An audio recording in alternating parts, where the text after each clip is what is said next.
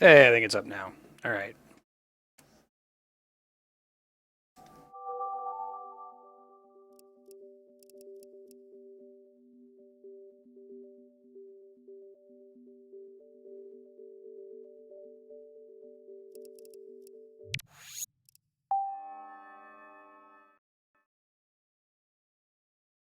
Aha!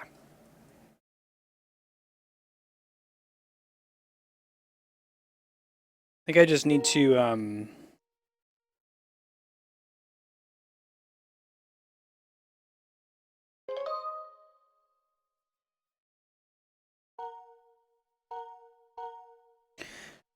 need to launch the stream maybe 2 minutes early each day because it takes a little while with this restream thing to YouTube for Twitch to start picking it up. How you guys doing?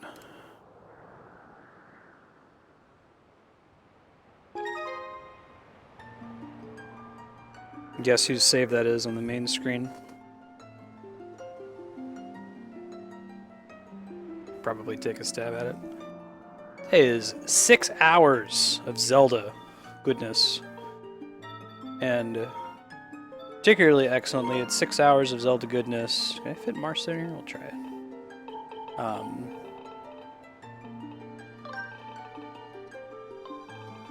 Not having to worry about a sensor bar like we will later. Because Skyward Sword doesn't use the sensor bar at all. It simulates the existence of a sensor bar using an accelerometer in the Wiimote. And get ready to hear me say that about 50 more times as we play. I should probably get another battery for this thing, huh? While this is running.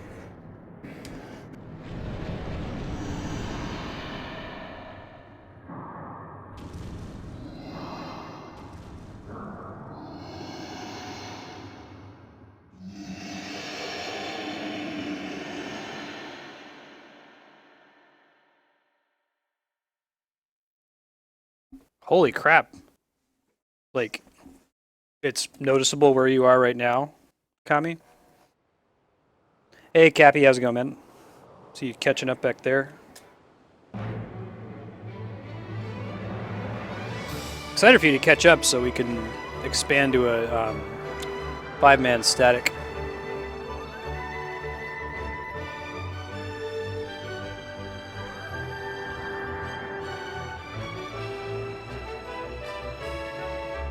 We were talking after a stream yesterday, and none of us were very happy about having to rush through the content or skip cutscenes. So the more people we have in the static, the easier it would be for us to bowl over anybody who wants to do otherwise.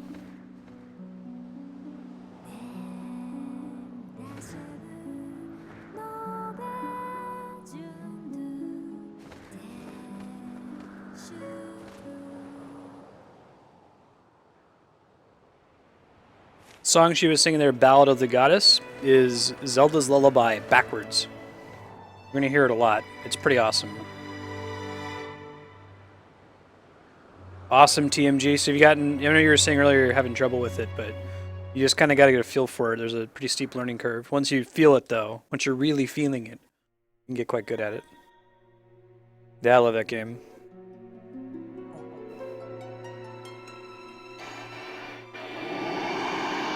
Hey, Mega Man, how's it going?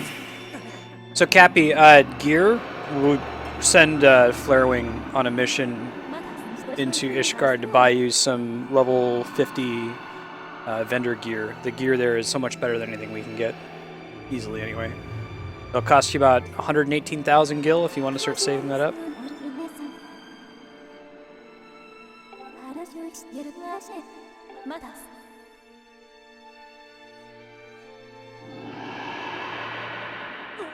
I know I have a battery problem. I'll be subbing it out after these cutscenes.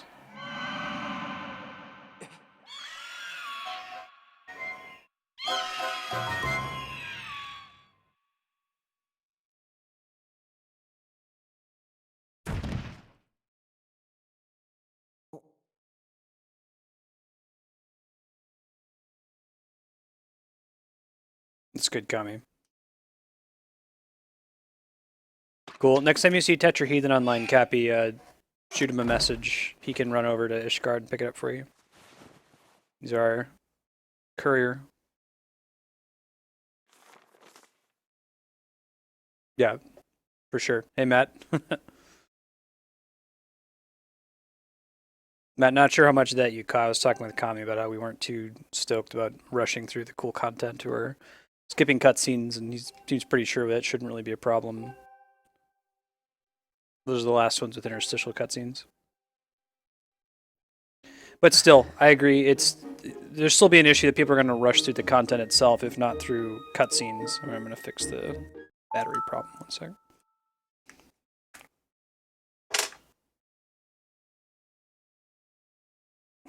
So we still need to think about how we're going to deal with that. And if you guys have any ideas.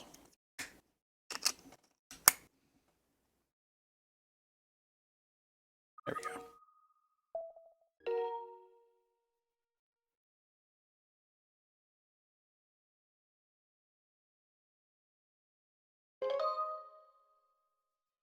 Yeah, I guess the post-dungeon stuff isn't too bad. It's easier to go back and watch, but we can try to keep that in mind. Those cutscenes ended up being super long. I had to go get Andrea a sandwich for go to Togo's and pick her up some lunch. And I was like, yeah, there's probably like, I don't know, 10 more minutes of this. No, it was about 40 minutes. It was a lot of cutscenes. That guide that I posted in our Google group for it, though, sets out how long the cutscenes are and how many quests there are in between stuff, so maybe we can kind of look at that as a better gauge.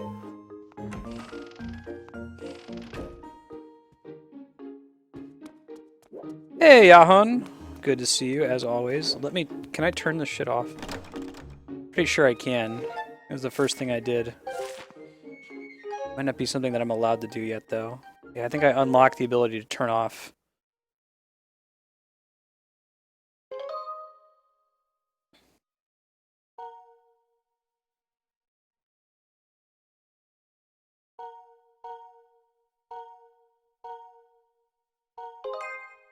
I have to deal with it for now. Okay, Megman, see it.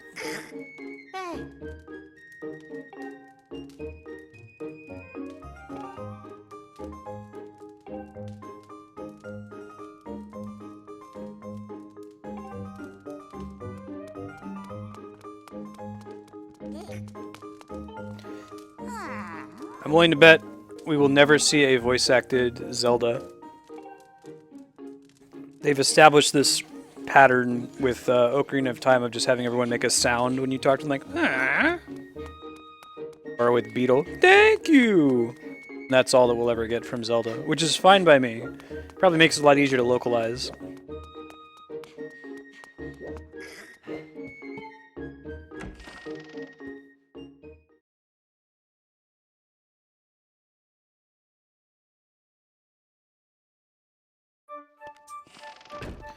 This game is not Koji Kondo as the main composer, and I think it suffers for it. Like, there's a musical component to the main questline, and I couldn't tell you what any of the songs from the main questline sound like. The only one that I remember from this entire game is Battle of the Goddess, and that's because it's a Koji Kondo song backwards. Very good, Yahan. Yeah, I agree, Kami.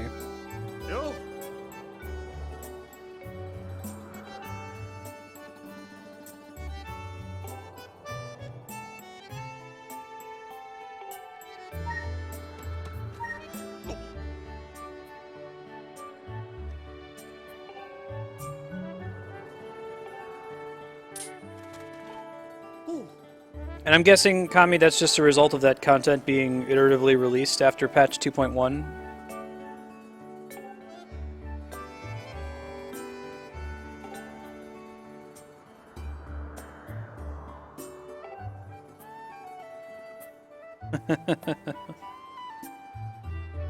Nice. Yeah, I don't know how busy Hapax is, Mats, but I agree with your notion that we should try to do any interstitial bullshit like the fetch quests prior to stream, and then we can continue with the actual main quest line. Doing the BS that's in between because we have to, but if we end with fetch quests in front of us, try to front load those, I suppose. Indeed it does.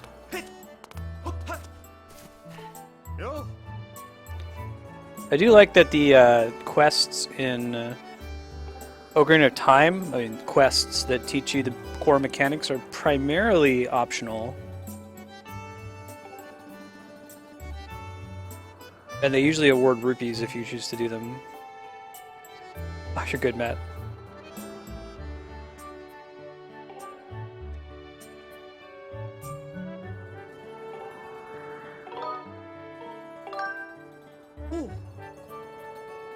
This game is very pretty. I remember seeing the initial screenshots for it being floored. I think that this is the style that Zelda should try to emulate in the future, 3D Zeldas. I don't think that we should go back to the gritty Twilight Princess style. I like Twilight Princess, but I think this is more fitting. Hey, Domo Man, welcome. Joining here at the very start of our full Zelda series playthrough. Going by the officially published Nintendo timelines that has us starting with the longest game in the series, Skyward Sword.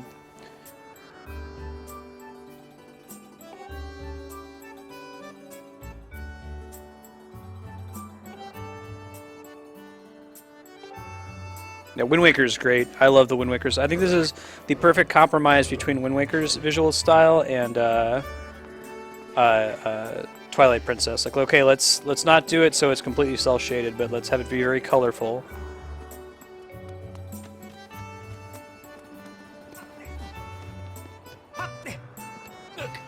Very good.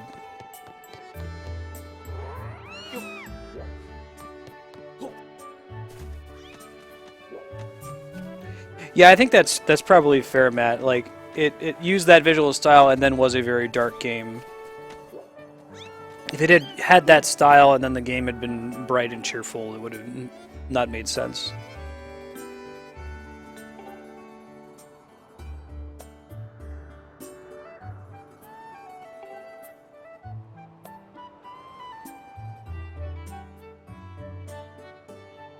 Oh, exactly, Mega Man. 100% agree.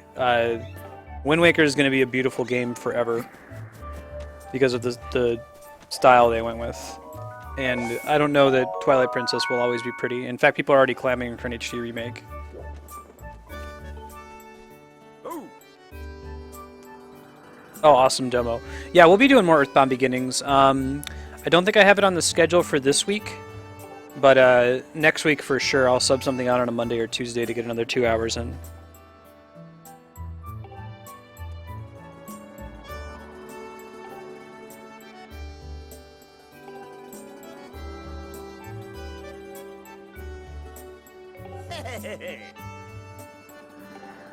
Yeah, it's generally my opinion that we should do stylized graphics before ultra-realistic graphics. Oh, awesome demo. Be good to have you. Yeah, I'll let you know. It'll likely be next week. We'll sub something in for Earthbound Beginnings. We're going to have one day each week, though, that's devoted to a game series, and for now it's going to be Zelda. Since there's a lot of Zelda games, it might take us till the end of 2015 to beat all of them, but whenever we do, we'll sub it in for another series like Mario or Castlevania. Very good. Yeah, I haven't gotten Teddy or Anna, but I think I'm pretty close to Anna.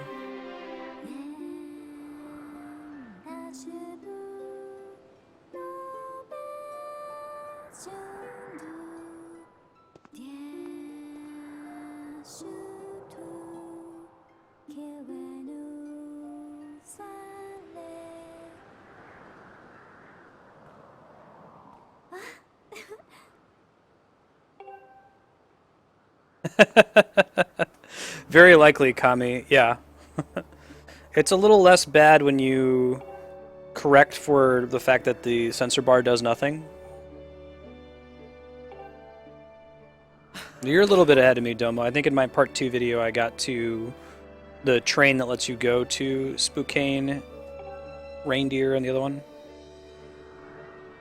Yes, that song she was just singing, Ballad of the Goddess. Get ready to hear me say this a lot. It is Zelda's Lullaby backwards.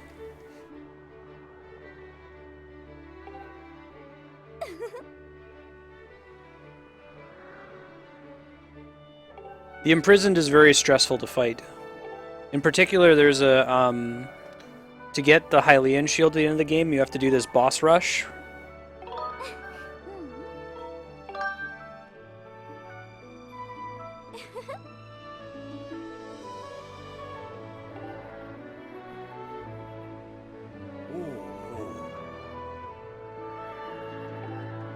This dude reminded me of Kaepora Gaebora. He looks like the owl from Ocarina of Time is what his name is, Kaepora Gaebora. I believe that's intentional symbolism.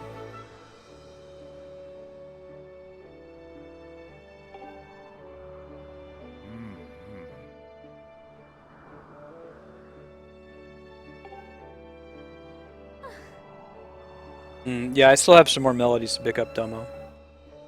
That's such a good game. Domo, are you a big fan of Earthbound and Mother 3 as well? Which other games in the series have you played?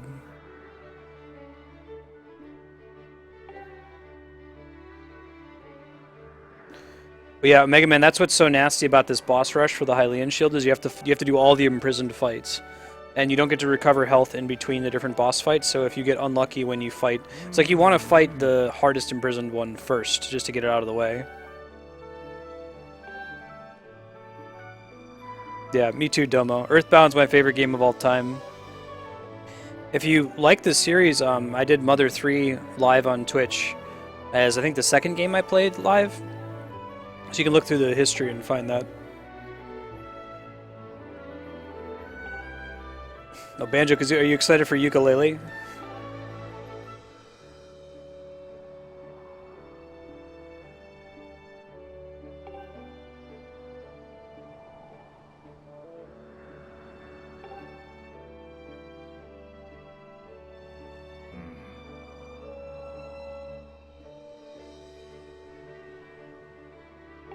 Cool.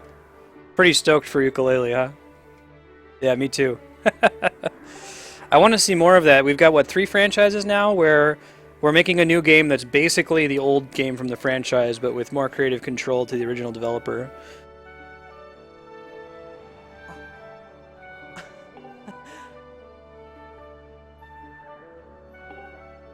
Yeah, Bloodstained is the other one, and Mighty Number 9. Bloodstained is basically Castlevania Symphony of the Night, and Mighty Number 9 is basically Mega Man.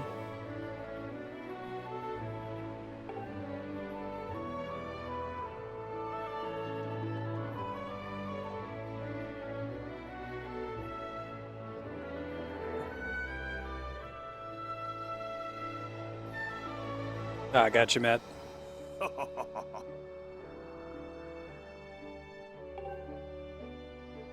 I got enough poetics to pick up some I-120 jewelry. But if you have like all left side 115 gear, that'll be enough to qualify you for all the pre-Heavensward, pre-expansion content.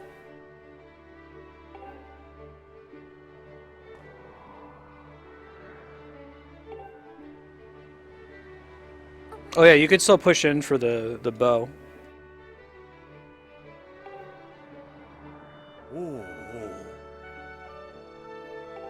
Yeah, I think I'm gonna get Mighty Number 9. I'm pretty sure I backed it enough that I already have a copy reserved for me. It was originally supposed to come out in June. I think it's coming out later now. Do we know the release date for Mighty Number 9 now?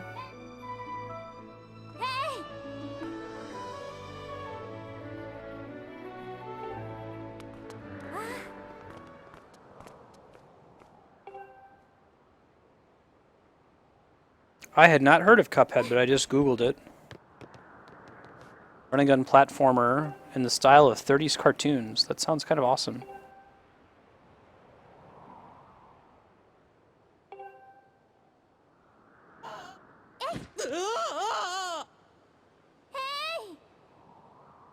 Based around continuous boss fights, infinite lives. Action RPG style world map. Man. You can't tell me... you can't have this list of things in the description for a game, Domo. I'm gonna have to play that. That sounds really cool.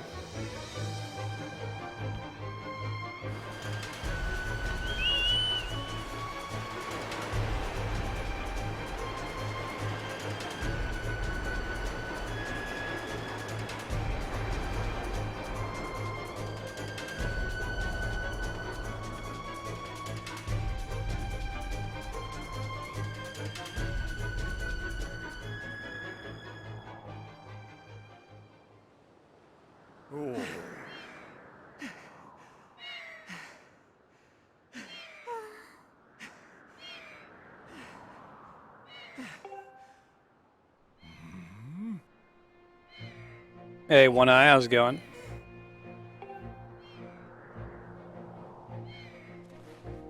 Yeah, I agree with Kami.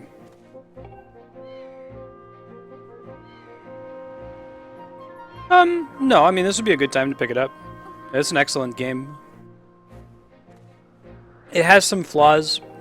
Probably the two biggest problems with this game. One is that this is actually a bug from Twilight Princess that they didn't fix.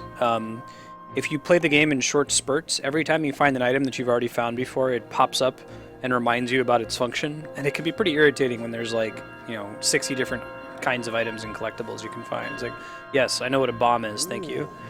The other one is that this game's version of Navi, your companion that kind of gives you tips, gives you tips way too often. And often about objectives that should be fairly obvious. And there's no way to disable her. But aside from those two complaints, which are admittedly minor, it is an excellent game and worthy of playing.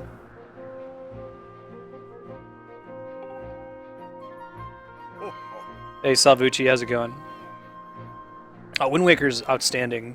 Wind Waker has a sharper problem. It would have been my favorite Zelda game if not for, there's this sequence toward the end where you have to search for Triforce pieces using your boat, and it's long and boring. And it feels like it was added there to replace dungeons that may have been cut from the game in order to kind of inflate its duration. But aside from that, all the actual content in Wind Waker is outstanding, and it has my favorite final boss fight in any Zelda game. It's perfect.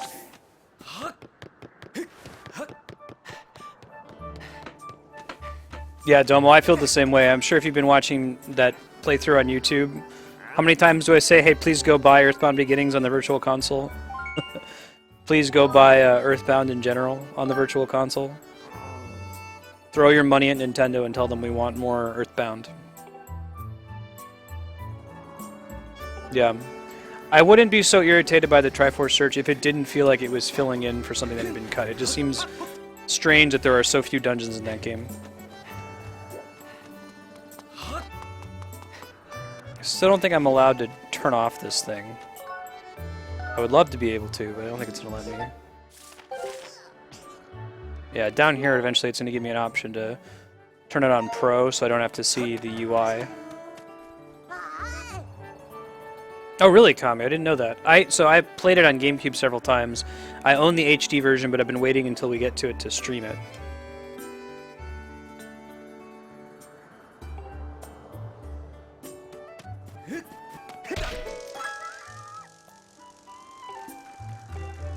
Yeah, something like that. It feels like there's going to be more, because they're like, okay, there's the 2 elemental dungeons you find. Great. You'd think there would be more than just 2. But Oracle of Season 8, those are good games, Domo. I like how they connect together. Did you ever play Minish Cap? In the timeline, that's the next game after Skyward Sword, so I'll be playing that once we beat Skyward Sword. Oh man, Groose hype. The Groose is loose.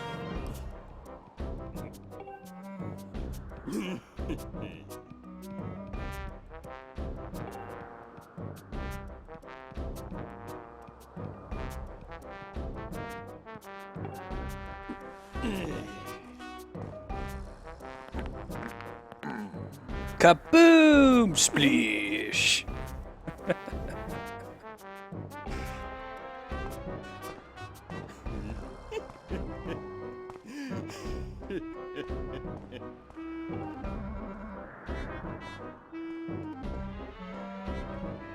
I can find that interesting, though. I like when they subvert the trope, Mega Man.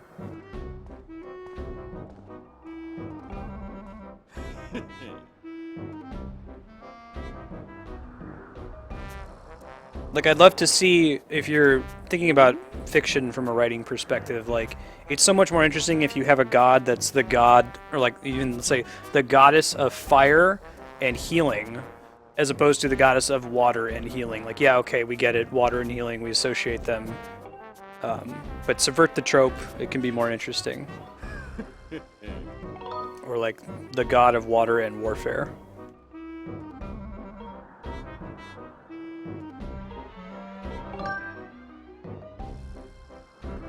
Oh dang, Tomo.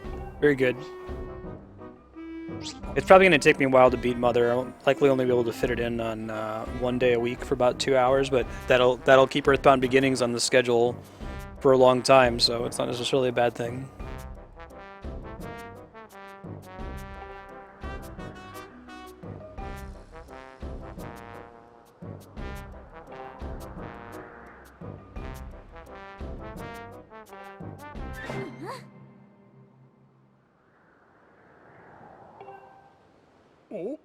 Right, Matt?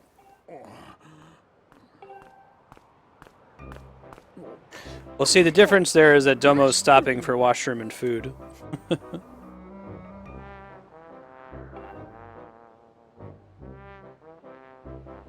think Groose is my favorite character in this game. I like characters who have arcs.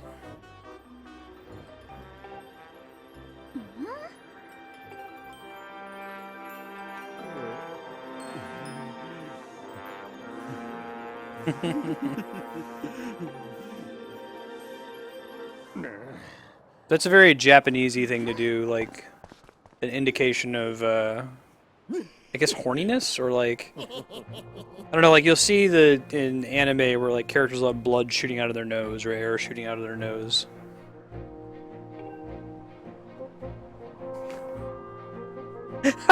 Matt.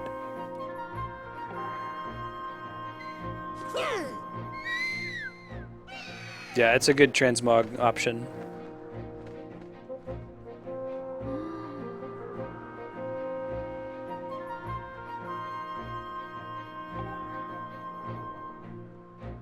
You don't have a life, it's just that your life at the moment is mother. There's nothing wrong with that.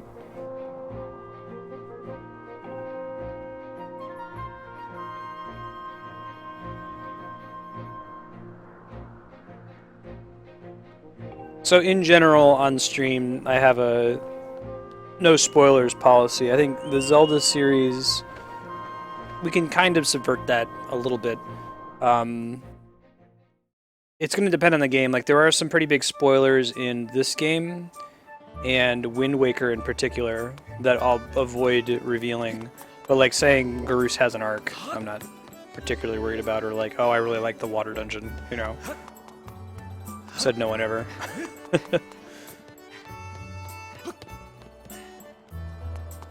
Trying to think what other Zelda games have like spoiler or like big plot twists or reveals. It's pretty much this one and Wind Waker are the two I can think of.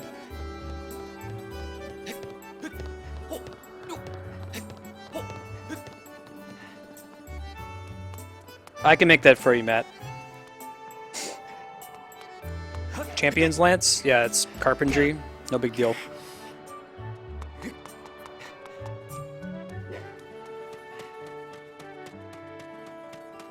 Oh, very good. Well, let me look into it and see. I'm sure some of the mats, Matt, the reason they're expensive is they require gathering to be very high, which I have those both as well, so.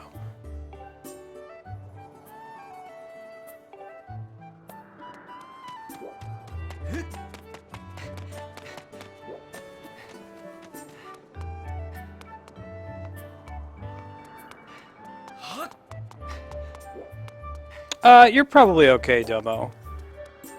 Like, if you talk about the name of the town or something, or, like, a person that you recruit, I mean, that's all on the front of the box, right? Like, it says, hey, play the game recruiting these 4 people. But, like, you know, if something's a major plot point, like, having to do with the final villain, or how the game ends, or how it ties into Mother 2 Earthbound, we'll do that on stream live as we get to it. Hey, Jaden.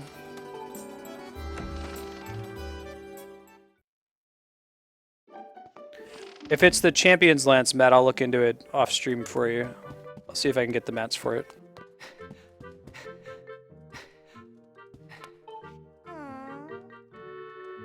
Hey, don't call attention to the fact that I'm Link and I break into people's houses and take their stuff.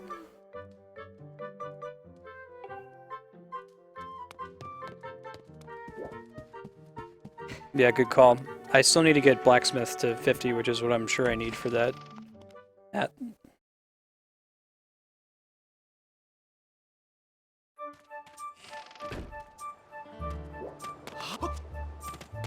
I just want to get rid of that. Wiimote jacket on the side of the screen. I remember when people first saw that in the UI and they're like, oh my god, is that really in the game? Eventually you can turn all of that off. Not yet, though.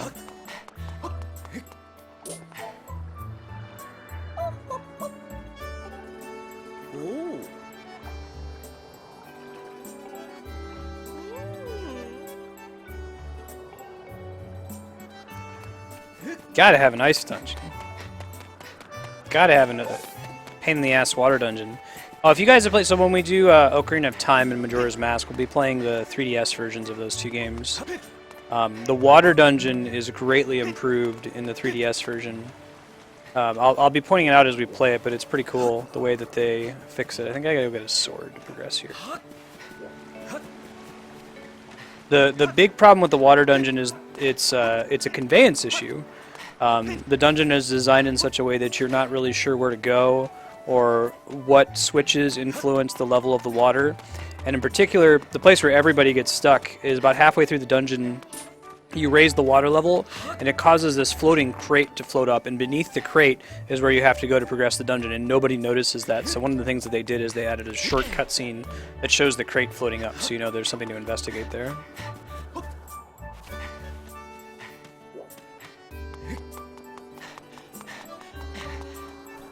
The only GameCube Zelda is Twilight Princess. I will be playing that on stream. We're playing it in chronological order, so Twilight Princess is one of the last ones. That's on the... That's after Ocarina of Time, and that's the path where, I think it's Child Link's path.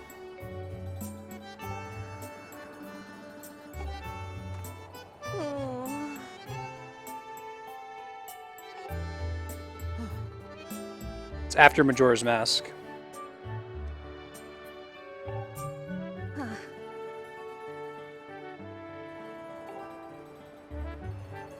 I'm playing the Wii version of Twilight Princess. I don't own it on GameCube. That was one where I bought a Wii and Twilight Princess at midnight when they both launched, and then took them home and played them like straight through until I beat them. And now, as a result, I haven't played Twilight Princess since then. I couldn't tell you very much about the game. I remember it being cool. I remember liking the final boss fight. Correct, Jaden. Majora's Mask is a direct sequel to Ocarina of Time. So actually, that would probably make the most sense to do after Ocarina. Actually, that makes it pretty easy. I know I want to finish with the Link died in Ocarina of Time timeline, because that takes us to Link to the Past, Link Between Worlds, and Zelda 1 for the NES, which I think is the appropriate ending to the series playthrough. So we'll do Majora's Mask, that timeline, and then we'll do Wind Waker, that timeline, and then we'll go back to Link to the Past in that timeline.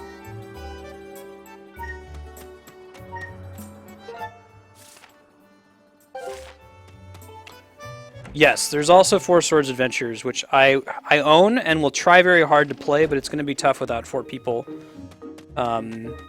It doesn't have very much of a story. The story of Four Swords Adventures is pretty much covered in Minish Cap, so I might be skipping that. I can post the timeline link here in a second.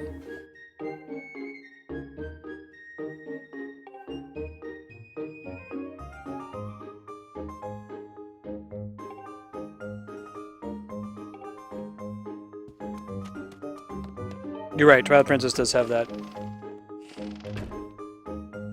And stuff about Zant.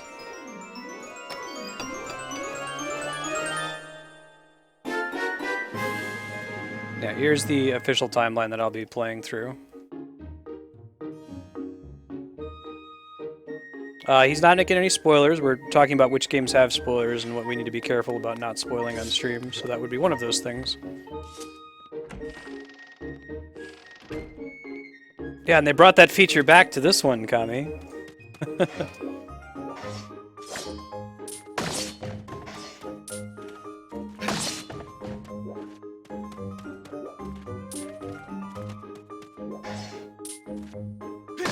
Yeah, so the direction you slice the sword in this game is relevant.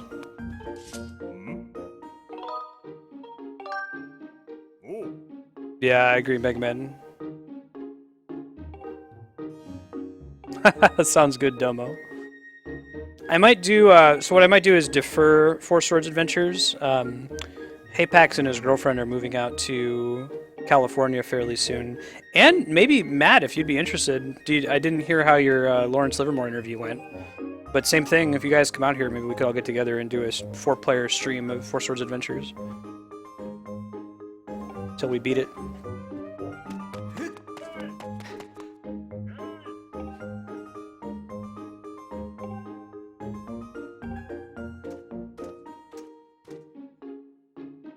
Yes.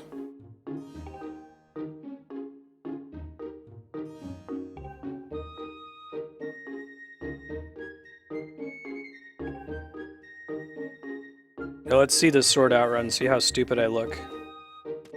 Yeah, he looks pretty dumb. There's really nothing you can do about it. Other than just put the sword away.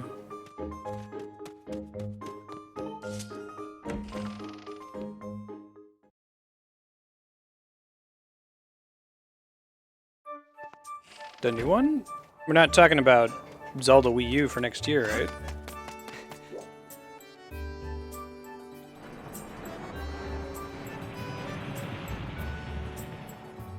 They added that Sheikah Stone as the, hey, are you stuck? Come talk to me to find out where to go next.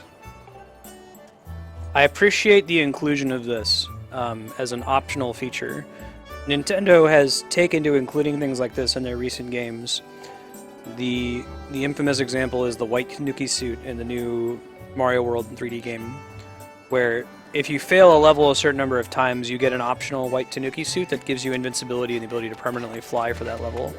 And that actually, it upsets some hardcore players, but I like that they're able to include it because it means that they can design more difficult content without isolating casual players who don't want to push through it. So they can make puzzles that are hard to figure out, knowing that someone could go back to the Sheikah Stone and get the answer if they're really stuck. Link Between Worlds does something similar where you can spend play coins to get hints. I appreciate any kind of system like that that lets people opt out of the hard parts of the game so that they can still make the game fairly hard.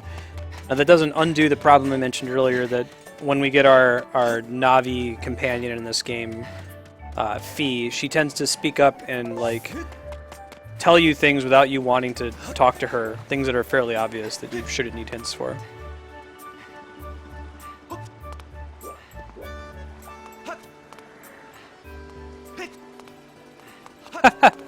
I have one, Domo, if you'd like to. I have one posted in the page if you stream down under links.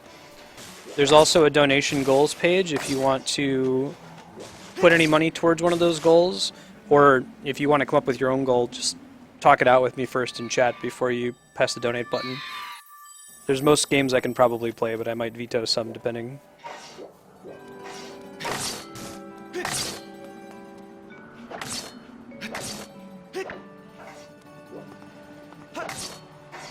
There we go.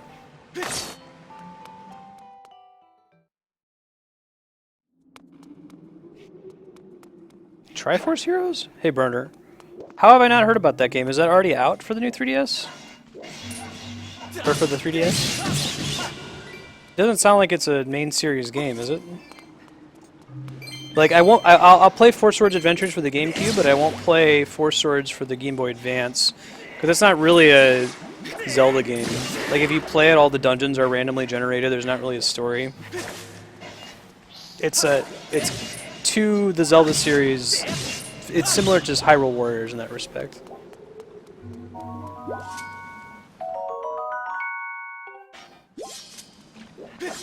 Huh. I somehow completely missed that. Can you, do you mind linking it, Mega Man? And I'll take a look at it after stream.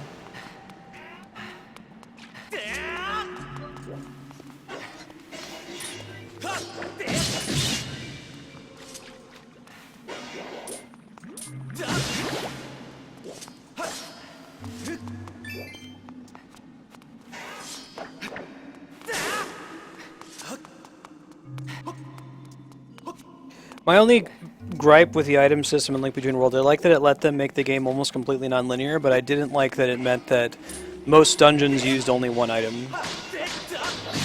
And that you didn't have an item to look forward to in the middle of most dungeons. I think it's most interesting when you have dungeons that require, and you can assume that you have a certain number of items and design the puzzles in a way that requires their use of multiple ones. Well, thank you, Domo. You're kind.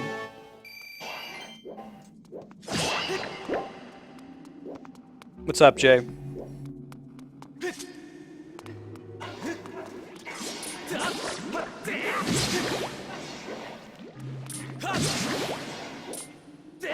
Thanks, Mega Man.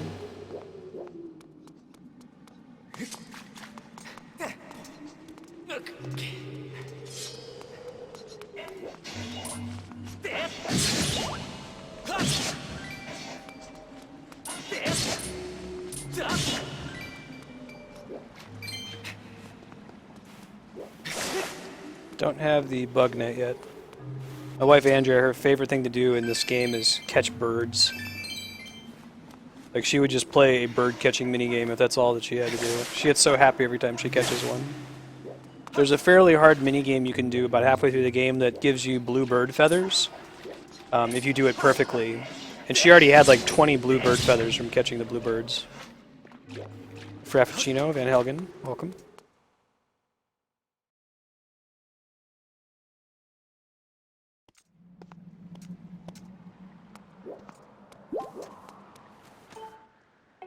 I'm going to say frequently, I think the problem of getting repeat pop-ups every time you find an item that you've already found before will be reduced somewhat in this playthrough, since we'll be playing for 6 hours at a time.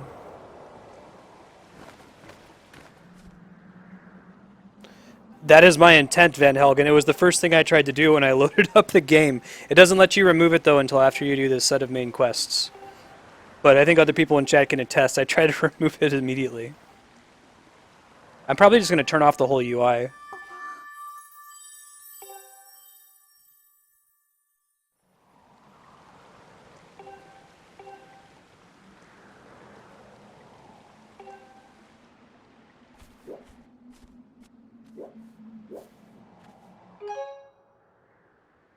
Jaden, you should probably watch it on YouTube, not on Twitch. Twitch isn't the best. That probably means there is some lag on the Twitch part. I might go for the Hylian shield, we'll see. Yeah, it grosses me out, Van Helgen. Remember when I was super hyped for this game. I was watching all the previews and stuff before it got released, and I remember seeing that, and everyone's like, oh my god, is that really going to be in the whole game? But no, then they revealed they were going to remove it. Oh, that's right, I got to cut the ropes, not the...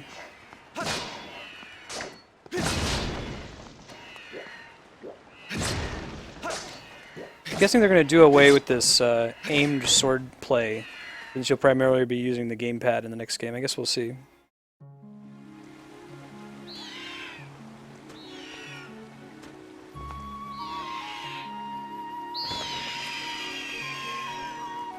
Right, Van Helgen. And one of the problems with Skyward Sword, a game that's very good. This is definitely a 9 out of 10. This is one of the best Zelda titles. It's extremely pretty. That can't be denied.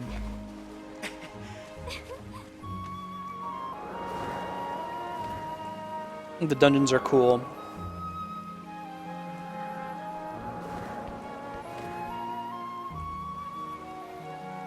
Dude, it drives me crazy watching Andrea play this game, because when she fights stuff, she just does this. She just swings the Wiimote wildly and wins every time.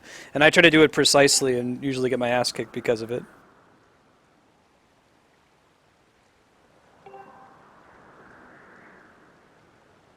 What brought your disappointment, Van Helgen?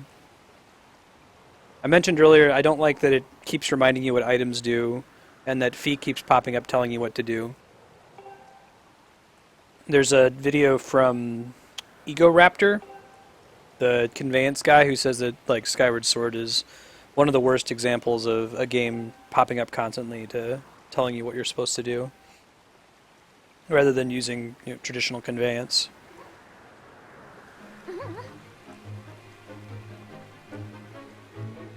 Interesting. Oh, Skyward Sword's in my top. It's not my favorite Zelda. My favorite Zelda is Link to the Past. I really enjoyed Link Between Worlds, though. Maybe it was just the time I was playing it. Zelda 2 is probably my bottom canon Zelda, having not played Spirit Tracks. I'm sure once I play Spirit Tracks, I won't enjoy that anymore.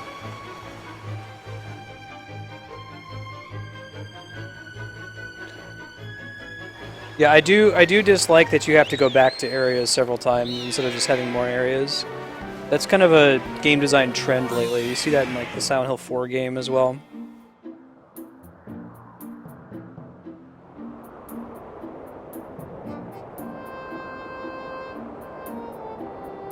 So, flying the Loftwing for your first time, if you're used to most Wii games, it can be pretty difficult. Until you realize that this game does not use the sensor bar at all. Like, my sensor bar is in completely the opposite direction. I'm holding the Wiimote sideways, and I can fly just fine. Because what it's doing is it's simulating the existence of the sensor bar just by using the gyro controls in the Wii Motion Plus. Games that do this have very tight controls. They get away from the problem of earlier Wii titles that use the sensor bar that are not tight.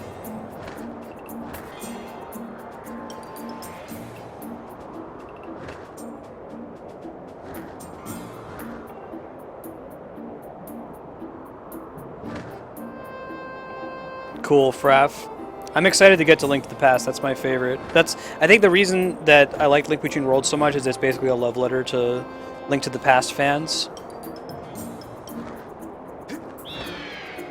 I was such a huge fan of Link to the Past, I enjoyed it.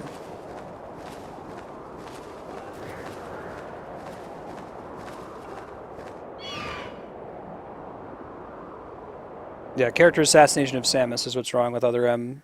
Samus is supposed to be awesome. She's not dependent on anyone else, let alone this male character.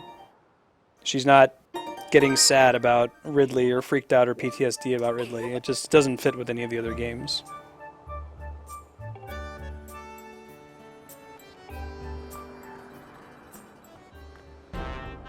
I think I like the Wind Waker final boss fight a little bit better.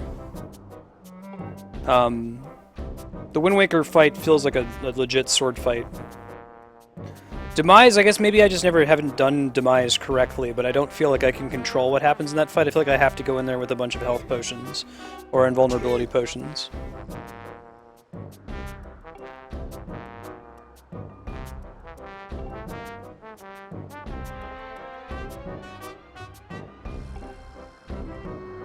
Jaden is my 11-year-old nephew.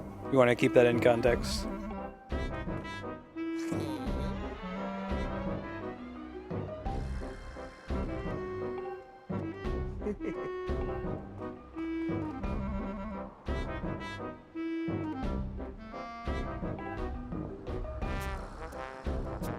Get that sailcloth.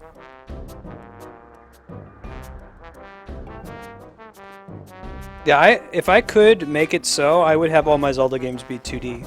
As much as Wind Waker is close to the top of my list, and Ocarina of Time is such a great game, I like the 2D Zelda better. Ocarina of Time is still an immensely important game, even if it's not my favorite Zelda. It basically defined how do we turn a 2D game into a 3D experience and keep the same feeling of exploration.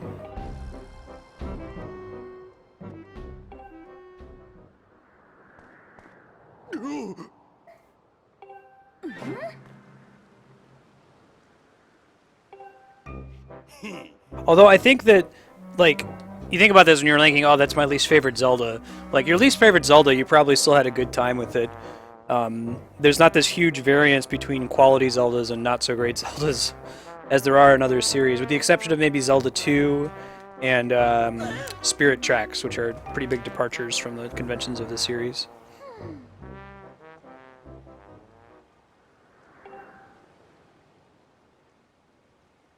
The boss fights in Twilight Princess are pretty rad.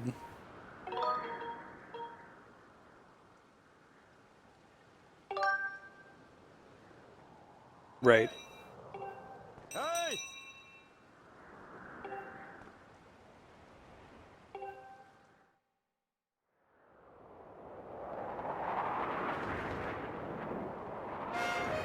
Majora's Mask is great. Link to the Past wins by a huge long shot. It's like nothing is coming close to it.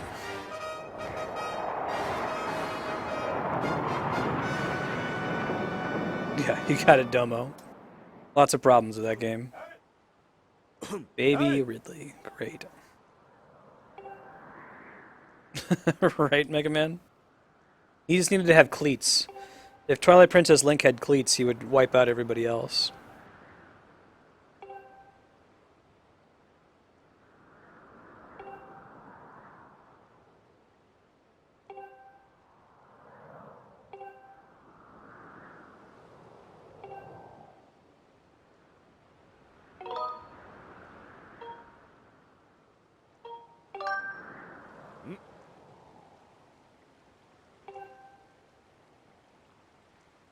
Gonna be a night. Pretty sure this game we're about to do is unlosable.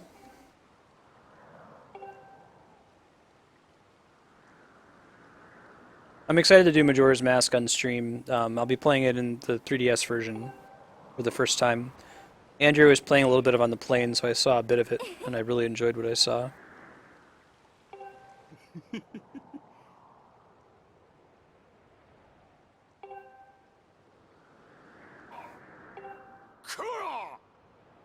My fanboy Zelda dream, like if you played the Castlevania, Aria of Sorrow, Dawn of Sorrow games, basically in those games you're playing as Dracula, essentially.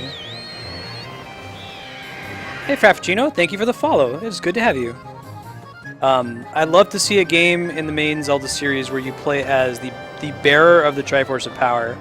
It doesn't have to be Ganondorf in particular, but have a game where, like, there's no particular reason why the person with the Triforce of Power has to be the bad guy, right? Like, someone with the Triforce of Courage could get corrupted, or the Triforce of Wisdom. It would be cool if all of your abilities, instead of collecting gadgets, you collected classic Zelda enemy abilities, like you did in Dawn of Sorrow, with Dracula controlling the different monster souls.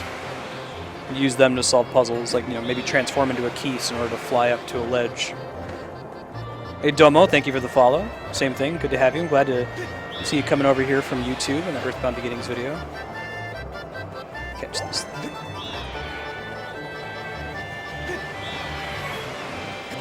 Round one.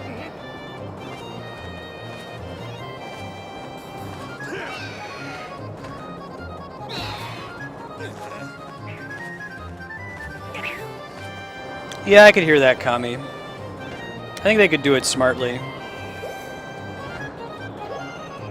I guess also, like, Ganondorf has tainted the Triforce of Power, so if you were to do that, you'd have to do it from way back and before. Because, like, the goddess Din, who's the goddess that created the Triforce of Power, is not evil, as far as we can tell.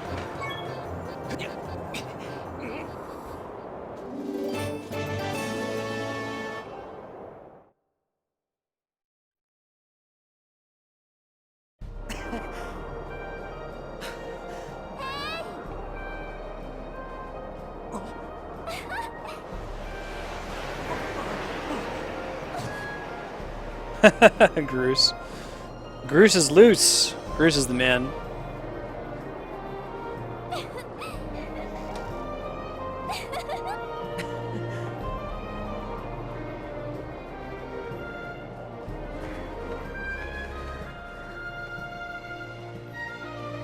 Gruesendorf.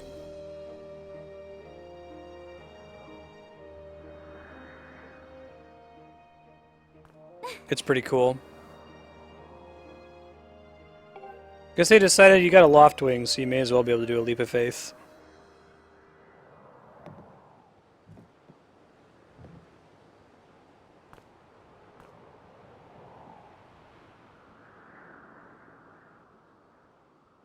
Okay, the song they're playing here, this is Zelda's Lullaby backwards.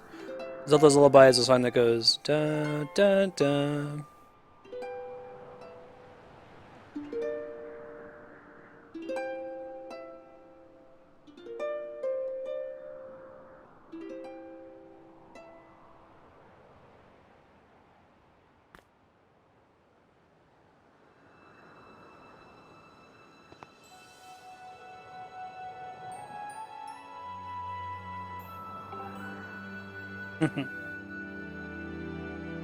So this is the first game in the series. We're playing through the full Zelda series, beginning to end, according to Nintendo's published timeline. This is before Ganondorf ever existed. Ganondorf and, or rather, Demise and Vati predate Ganondorf.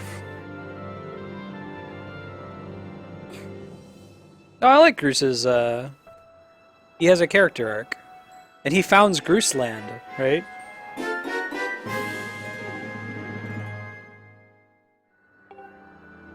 Smells nice. Like the implication here that the sailcloth in this is later the sailcloth in Wind Waker.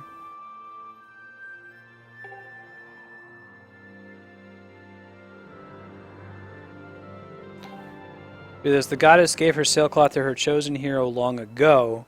So people are wondering if the goddess is Hylia and Zelda is the reincarnation of the goddess Hylia, then is Zelda Wii U, are you playing as Hylia? Maybe. Are you playing as Hylia's chosen hero? Like, it's likely that if Zelda Wii U is a prequel to Skyward Sword, that you will not have the Master Sword. Possibly you won't have a sword at all. Since this is the game that establishes the Master Sword in the lore.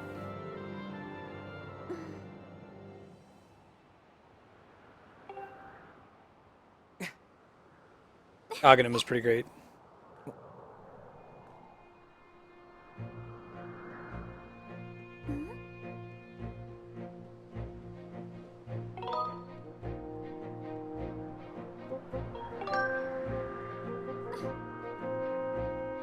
I don't know, I like that that Ganon is always the same Ganon from Ocarina of Time. Like, we're seeing the same person.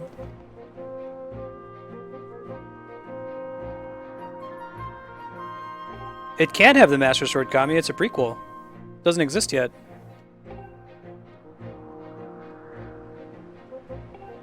Dude, I would... If Zelda Wii U is you're playing as Hylia and you don't have the Master Sword and you just use other things, like you use magic or something, I would be completely stoked for that.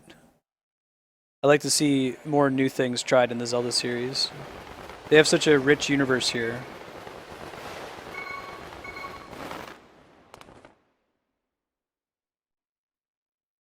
Ganon is trapped in time. He's trapped in the Sacred Realm at the end of Ocarina of Time. Depending on the timeline, right? So, in... at the end of Ocarina of Time, there are 3 branches.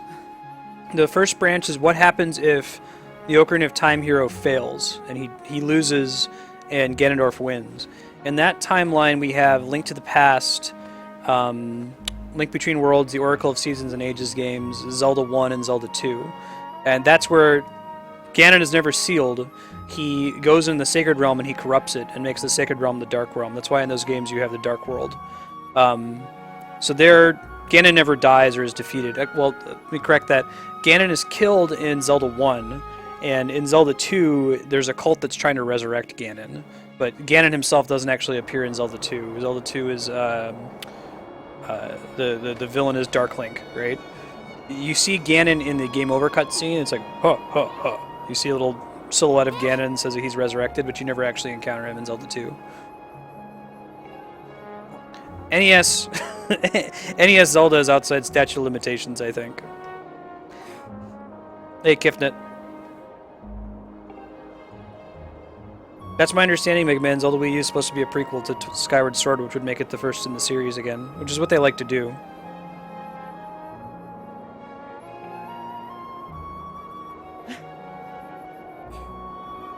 The other 2 timelines after Ocarina of Time, there's one where... So at the very end of Ocarina of Time, again, I'm going to consider Ocarina of Time's ending statute of limitations. It's not a big spoiler. The premise of Ocarina of Time is that Link...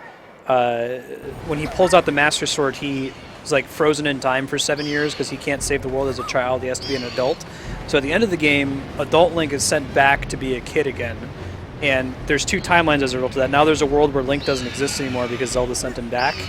And that's the world where the bloodline of the Hero of Time ends. There is no Hero of Time when Ganondorf breaks out of the Sacred Realm, and they're forced to flood Hylia, or forced to flood Hyrule to stop Ganon's rise. In that case, Ganon's never sealed or frozen, at least not for long. He breaks out and controls the world for some time. And then there's the universe where Child Link has been sent back. He goes to Termina, he does the events of Majora's Mask, and then after Majora's Mask, the Hero of Time bloodline lives on into Twilight Princess.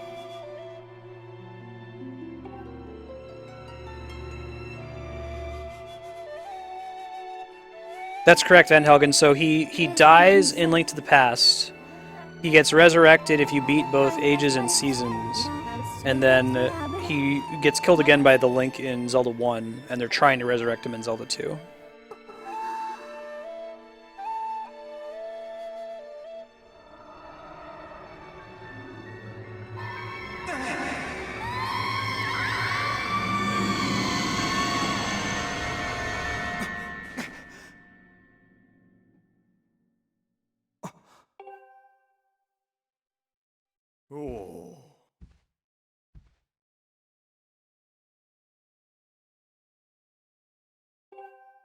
What's up, Kapora Gabora?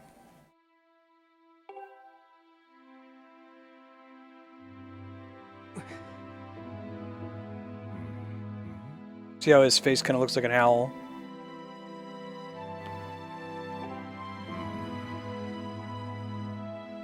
So I feel like the idea from this game comes from, like, you think about, okay, what's the boardroom where everyone sits together and decides the setting for Skyward Sword? They're, like, trying to establish the backstory for all of the Zelda iconography, and they look at the Hylian shield that has the Triforce with the, like, what we would have thought was an eagle underneath it. Like, no, why don't we explain why there's an eagle down there? And like, oh, well, why would they all have eagles? Maybe they live on this floating island. It's kind of cool. I hope that they continue to flesh out the universe in that way, because I'm sure that, like, whoever designed the original Hylian shield with the Triforce and the bird underneath it just did it because it looked cool. But now we get emergent storytelling from that.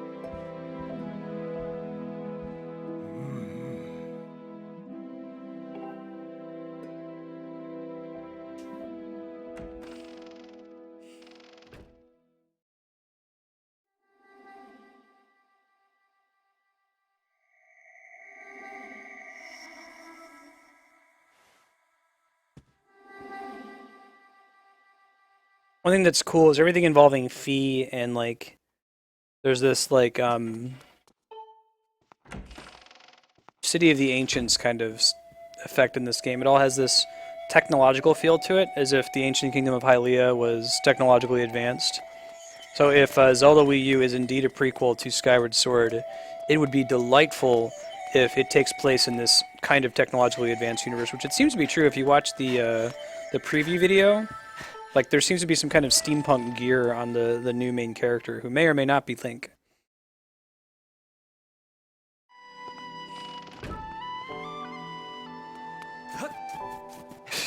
Whenever Fee would talk, my wife Andrea, when she was playing this, she would try to mimic her, like, nah, blah, blah, blah, blah, blah.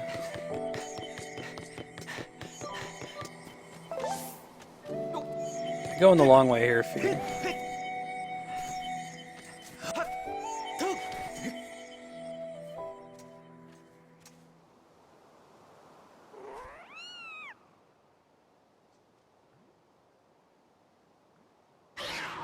Calm your face.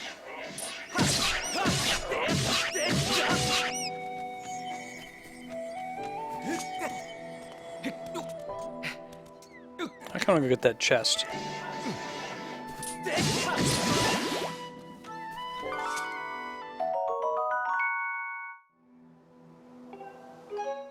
Yeah, so we're all still getting hype about Zelda Wii U, and we know very little about it.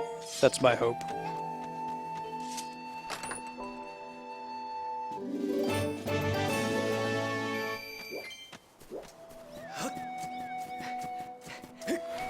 I'm so excited to get all that crap off the screen.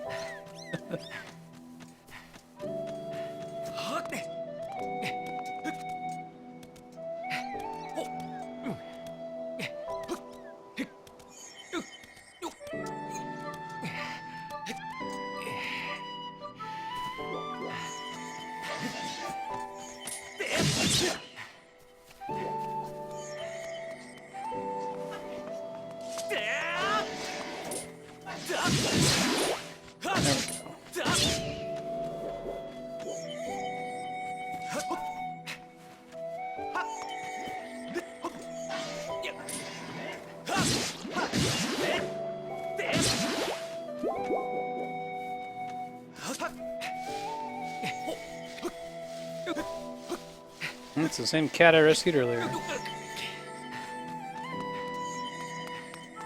Is that some kind of bizarre outer space test fee?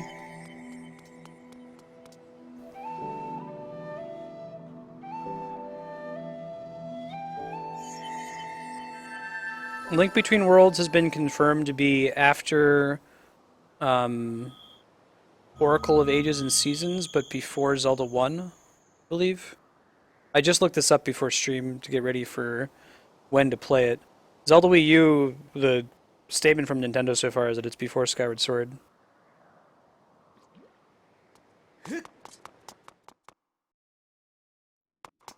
So Zelda Wii U is supposed to be a prequel to Skyward Sword. That's why I don't think there's going to be a Master Sword. I think it's going to be about Hylia,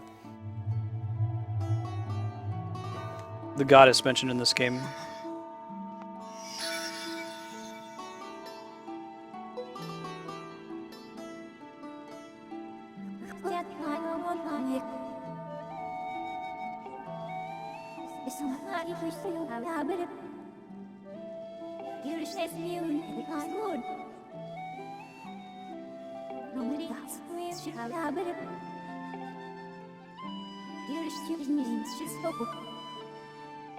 Sorry, it's set between Link's Awakening and Legend of Zelda. My bad.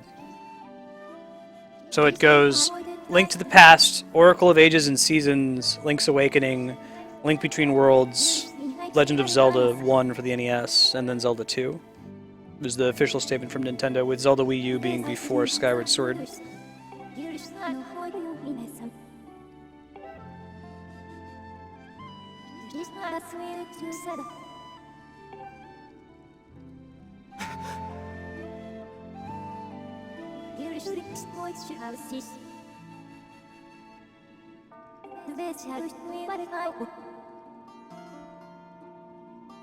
I suppose the Master Sword could be in it if it's this sword before it's fully powered up and it's like placed in a statue as part of the game. Yeah, that could work, Kami. Although Skyward Sword complicates things, right? Because Ocarina of Time says, alright, there's these three goddesses, they create their Triforce, they leave the land. At the point of their leaving, they leave behind the Triforce. That's great.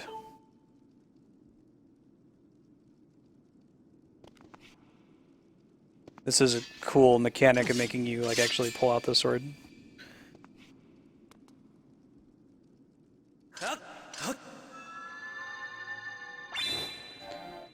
But then Skyward Sword comes in and says, okay, those aren't the goddesses. The goddess is Hylia. Like, who the hell is Hylia? What happened to Din, Furore, and Nehru? The areas in this game, Farron Woods, I forget the name of the desert, Eldin Volcano, they all have the names of the three goddesses in them, but they don't talk about them in the game. They talk about Hylia. Hylia appears to be like an ancestor of Zelda. So that's my personal pet theory, that you're playing as Hylia in that game, or you're involved with Hylia in some way. Hylia being Zelda, basically. Maybe she's even called Zelda in the game, and Hylia is a title she gets at the end of the story.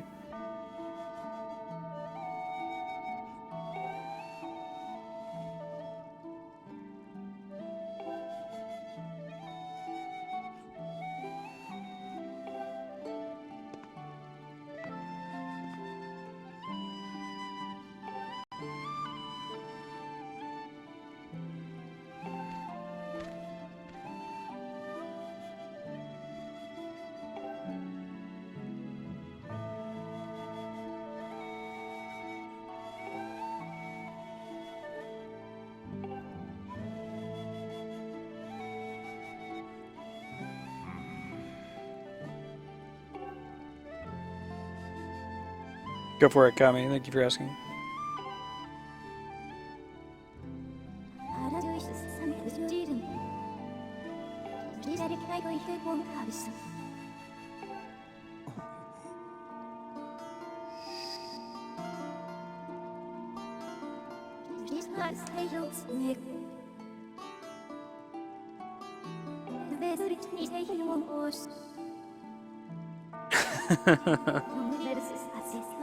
Very nice. Is all of that still available in the game? Those armor pieces? Hey Reaper Cheap, how's it going? Lama Lana this Wednesday. Got it on the schedule. Probably played around this time on Wednesday too.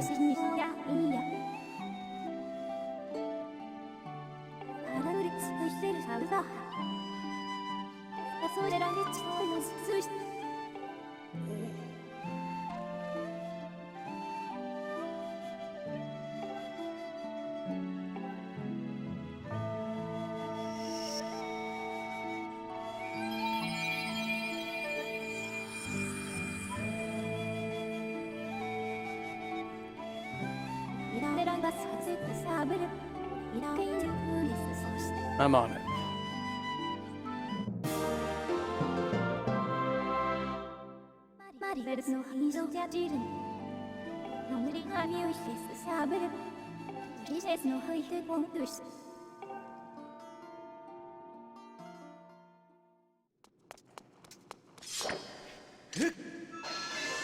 Huzzah!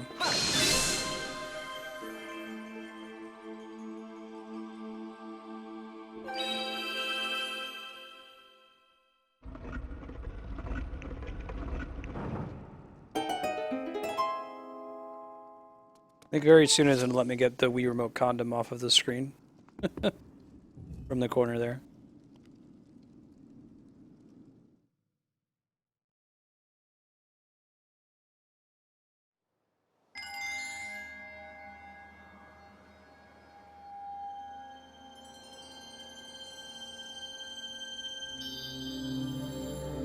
I think it might be after I get my Link gear.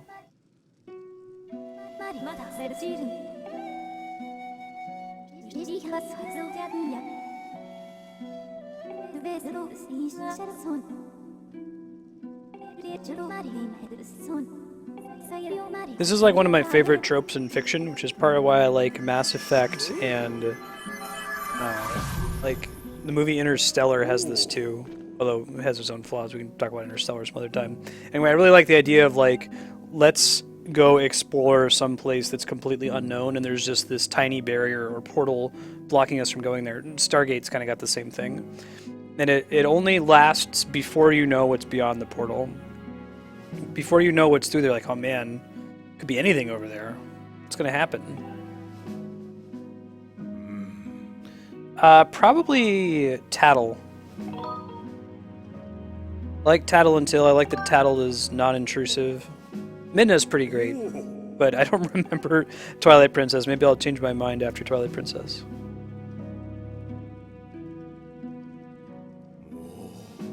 Can we count the cool rabbit guy in Link Between Worlds as a companion? Because he's pretty great. The guy who sells you items.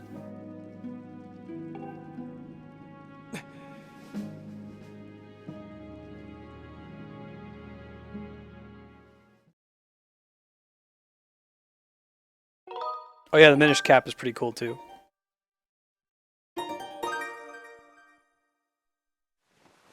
Hyrule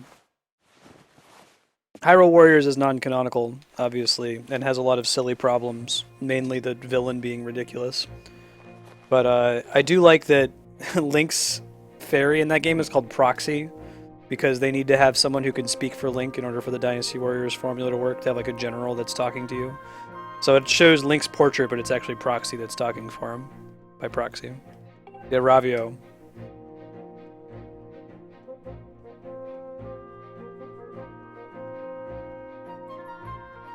My man Ravio.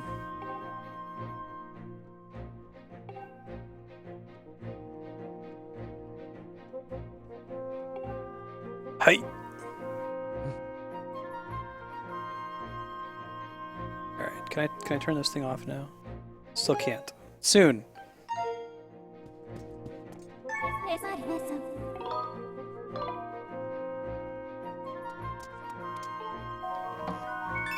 Look at all the things Link is interested in. He's an important part of the community in this game, so an outcast.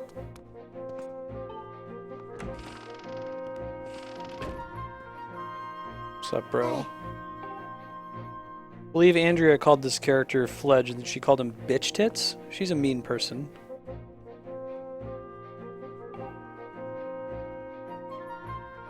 I think he's a nice guy. He has an arc. She was annoyed by him bugging you all the time, though. I think now it's going to let me change the UI since I have this new thing.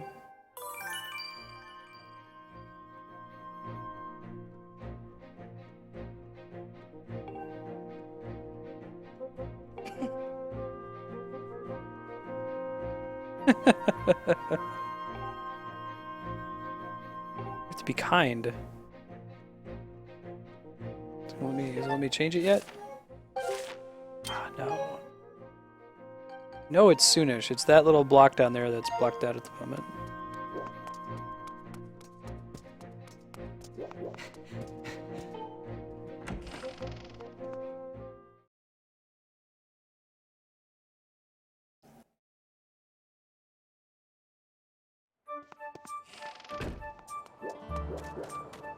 What's up, dude?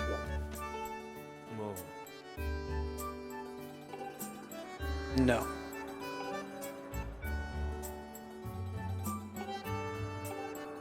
Thanks, dude.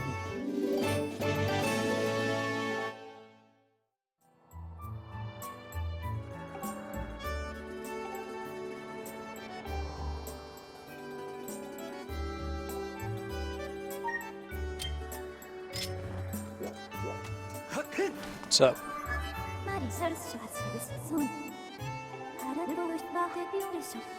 See, this is the kind of thing that's annoying about this game. I love Skyward Sword, it's great, but there's a giant beam of green light. Believe me, I'm going there. You don't need to tell me that I need to go there. I'm going to go there just because I'm excited about it.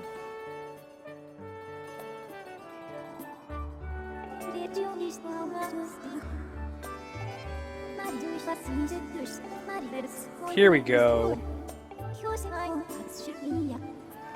Thank God.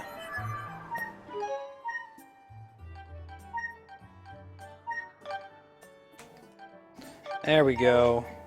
No more Wii Remote Condom on the right side of the screen.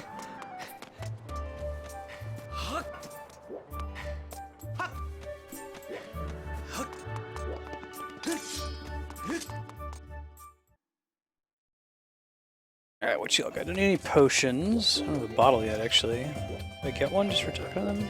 I bet they give me one.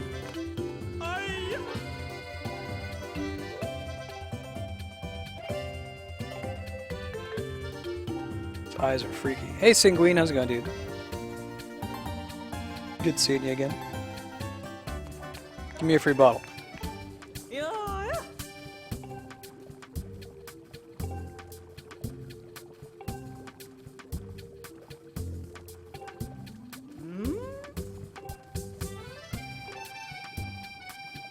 Alright.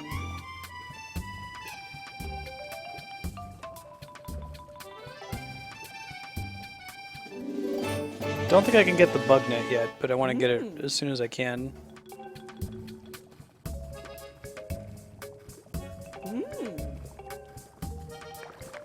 I think I need a bomb bag, I need a bow and arrow.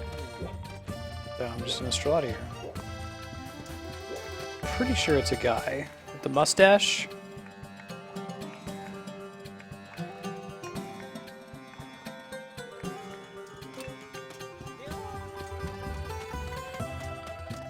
Very good.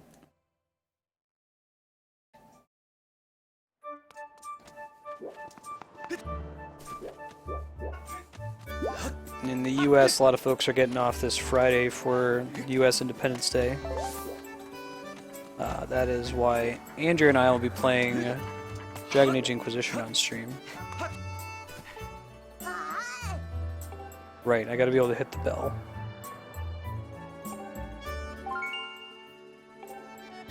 Which requires projectile of some sort. Good night, Yahun. Try to sleep. Good seeing you as always.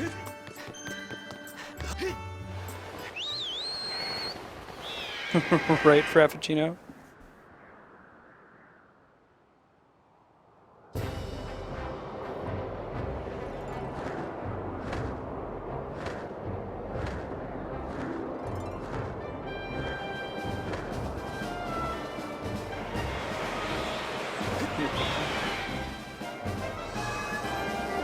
Yep, I got that fee. Alright, well at least that's helpful. Tell me about my map. Is that so? It's like I feel like they could open this big green beam of light from the clouds and tell you nothing about it. They don't need to tell you, hey, maybe you should fall through that hole because I bet it goes somewhere interesting. Like, everyone's gonna go drop through it, right? Hey, Cheat Sky Jelly, welcome.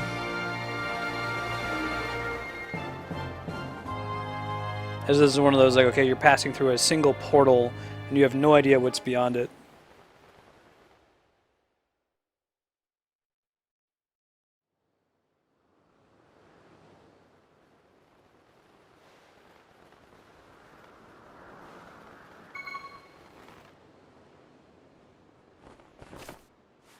Pretty sure he deploys automatically if you don't press the button.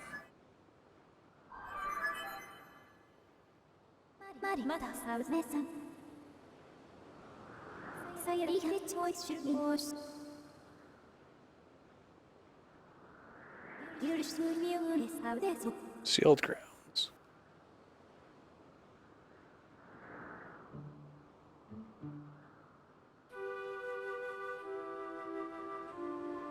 I like grounds. I like sealing things.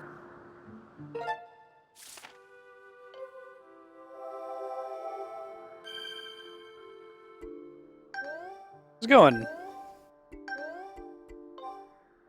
Cheat Sky, what's your favorite Zelda? And that's gonna be my hey, what's up question. It's a good one for Final Fantasy games too. There's a big range of opinions there.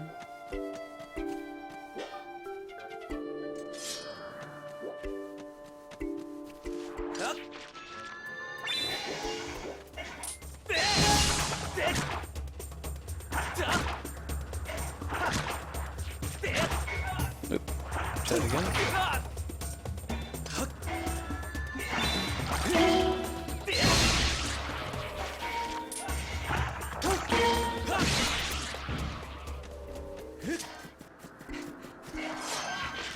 Look how they're teaching you here about using the sword at the right angle.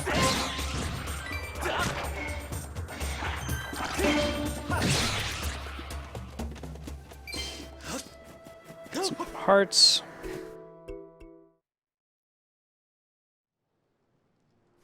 I see the Sheikah symbol in the background there.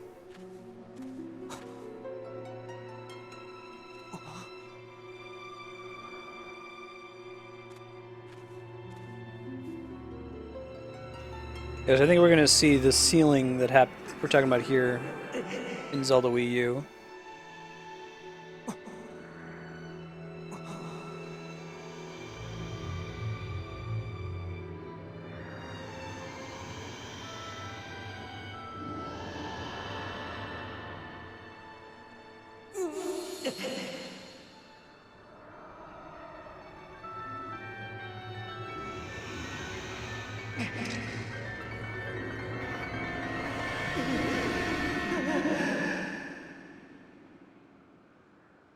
Why are you having that nightmare, Link?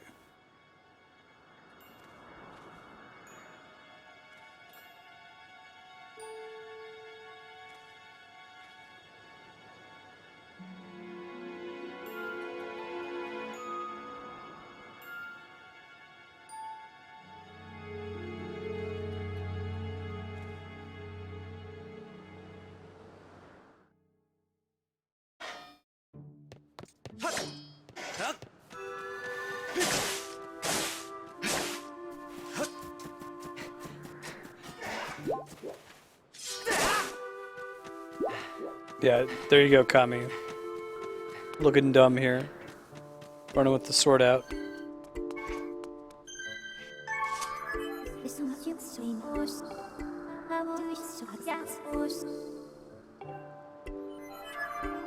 What's that, Megman?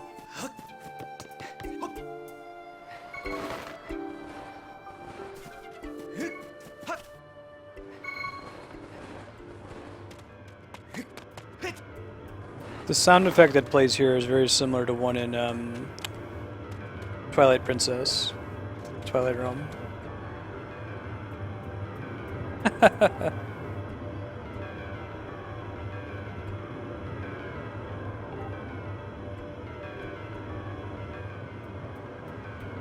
Whack people over the head.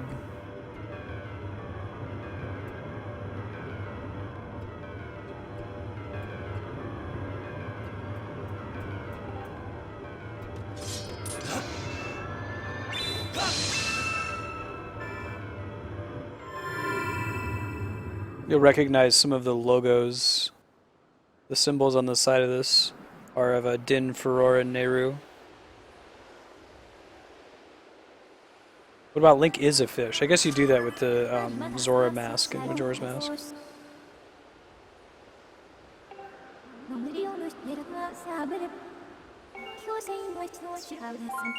No. I don't really like dousing either. Kind of removes the exploration component, but you guys, you don't have to do it.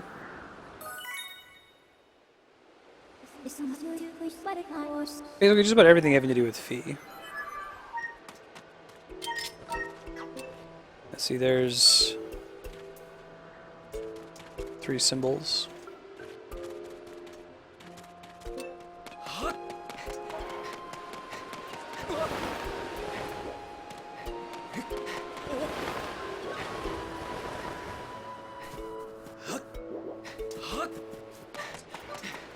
The deities of Zelda are very, what's the word, they're like deism, which is this philosophy that God created the world and then left, which is basically what Din, Nehru, and Furore did. They made the world and left, but they left behind the Triforce as an object to fulfill wishes if mortals needed help. They're not around anymore, they certainly don't influence the world at all. Alright, so you're going the long way. Very well.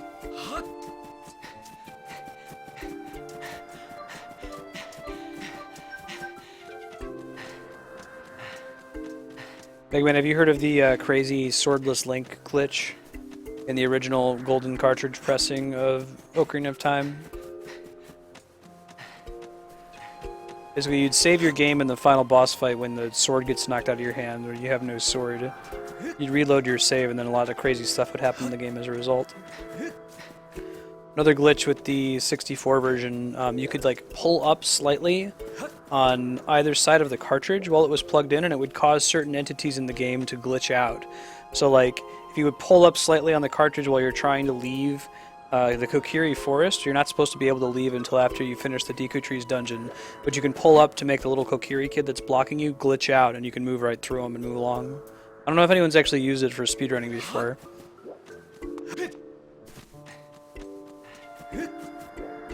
That is the Sheikah symbol. Ancestral attendants to Princess Zelda. Impa, the Sheikah, is actually featured in Zelda 1, where the story is communicated primarily via the instruction book.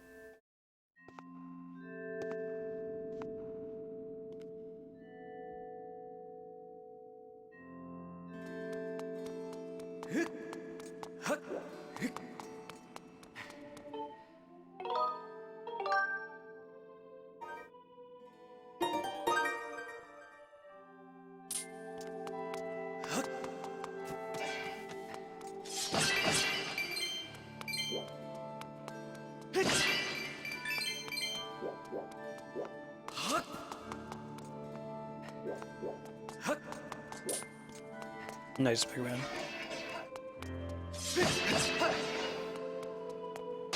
Let's catch that empty bottle.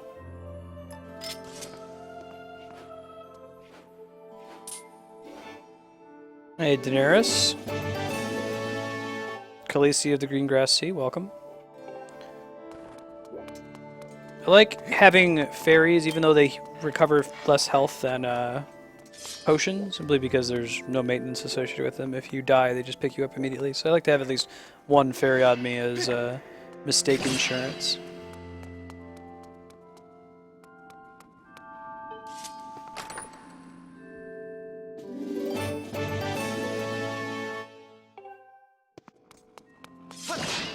This was an early glitch, so I think I read about it in like Tips and Tricks at the time.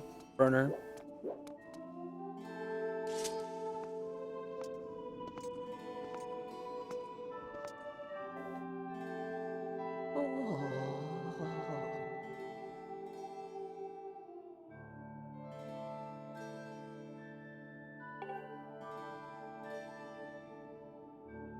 But pay close attention to this character.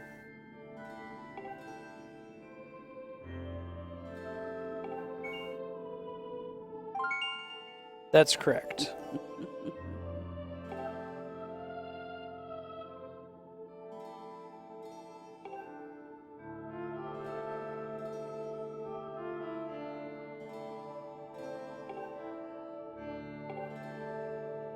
I have a theory about this character that I'll share when we get later in the game. It would be a spoiler for me to share it now.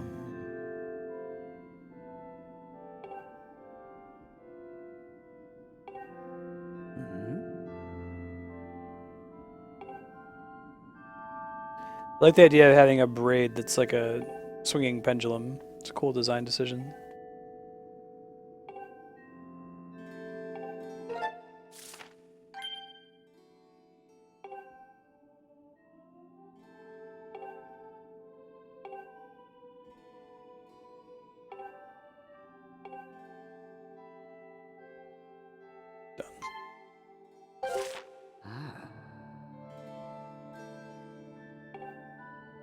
Yeah, it's basically true. It's as true as R plus L equals J in Game of Thrones.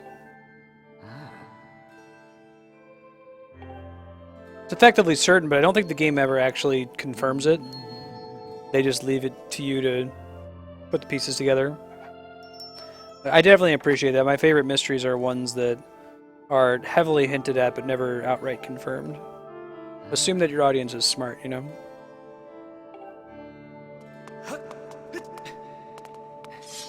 Breaking pots. Send Link into a pottery barn.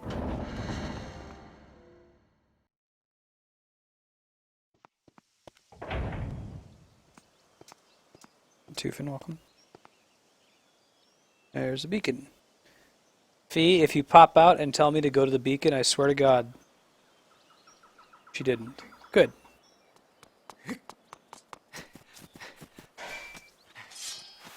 Yeah.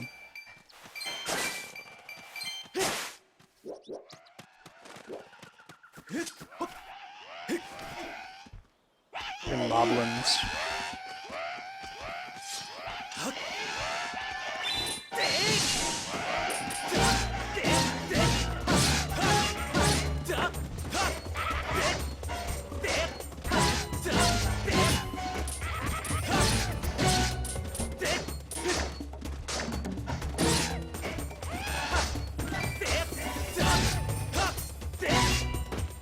Cool.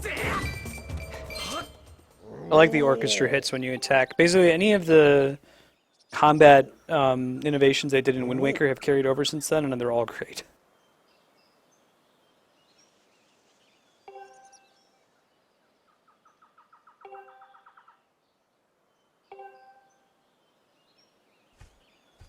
Yep. Oh, I have a empty bottle, so I put a fairy in it. I still need to go get the bug net, which I'm looking forward to. I gotta get the slingshot first, though, I think.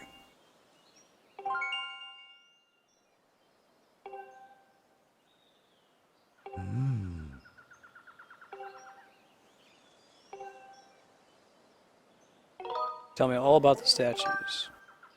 That's me.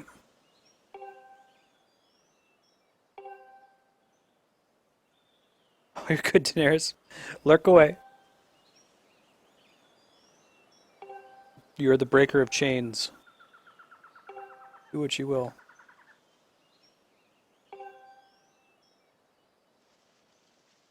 Wait, did I have a chance to get a second bottle? Thought I only had one.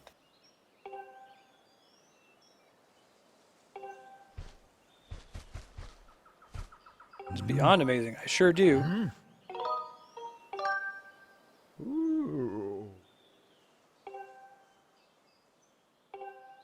Thanks, man. I like the Gorons.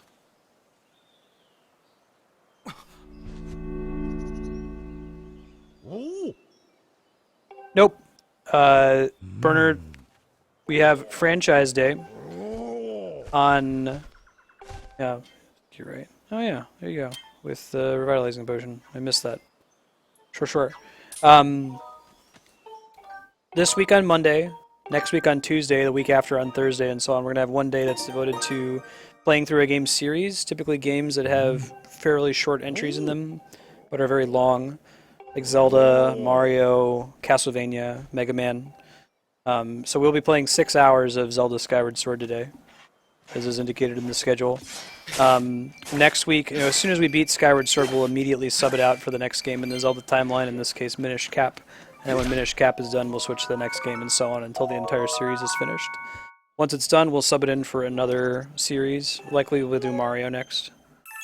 Mario, Castlevania, or Mega Man, depending on if there's any new games coming out around that time. Would be nice to time the Castlevania playthrough for around the time of Bloodstain's release, for example.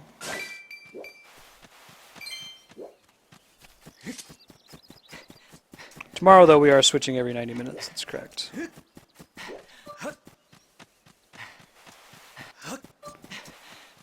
We are doing the officially released Nintendo timeline.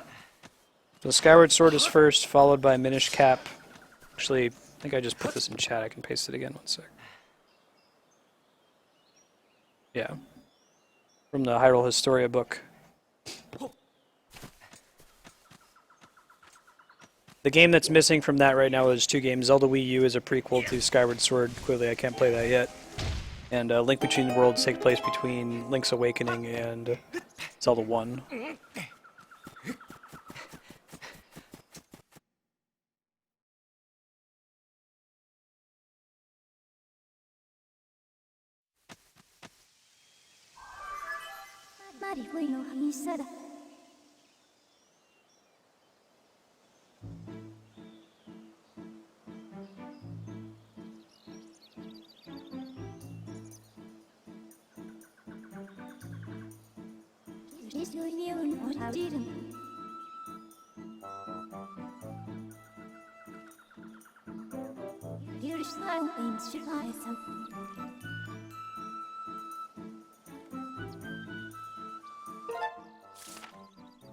Yeah.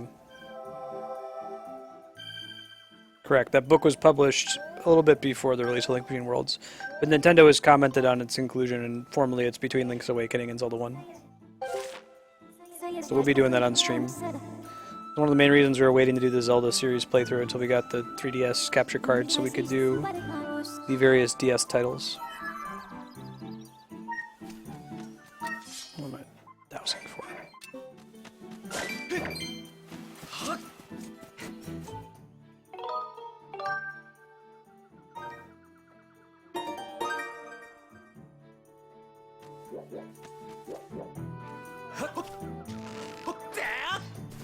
You cut these around the right point, they drop rupees? Yeah.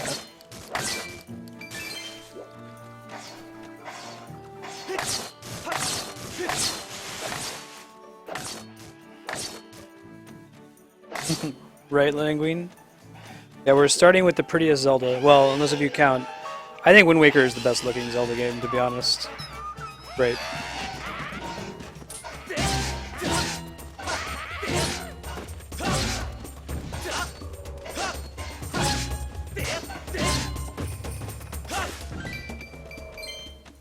You think for a second it's going to be a Deku Shrub, but it's a Kikwi. They look like little testicles.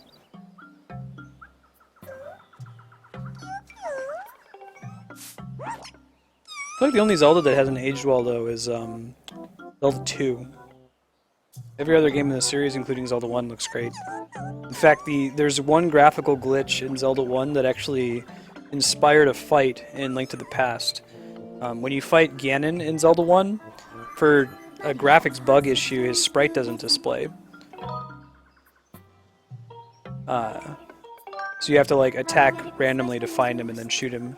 So they formally added that in Link to the Past. He has this like darkness ability where he's invisible until you light the torches in the room. Kind of cool. Yeah, Ocarina of Time, everybody was pretty sure that there was one split at Ocarina of Time that made sense. That it was like, okay, there's one universe where Kid Link goes to Termina in Majora's Mask, and that screws up the timeline. And then there's another timeline where Adult Link is sent back.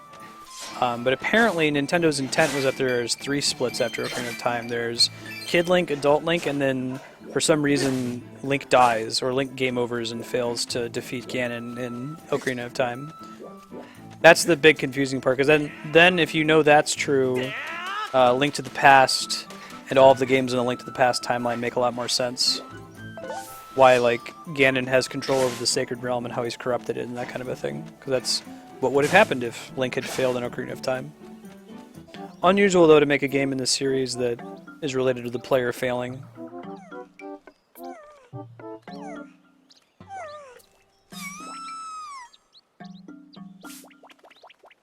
That's why there's no Dark World in the other games, in the other two timelines.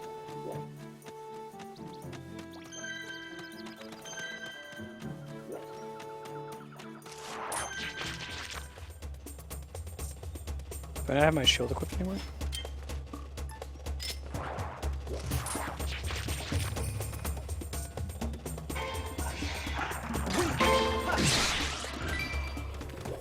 Did trap money I actually want?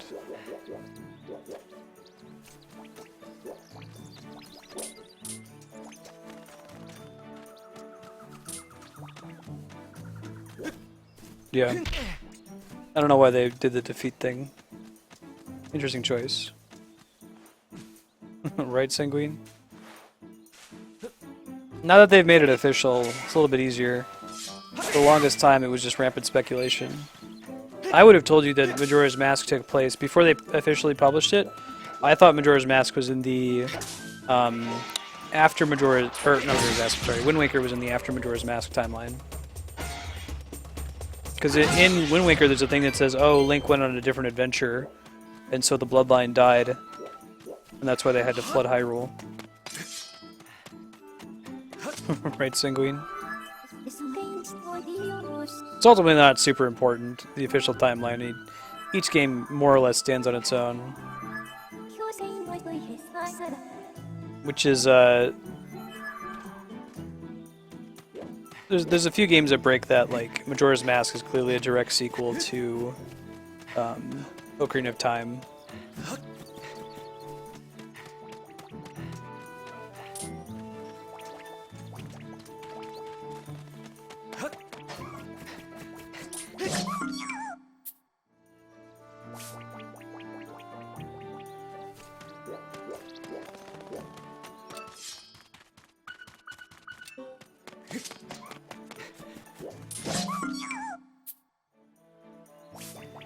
Marvel definitely has to reboot frequently because you can't have a universe with all these characters that are basically deities in it at the same time and have it make any logical sense.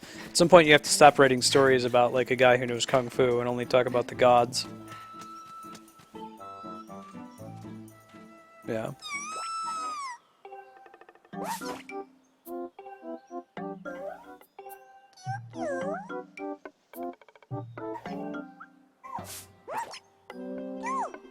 Rarely because I don't want to eat you. I'm still going to go ahead and take a short break to run to the restroom in about 16 minutes, their usual game switch time.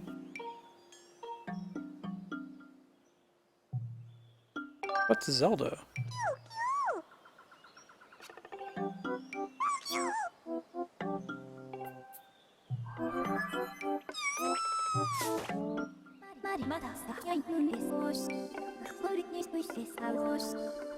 Yeah, I think the thing is, Marvel's just been like, eh. It's ridiculous, have fun, and DC's like trying to build a serious setting.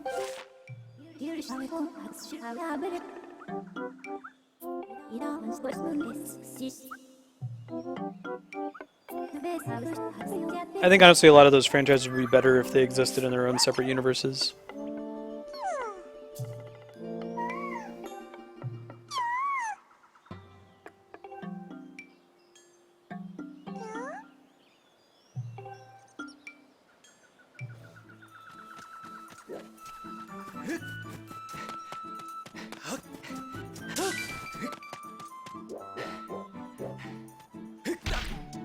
Getting money, getting paid. Right.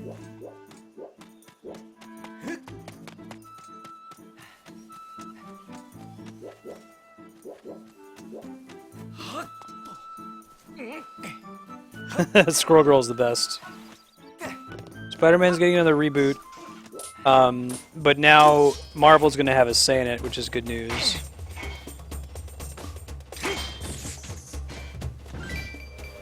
Also, Spider-Man's gonna be in the new Captain America Civil War movie, which is gonna be cool.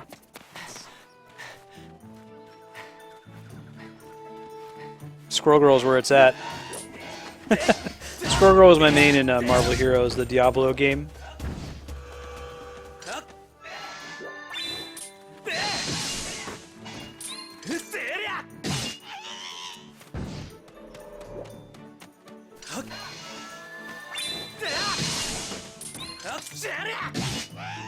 Fatal blow.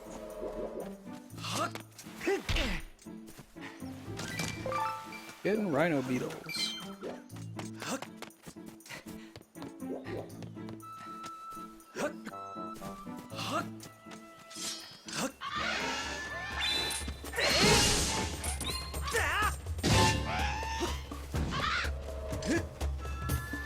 Running around with my sword out, kinda looking like a doofus.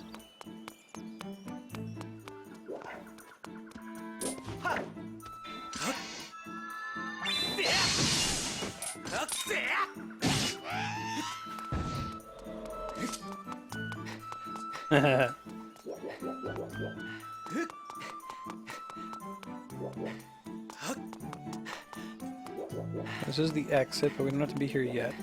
Soon, though. Remember away my round Farron Woods. Farron Woods has Furor's name in it. All of the different areas in this game.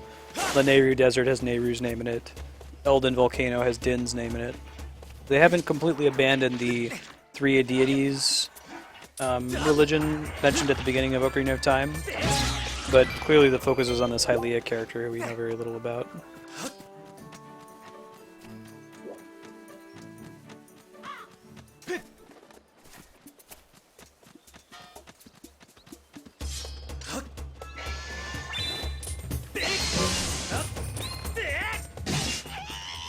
Yeah. You get to him this way.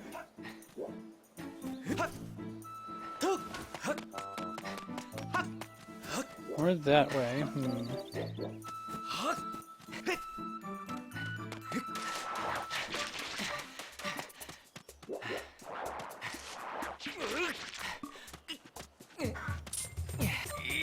Cool.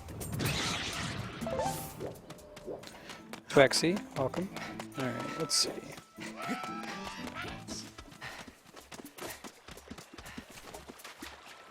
If there's actually any reason to come up here. There's an amber relic.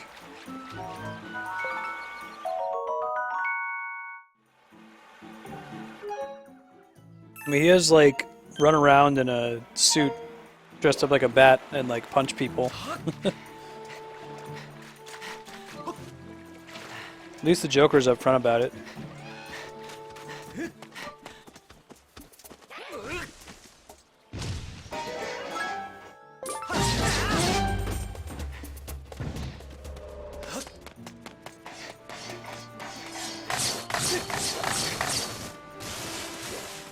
Moon door. I can, to some extent, forgive the reuse of areas in this game just because, like, yeah, you're coming back to the forest, but you're going to a completely different area that's gated before then.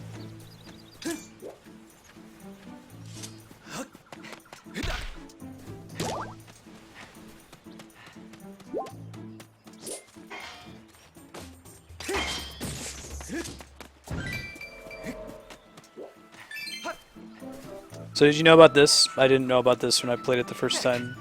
You sit on these stumps, or any stool of any kind, you regenerate all your health. So they're basically like an inn in the game, and they're all over the place. When I played through this, I had no idea. Andrea just did it automatically when she was playing, and I was like, what? Seriously? You gotta be kidding me.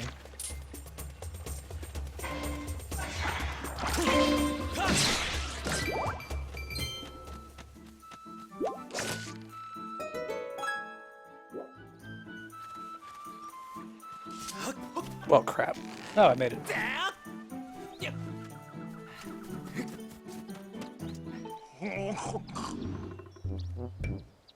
Hookah. I feel like this link is a one-track mind kind of link.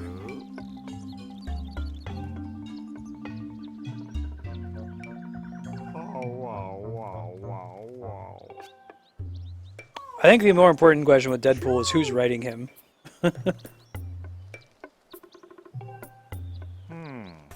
Yep. Ah, the testicle people.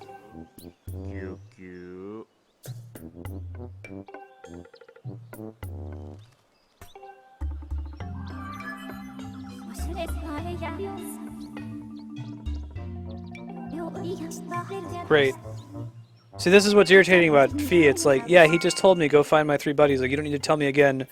This is how you progress the plot. Like.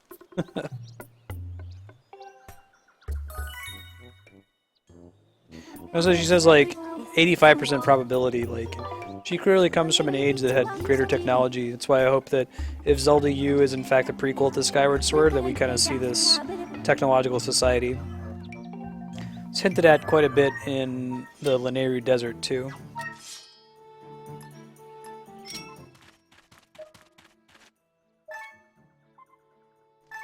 Right? Could have seen them using Tanukis for sure.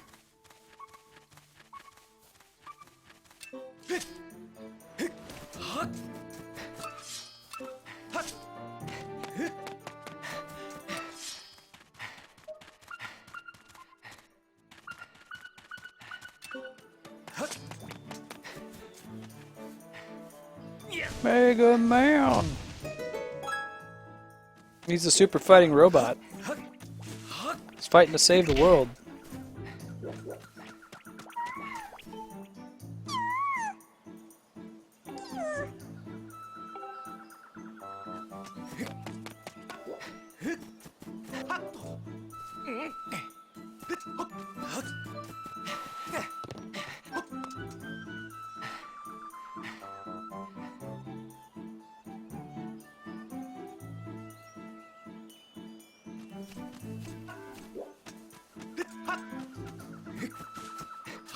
Just chanting Mega Man in general, Daenerys.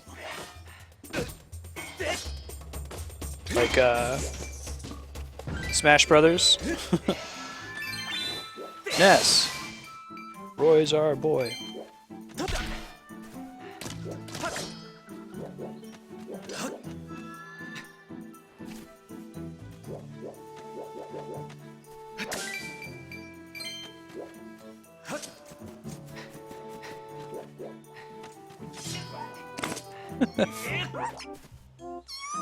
How can I eat you?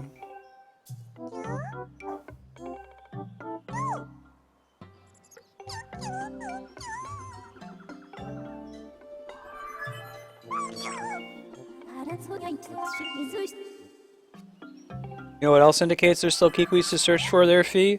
The fact that the Elder told me there were 3. Oh, Fee. Fee. So the word around the office is that Zelda Wii U is supposed to be an open world, more like Zelda 1. I'm curious to see how non-linear it actually ends up being. It's very challenging to make a non-linear game with Zelda's core mechanic, which is find items to unlock things.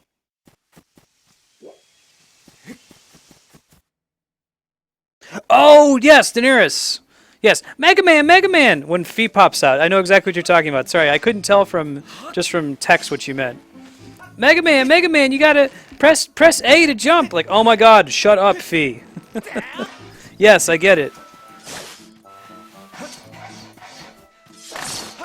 Yeah, no, I love those videos. I cite Daenerys, the sequelitis video he does on Mega Man X is amazing. Like, he talks about conveyance, which is my favorite concept in gaming, where you communicate what a player should do without having to pop up. See, I thought you were talking to Mega Man in chat.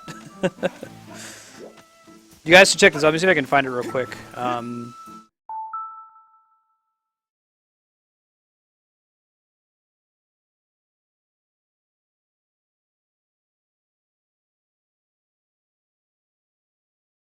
Talks about why Mega Man X is one of the best games ever because of how it communicates everything to you without annoying pop-ups.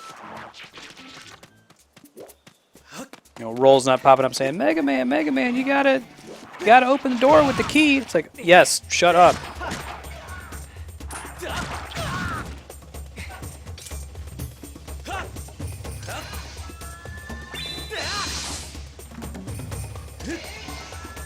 Can I actually kill them with that? Apparently, yes.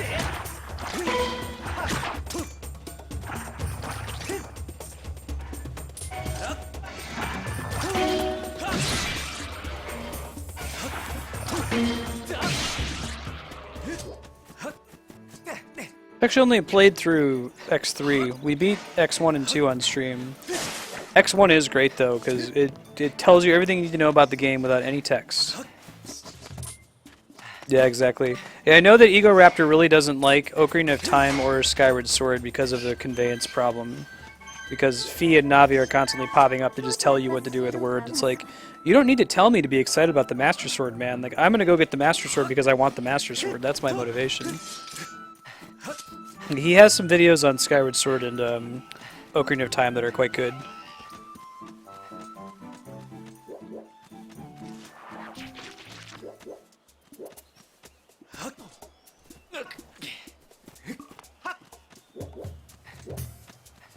Let's see. Here's the last one. Even dousing is kind of bad. I mean, I'll use it because it's convenient, but like, it keeps you from actually searching for the things on your own.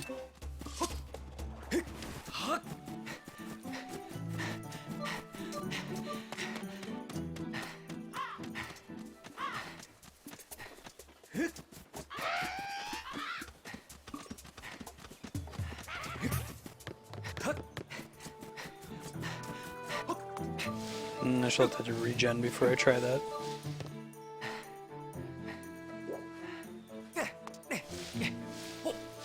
I'm gonna get all used to the stamina meter and then we'll have to use it in the later Zelda games. This is the only one to have one.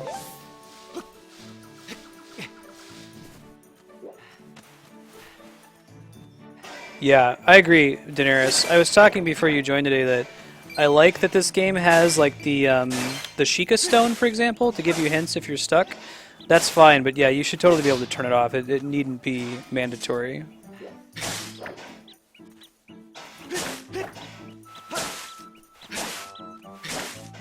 Making it mandatory is just kind of insulting to the player. There we go. A cute little leaf mustache.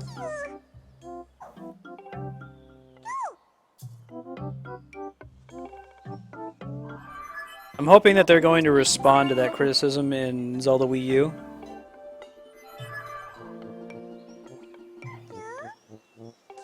It's especially bad because the Zelda series is rooted in being exploration focused and the player having to figure everything out on their own. Like that's what Zelda 1 and like Link to the Past are all about.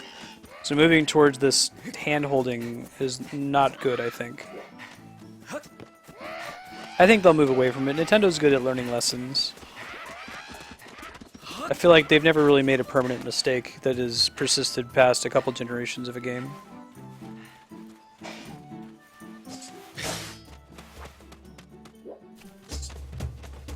Hi, Leon. Welcome. Alright, so there's still one more Kikui out here.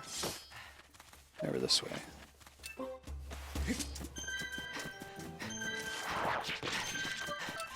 Get that piece of heart before though.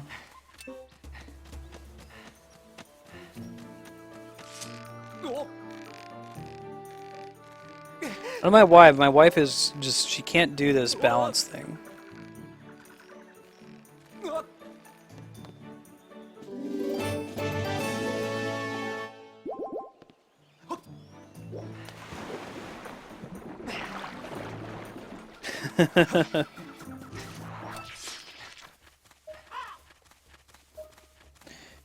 Yeah, exactly, Daenerys. So, Nintendo has found a good... My favorite incarnation of this is Link Between Worlds, which is after Skyward Sword, so maybe they have learned their lesson.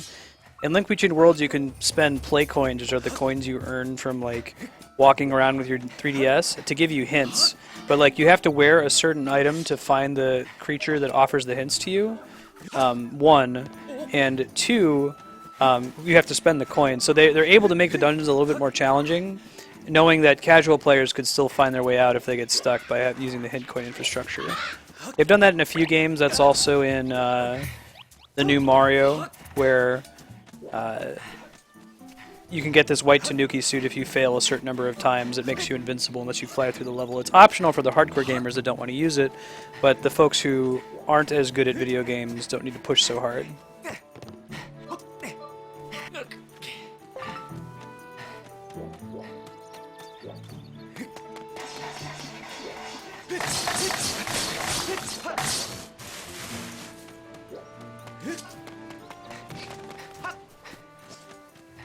There's one behind the Kikwi here.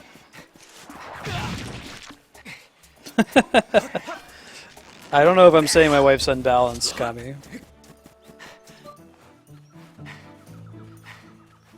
Yeah, I agree. Letting you turn it on or off is definitely a compromise. Like this feature, I'm glad they let you turn this off, because that would drive me crazy if that had to be on for the whole game.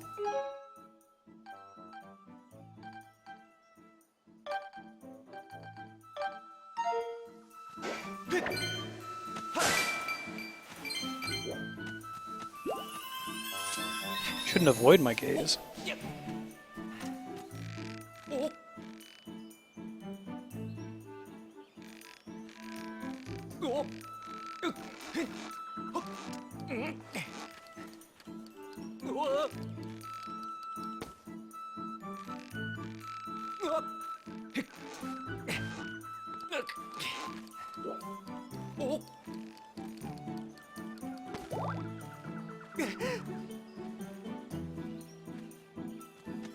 Hey, welcome back, Rappuccino.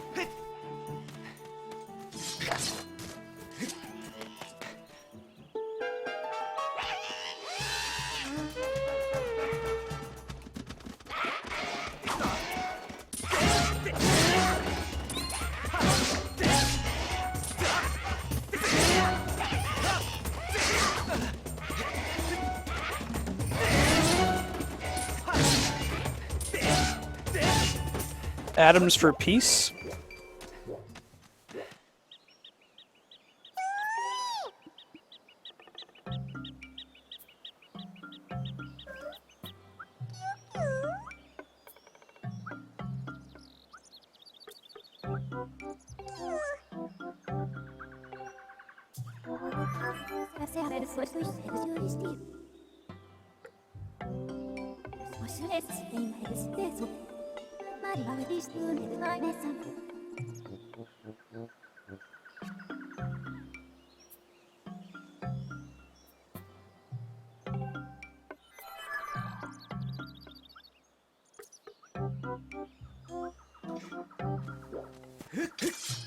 Made an effort there to interact and didn't really get anything back, so.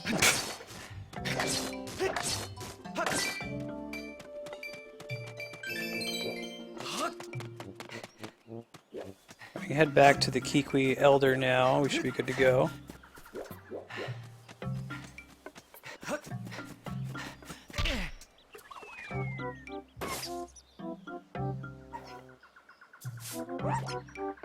Hey, hey!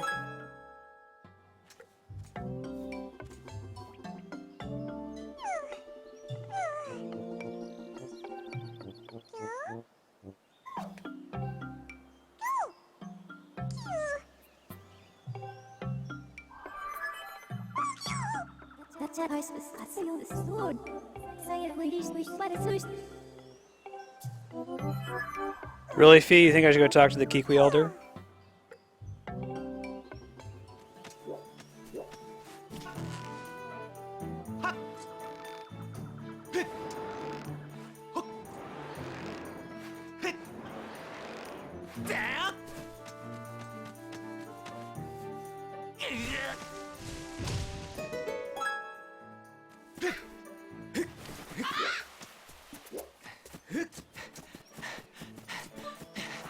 See if we can take what's the most efficient path to get back to it.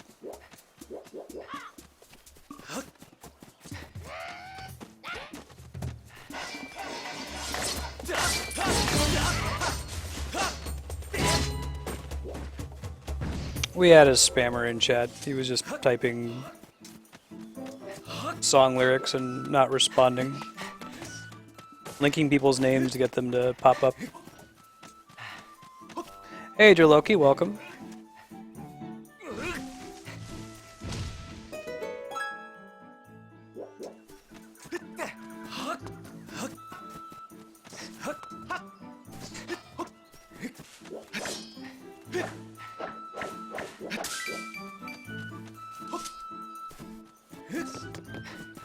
Welcome.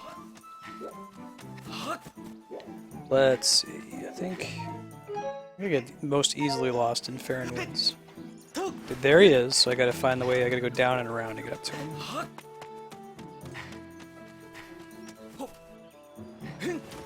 I got a shortcut over here. Yeah, that's the ticket.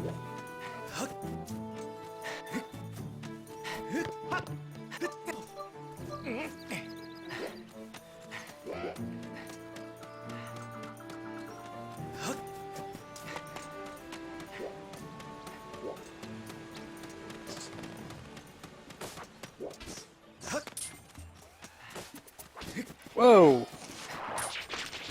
Dude respawns. Good to know.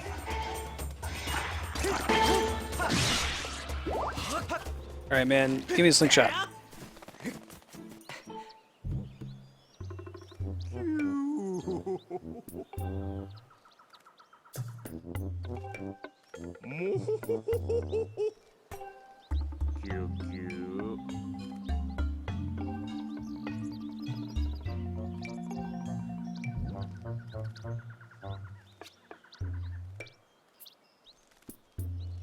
Right.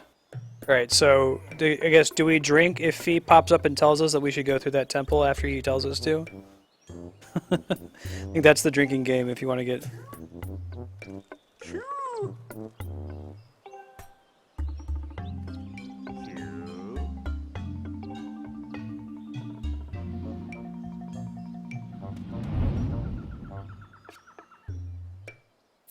Man, you just keep it on your back all the time?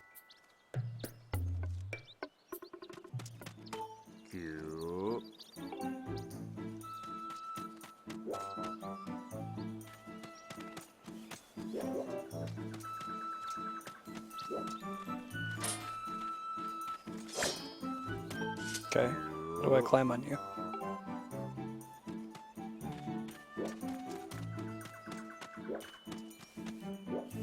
There we go. I had to run, was the answer. Huzzah!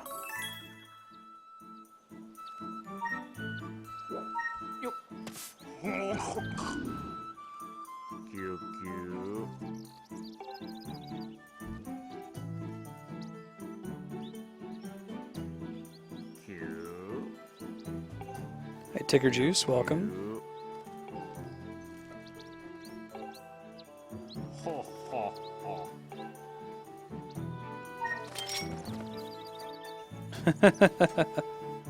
Well, I think it's not specifically whenever a feat tells you to do something, but when a character tells you to do something, and then feat pops out and tells you to do exactly the same thing that you just heard.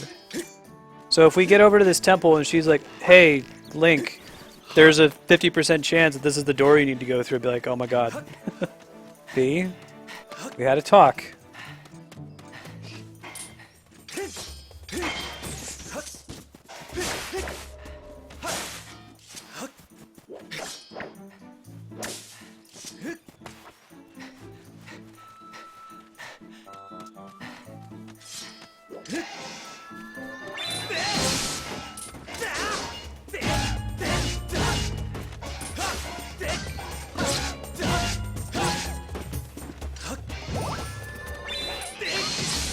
There we go.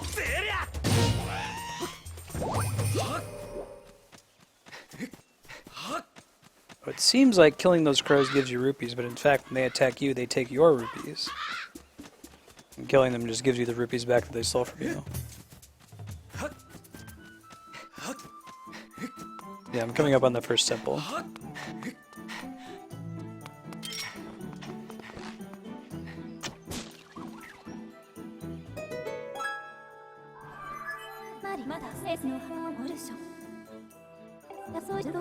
Quickly tapping B.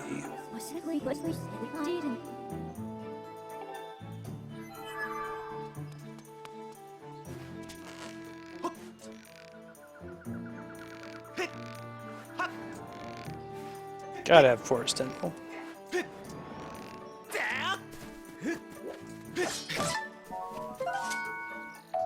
Unless if you're Link to the Past. Link to the Past doesn't really have a Forest Temple.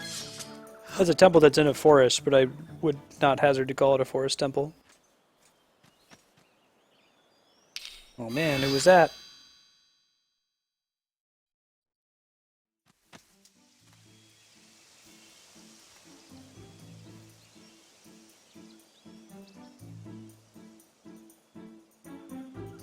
Once we get into this temple, I'm going to throw up a BRB for a couple minutes, run to the restroom. So go ahead and feed the cats at 4 Pacific in about 2 hours.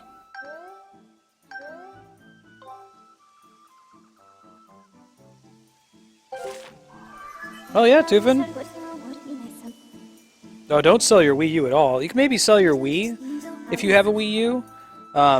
However, the only reason I would hold on to a Wii is because it plays GameCube games, and that's convenient if you don't actually have a GameCube as well. Should head back up and get the bug catching net after this. We'll do that real quick.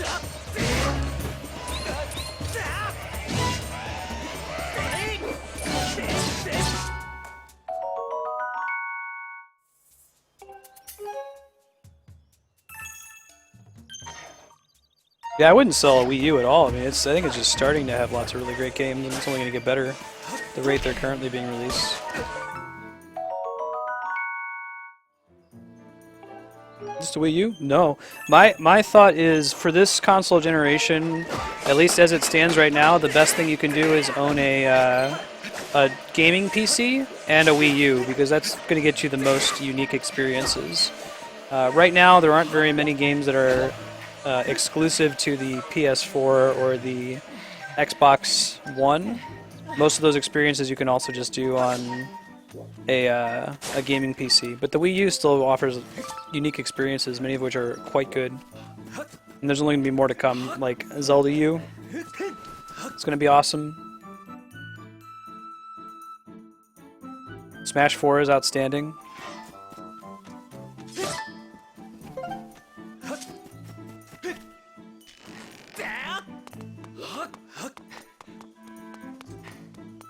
Awesome. Yeah, both of those are great. Lots of good titles on the eShop as well. Have you played Mario Kart 8 or Smash 4? Super Mario 3D World, another one for the Wii U that's outstanding. Yeah, I agree, Mega Man. So that's my belief right now, but when like Last Guardian and Kingdom Hearts 3 comes out, I'll be singing a different tune. I need to play both of those games.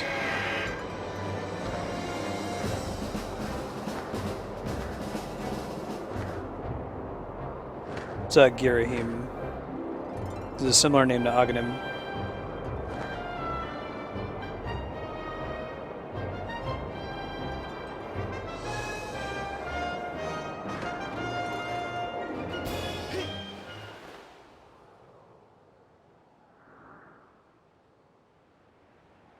Yeah, so when I say that, I don't mean that, oh, PS4 sucks, don't buy a PS4, it's worthless. Like, no, absolutely, it's a great gaming system, particularly if you don't have a gaming PC. It's going to let you play a lot of games. But if you already have a gaming PC and you just want to have the access to the highest selection of content, then gaming PC plus Wii U is probably good enough. It used to be back in the day, before Moore's Law really accelerated to the ridiculous place it is right now, that if you wanted to play video games, you needed to have a console, because consoles were just cheaper. It was so much cheaper to have such the power that you could put into games on consoles. But now a high-powered gaming PC is very cheap, sometimes cheaper or even the same price as a modern console. Like I said, that has not always been true.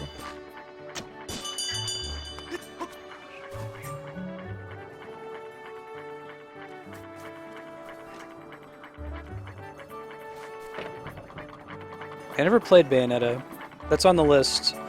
The goal is to play through every great game that's ever been made at least once on this stream, knowing that there's so many of them I probably can't get to them all, and Bayonetta is definitely on the list, so we'll get to it eventually. Yeah, I hear you, Tufin. I have really great experiences with the Wii U. I like the offer of asymmetrical multiplayer as well.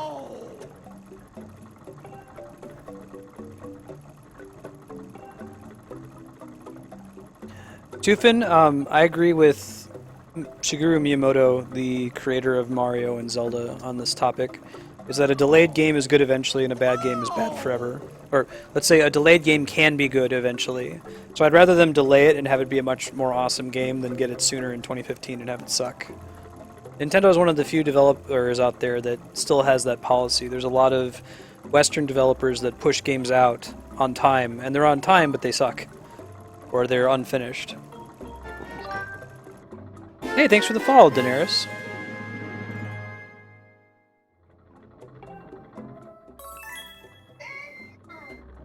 Thank you. I am happy to have the Mother of Dragons on my side.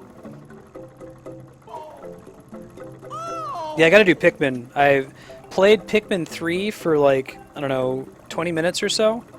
I haven't gotten very far into it, so if I do it, I'll probably play Pikmin 1, 2, and 3 in that order.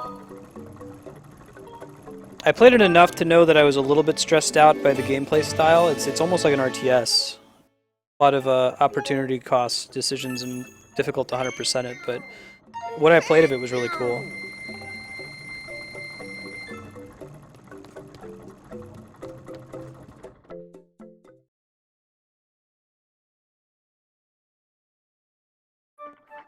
Oh, Tufin, you totally should. This is a great game. It's very pretty. It says it has its flaws, and we'll talk about its flaws as they come up. Chief among them being that Fee, the Navi character that pops up to talk to you, holds your hand quite a bit in this game. She tells you to do things when it's pretty obvious what you ought to be doing, and that's frustrating. It's the Mega Man thing that Daenerys was referencing earlier. But if you can forgive that, it's a good game. Like I still feel like the worst core Zelda game is still better than most of the games out there. Yeah.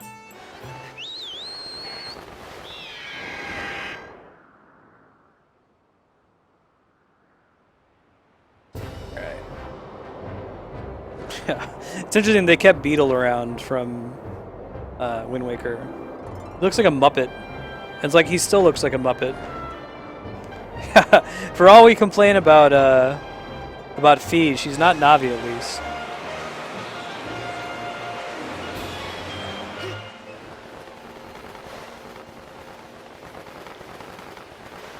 What's the classic Vici Cat strip on Navi? Yeah, Kepora Gabora. Oh my god. Do you want to hear that again? Absolutely not, no. Yes, Jaden, I just said that. I will do the Pikmin series eventually.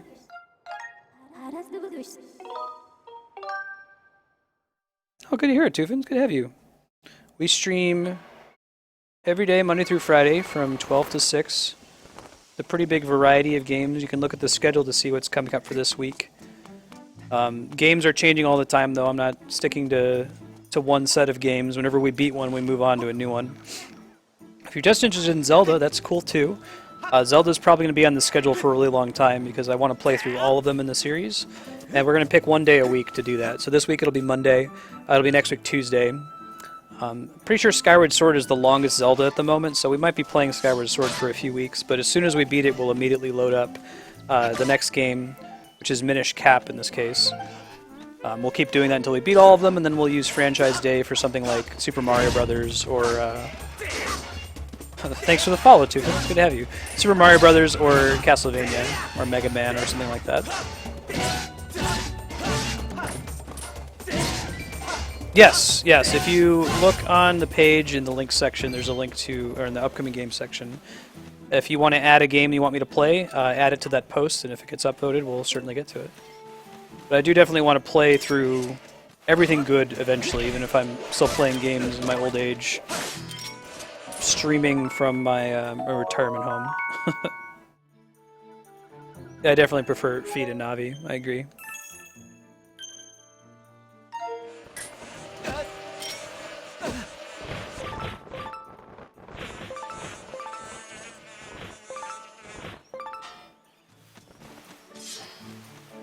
Minish Cap's very good. Yep, I have. So I've been holding off on the Zelda playthrough because I was waiting on getting a 3DS capture card, which I have now. which means we'll be able to do Link Between Worlds, Phantom Hourglass, Spirit Tracks, which I hear is a lot of people's least favorite Zelda game. Spirit Tracks is the only Zelda game I haven't played through and beaten. I've played about half of Phantom Hourglass, but never beat it. So those will both be effectively blind playthroughs for me.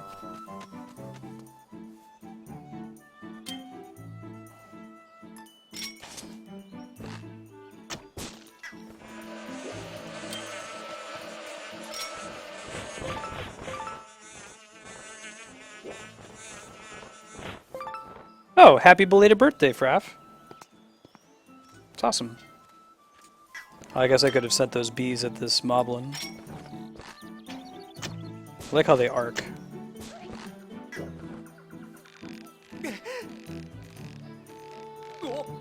Nintendo Land would be fun if it had online multiplayer. Although it's predicated on the asymmetrical couch multiplayer experience, so it wouldn't really be necessary if it was online. What's cool about it is you can all be in a room and one person can be on the gamepad and see different things than the other players.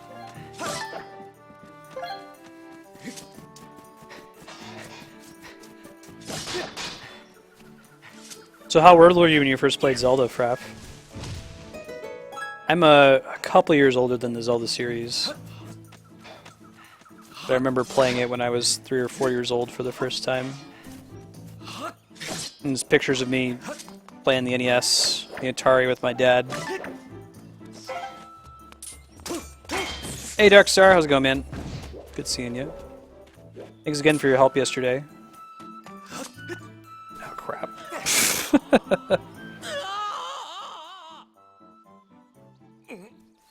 Yeah, I think this game is not needing of a remaster. Maybe an upscale in resolution, since it's a Wii game, so it's 480p, but it looks totally fine. I think you can play it in Dolphin and up the resolution a little bit. Twilight Princess might benefit from the same treatment that Wind Waker got. And I wouldn't be surprised if that happens eventually. It's one of those, like, Nintendo asking the question, do we want money, yes or no? Knock those off with this, because that would be really convenient if I could.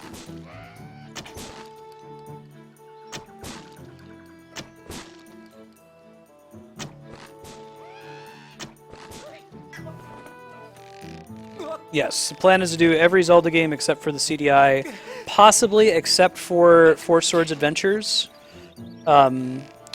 It's canonicity, so it is canonical, but it doesn't have a lot of story to it, and I'd prefer to play it with other people, which I might be able to do in a few months, but not in time for this chronological playthrough. I definitely won't be doing the GBA Four Swords game because it's the dungeons are randomly generated. They're not like pre-designed, and it doesn't have a lot of story in it. So aside from Four Swords Adventures and Four Swords for the GBA, we will be doing every single game. Oh wow, Graph! Oh man, I love Link to the Past. I definitely played that as a kid. That's my favorite Zelda.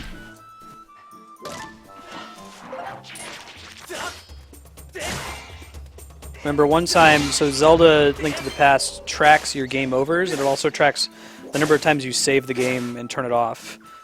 So when one time I played it on a weekend where I just left my Super Nintendo on all day so I could beat the game and get 000 next to the Link name, showing that I never died and I never turned the game off. Nowadays you can get that just by not having game overs rather than not turning the game off as well. Nintendo's kind of realized it's not the healthiest player behavior to encourage, you know?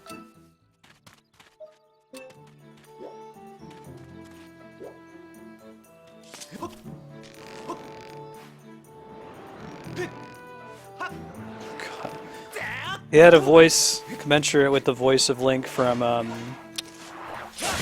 do you call it, the old cartoon from the Mario Brothers show. Well, excuse me, princess. I don't think Link should have a voice. I won't do crossbow training, no. For the same reason I won't do Hyrule Warriors as a full playthrough. Hyrule Warriors is almost as bad for the Zelda series as Other M. The difference is that at its core it's actually a really good game. It's a fun game, but the story is offensively bad. Link to the Past was Super NES, yep. It was re-released for... Did it come out? I think it came out for GBA. Heck yeah! With Captain Lou Albano as Super Mario. Do the Mario! Swing your arms from side to side.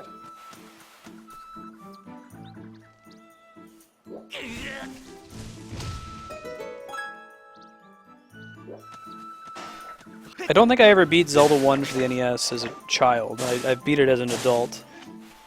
I did beat Link to the Past as a child. When does that launch, Darkstar? What's the release date? And you guys help me keep me honest on new releases, because I definitely want to play those, especially 3DS titles. There's not a lot of people who have the capture equipment for that.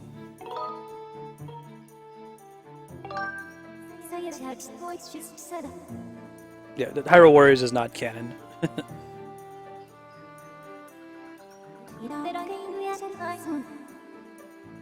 September 11th. Yep. Yes, I will play it, for sure. I'll probably do it on release day.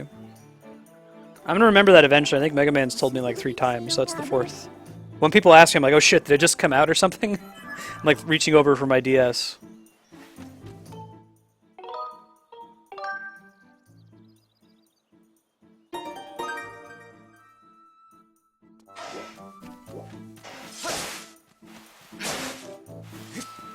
Oh, interesting. Fraff, did you? So, what was your system experience? Did you do you have a Genesis, or did you get into like a Nintendo 64 or a PlayStation 1? It's like interesting hearing people's exposure to the different systems.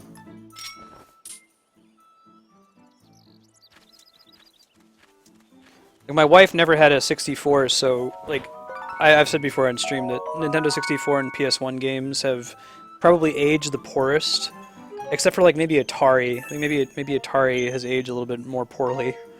But the graphics don't look very good, and they especially don't look very good if you don't have the nostalgia component of having played them when you were a kid. So because she never played those systems, like she can't play Final Fantasy VII because the graphics are so bad. Soon to be fixed. She couldn't get into Ocarina of Time until the 3DS remake for the same reason. No fault on those games, it was their first foray into 3D.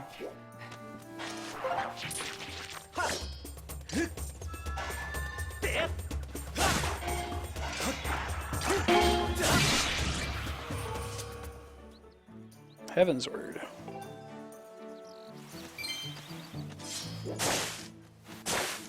I gotta do Persona. We'll do that on stream eventually. I've never played through any of the Persona games. It's one of my great sins as a gamer and lover of RPGs. Okay, so the door is locked, but not for long. Yeah. Starting with the PS2, I think you get back into timeless games. Super Nintendo games, I don't know, the Super Nintendo sprite style is my favorite style of game, and I'm really happy that a lot of indie developers are using it again. I think it looks really, really good, and it will never look old to me. NES, not so much. I guess it depends on the game. But even NES games still look good today, in a way that the OG 64 does not.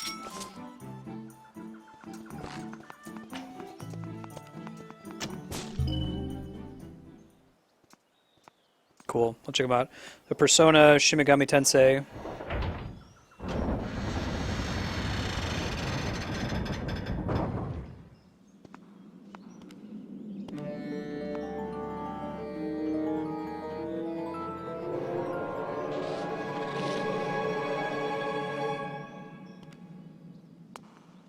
Glad you pushed through it, Jaden.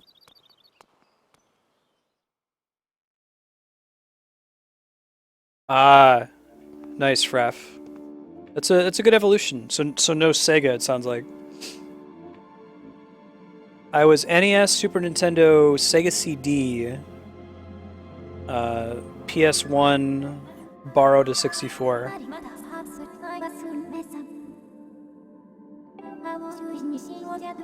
I never played the TurboGrafx. I have a friend who grew up on TurboGrafx and was a huge fan of it. Alright guys, I'm going to throw up the BRB for just a minute or so. I just want to run to the restroom. And just thermostat. I'll be right back.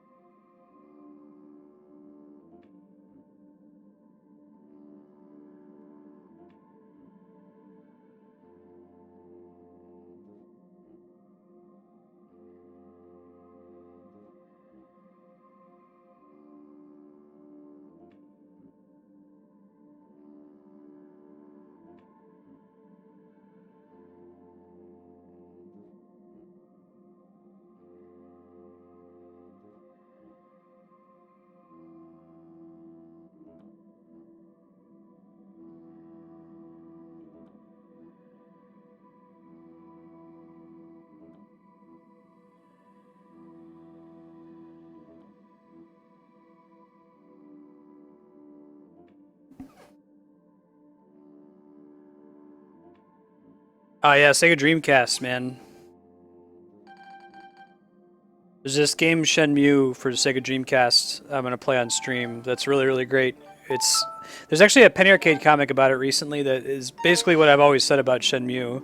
That it's the most amazing, most boring game of all time. It's so awesome and you don't do anything. You get a job and you drive a forklift and you try to not get home late so you don't disappoint your mom.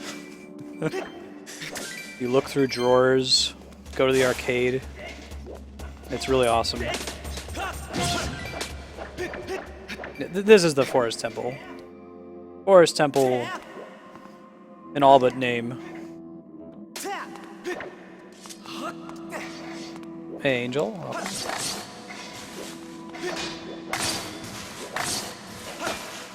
Is that a Kickstarter thing? I thought it was just getting a Shenmue 3 regardless.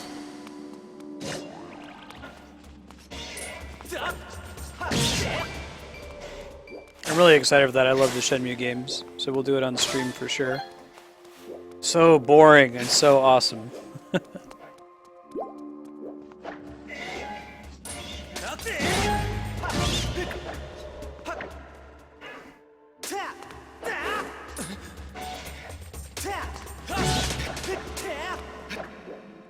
Yeah, there's a forest in this temple. This is the Forest Temple. Let's not kid ourselves. And call it what they want. Do I need to... Oh, I think I need to get an item from in this dungeon to get that. No, I didn't. Go away.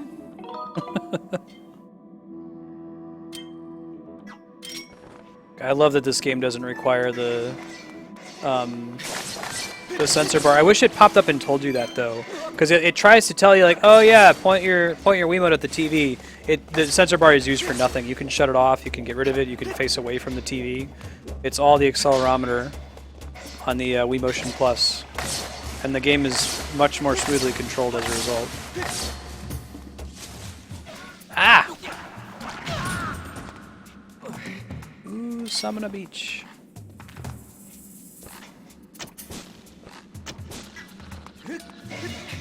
There we go.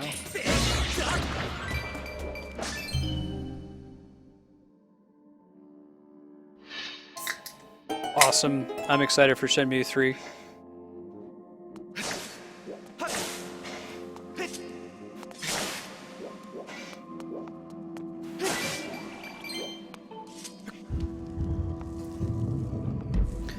Was anyone else stuck at this part of the game? Because I was stuck here for a really embarrassingly long time. This is like the one part where I would have loved Fee to pop up and tell me what to do. And in retrospect, it seems really obvious what you're supposed to do.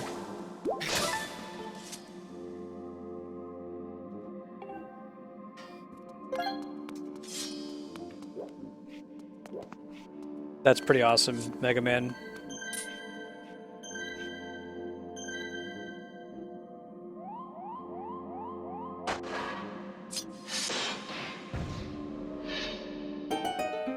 Okay, good. I'm glad that I'm not crazy.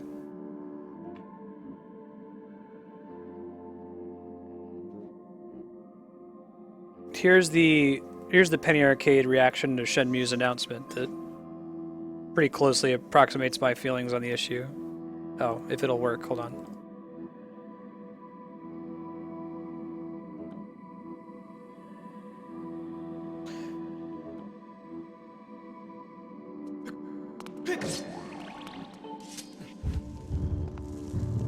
So I think Fee tells you something, but it's not particularly helpful. She's like, oh yeah, like, that's the Guardian, you want to get past the eyeball. I'm like, yeah, okay, well what do I do with the eyeball?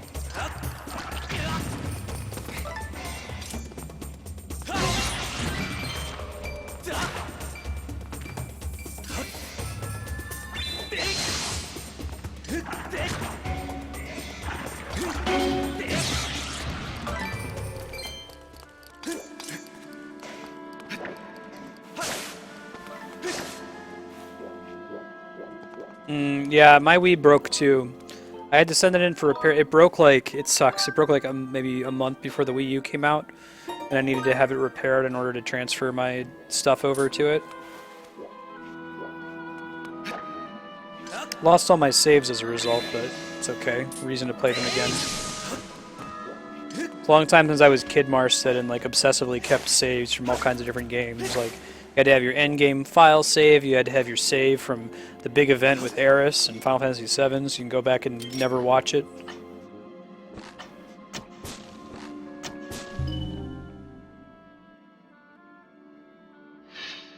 The news post for that Shenmue comic is very enlightening too, especially if you haven't played Shenmue.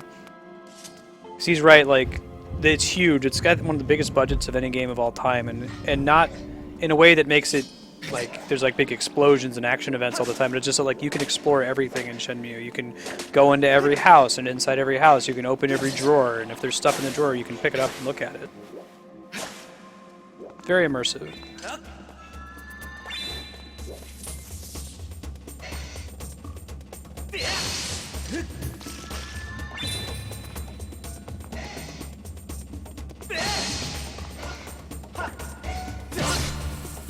Thrusting's a little awkward in this game. You're a little awkward.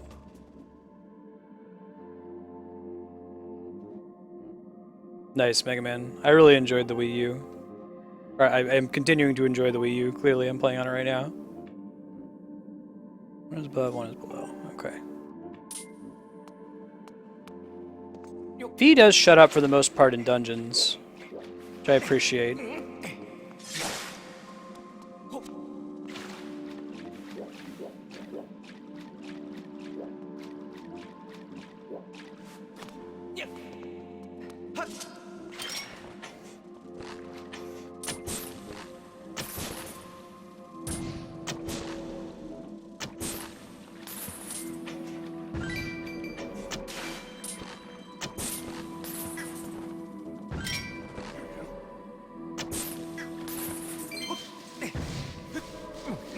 You're gonna get a new 3DS, you should get the new 3DS XL. I don't know if they sell the old one anymore, but the new one has some exclusive games that are gonna be coming out for it. I don't think we're allowed to cross this yet. Right? Let me check one more time down on the bottom to make sure I'm not crazy. I don't think there's anything down here yet. Okay.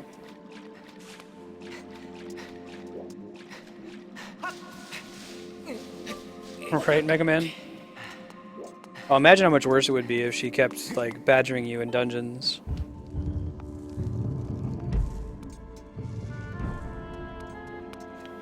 Yeah, if you're going to be spending the money on it, I would definitely make sure you get the new 3DS so you can play, like, Xenoblade, any other games that come out that are new 3DS exclusive.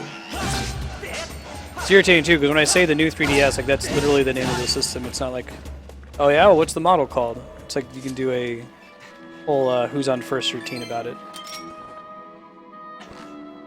Go pick up the new 3DS. Which one is that? The new 3DS. Yeah, what's it called? The new 3DS. I get that, but what's the name of the system?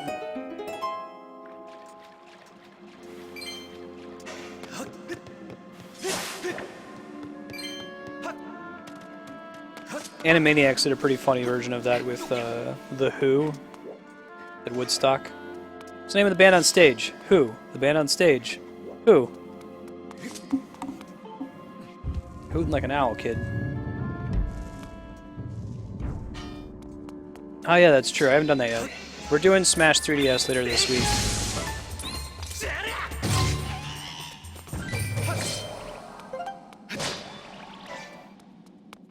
If you want to join in, check the schedule. I want to say it's Thursday.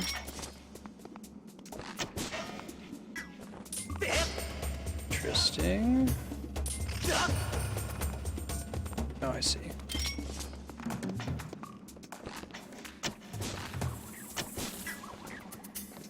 Trixie.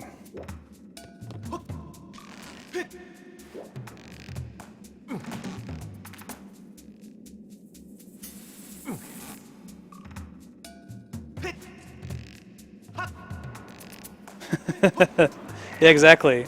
No, the band isn't up yet. The band is the name of the band. No, they don't play yet.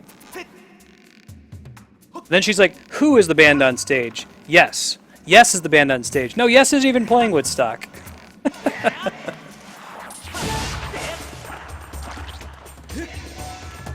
Animaniacs was a great show.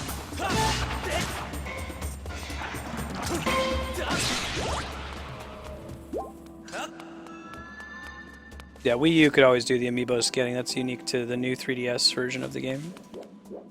Or rather, if you put the game into a new 3DS, there's not a separate version for it. Let's just to get back, so we'll come back.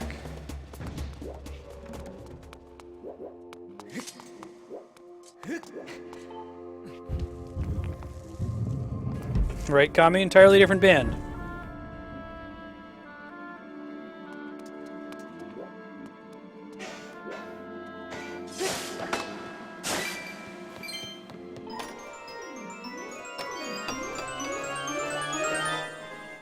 It's probably been too long since I played Wind Waker to tell you my favorite song from it.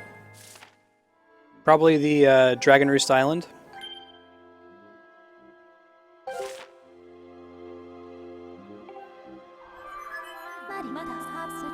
Yeah, Making the Brain was great. Freakazoid was awesome. Tiny Toons is the original Animaniacs as well. It's the same team of writers. It's kind of like, I feel like Tiny Toons was one of the first, hey, let's make a cartoon that's accessible to adults as well. That is now prevalent on Cartoon Network and Nickelodeon.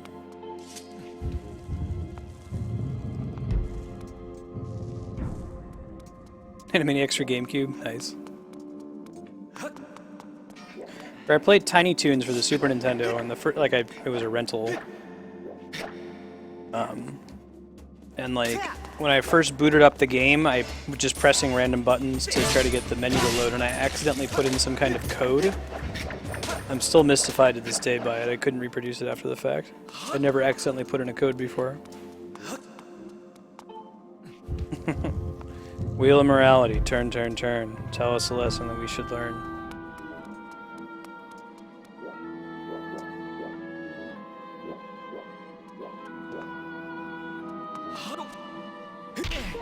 I like, so I don't think there's anything in this dungeon for it, but later in the game we're going to find, oh, this is where we want to go.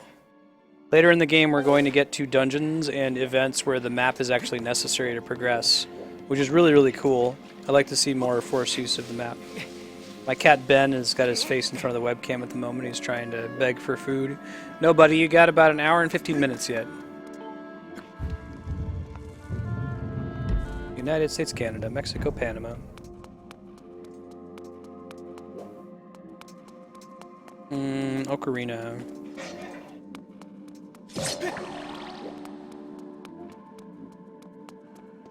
I have to think about that one.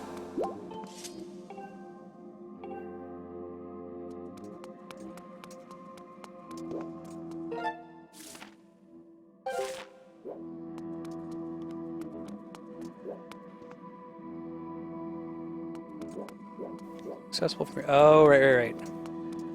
Ooh, look at all that fancy. Secret switch. No kitty indeed. Ben is one of 3 kitties who we will likely see more of. We actually only own 2, Ben and Marty, named for Benedict Cumberbatch and Martin Freeman, actors in BBC's Sherlock. Third kitty, Polly, we were hosting for a friend who is stranded in the UK without a visa to return to the US. Hey, D-Rock, how's it going, man? As ever, a pleasure.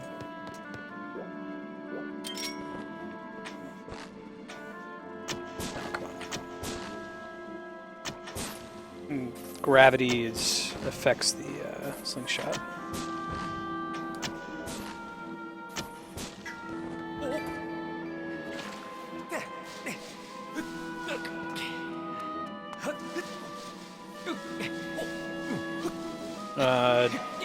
No? This is just a shortcut, I think. Yeah. Nothing new here.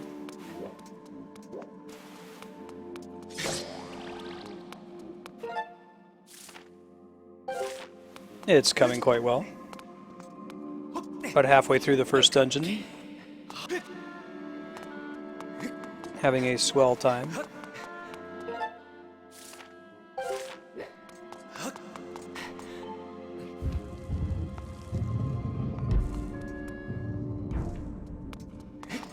Hold on, I gotta use my kitty you done fucked up now spray on my cats.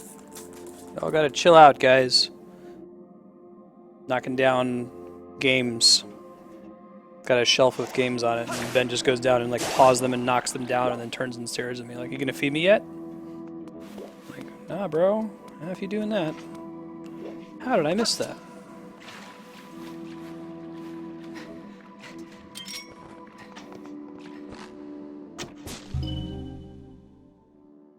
I should set up a chair over here again. This is like an exercise ball chair and they're not super comfortable sitting on it. I can put a chair back and you can see the other kitties. Andrea will occasionally show up and pick up Polly and hold him sitting next to me.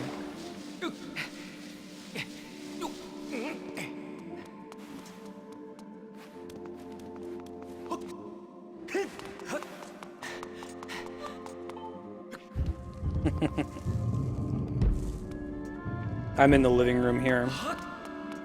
They can't really restrict their access to their litter box and that kind of a thing. Okay, we still need a key to exit. So, we know that having done that has changed some things about this room.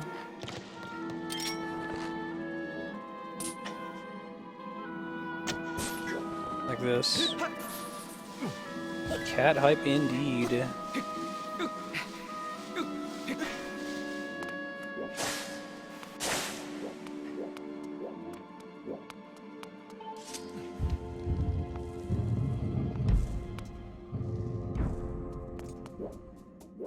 Oh, right on, D-Rock. How far did you get in it?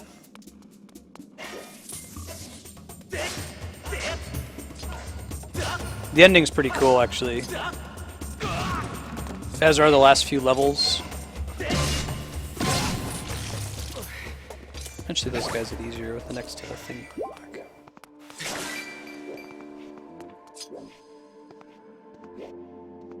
Yeah, so I wonder, could they have taught you the eye thing organically? Like maybe had a picture of a swirl or something?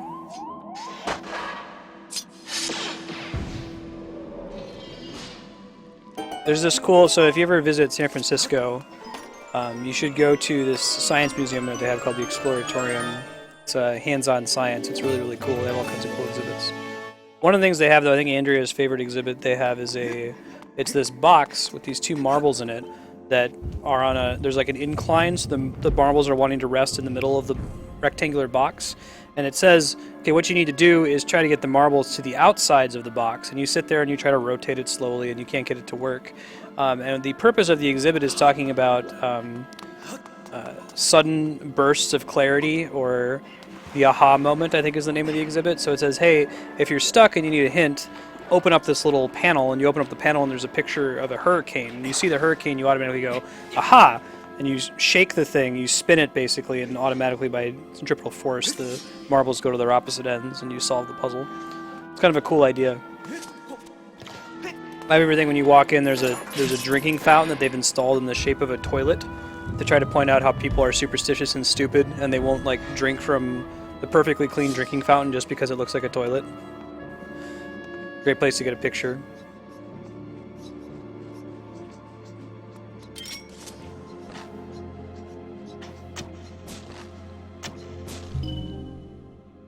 Hey BD, welcome. Alright, about to get a new item. Get hype. The new items in this one are fairly clever. If you think about like Zelda / Metroid game design, a badly designed item would be one where all it does is open a door. It's effectively just a key. And that actually happens sometimes in these games, where it has no use other than to open red doors, for example. And there are a couple items like that in this game, but I feel like most of them there actually is a combat or non-puzzle solving use to them.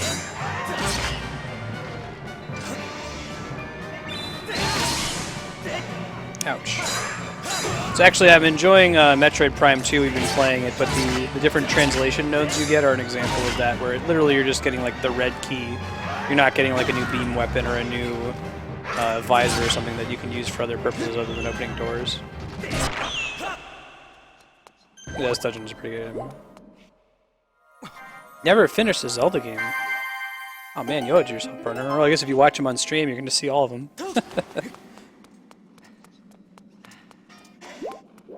Starting with Ocarina of Time, they're pretty accessible to beat. Link to the Past is fairly hard if you're not a career gamer.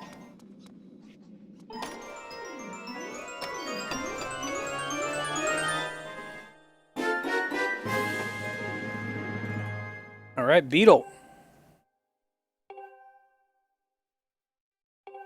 Yeah, Minish Cap was pretty good about it, I agree.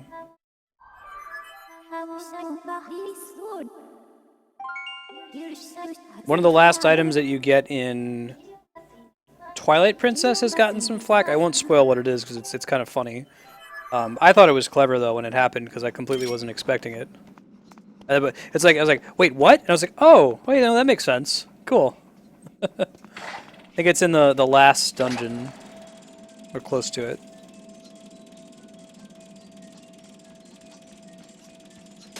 Yeah, sounds good, Tufin. Next Tuesday. Also, if you want to catch up on anything you missed, I always load the VODs from this channel to YouTube permanently, so I have it linked on my page, but if you go to youtube.com/Marstead, you can both watch live. I'm simul-streaming both to Twitch and YouTube in case you ever have buffering issues on Twitch, and you can watch a recording of all the videos we've already done. So once we're done today, I'll load the remaining 3 hours of this stream to YouTube permanently. But good night. Catch you later. Thanks for hanging out. Never gonna play Majora's Mask again. We gotta hit a switch to get out of here. What's that trick here?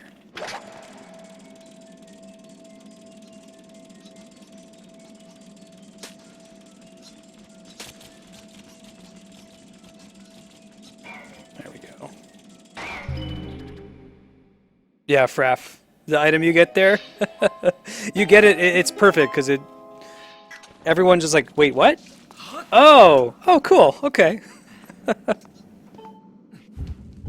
Majora's Mask is a pretty scary game. It's definitely the darkest in the series, much darker even than Twilight Princess. So grim too. I'm looking forward to playing that one again. It's been a really long time.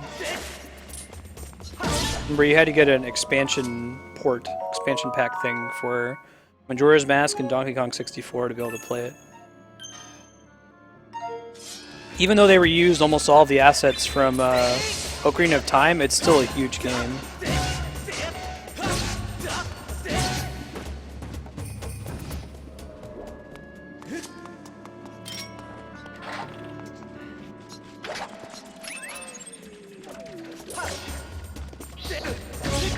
You can make Majora's Mask a little bit more tolerable if you play the inverted Song of Time. If you play the Song of Time backwards, it slows down the pacing of time in half, which gives you way more than enough time to do all the dungeons with plenty of time to spare. You do feel like you're running up against a time limit, though, if you don't do that. Yeah, it came with Donkey Kong.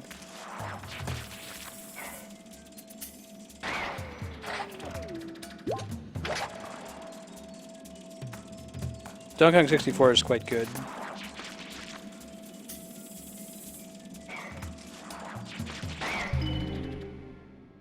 And that explains why I never had a Rumble Pack. Another one of my great sins, I haven't played Star Fox 64. I'm gonna have to before the Wii U Star Fox comes out.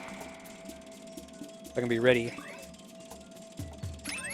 Yeah, I tend to not like time limits. I think it was tastefully handled in Majora's Mask. Particularly if you use the inverted Song of Time.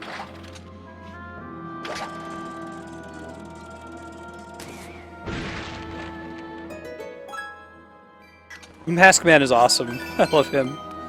He like keeps switching his stance in like a single frame. He doesn't actually animate between the way he's standing.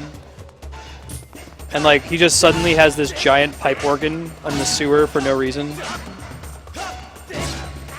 You did bring me my mask, right?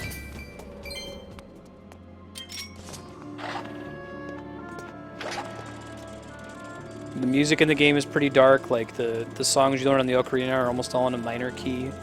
Very sad sounding.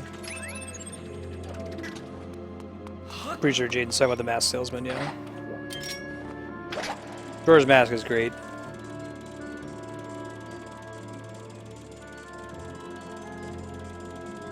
Isn't the Song of Healing something else backwards? It's like Saria's song backwards, but in a minor key, right? Or am I crazy? I know that Ballad of the Goddess in this game is Zelda's Lullaby backwards. So can we find how to get in there? Switch elsewhere in the room for sure.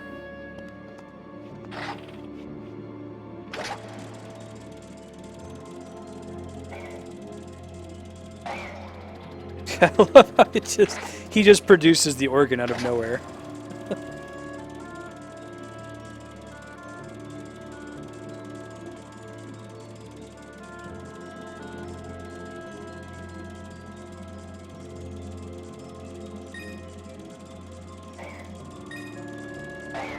I guess, so like, the time mechanic, so long as you're using the inverted Song of Time, is not really a limit. Like, you would really have to spend a lot of time to run out of time in Majora's Mask if you play the inverted Song of Time.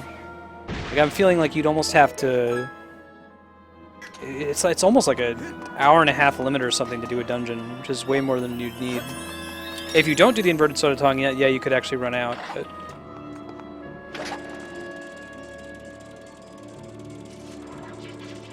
They mostly use the time limit in that game not for, like, making dungeons harder, but for the, okay, go around and do Groundhog's Day and figure out all the events in the town and do them perfectly eventually.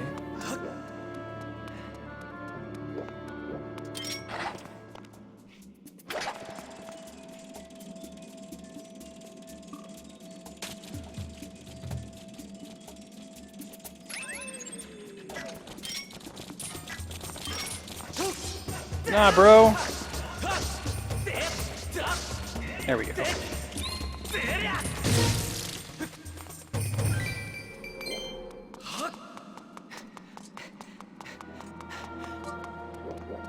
Okay, that's for the main door. It's not the one we want. Might be that we have to kill everything.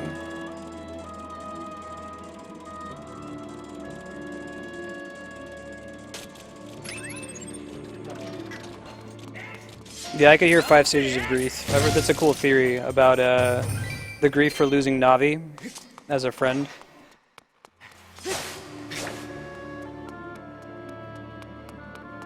I don't know if it's actually intentional on the part of the developers, but it's certainly a cool theory.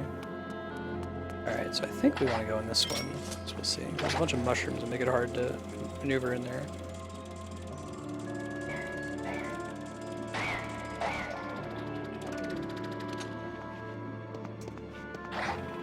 Yeah, it's cool, like, stopping the robbery from happening, for example.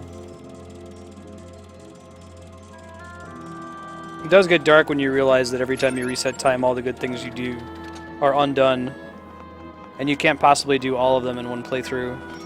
You don't have enough time to do all the dungeons and beat the game.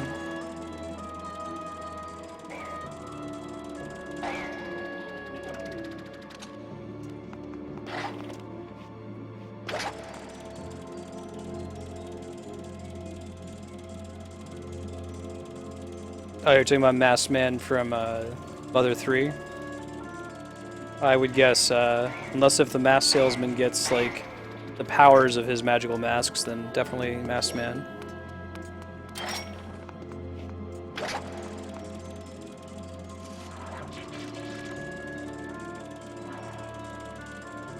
For a while when I was playing it, this is the first time I didn't realize you could use the beetles against these guys, so I was like trying to aim Skyward strikes. It was awful.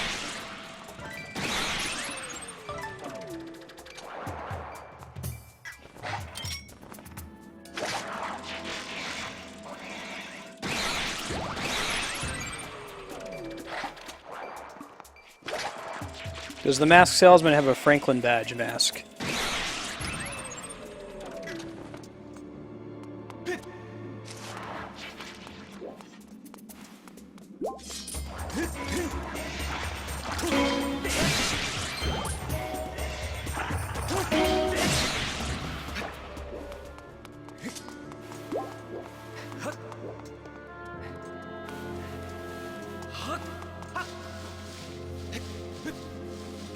Alright, let's see.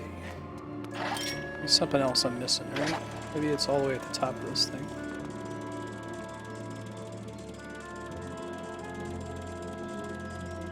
Ah, there it is. Alright, so I gotta come at it from the other side. Sure.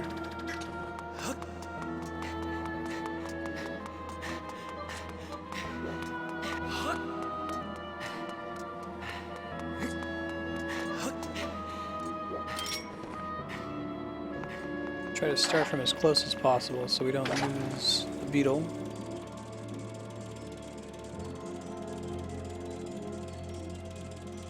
Wait, is it over here? Got it. That's for the piece of heart, though, I think. Yeah. 2 of 4. Alright.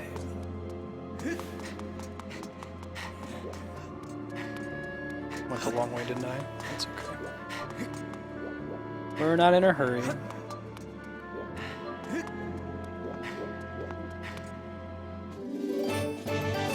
Fun to talk about. Rare that they're actually intentional. So, like, interpreting Majora's Mask as being the 5 stages of grief is a cool thing to talk about. It's like a literary interpretation class. Like, clearly Shakespeare didn't mean to do this, this, and this. That was never the intent, but okay, sure, let's talk about them like those are the intended themes.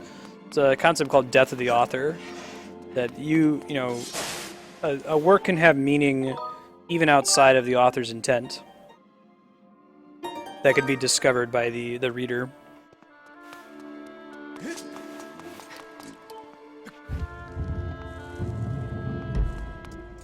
Okay, I'm gonna go find a key right now. Let's see, what does the map tell us?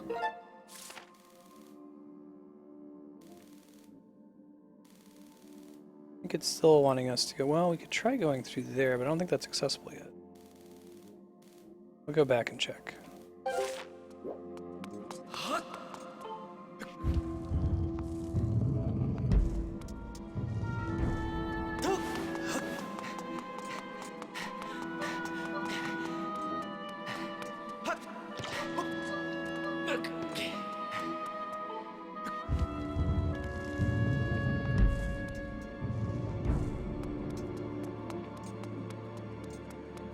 Go through any other doors. We're going to go through this door, so that answers that. That's what we do.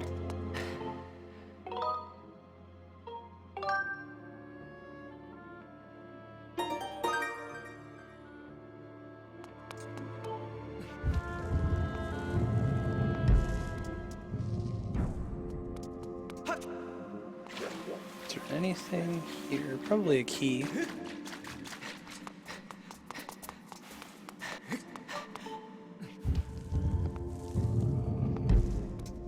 Oh man.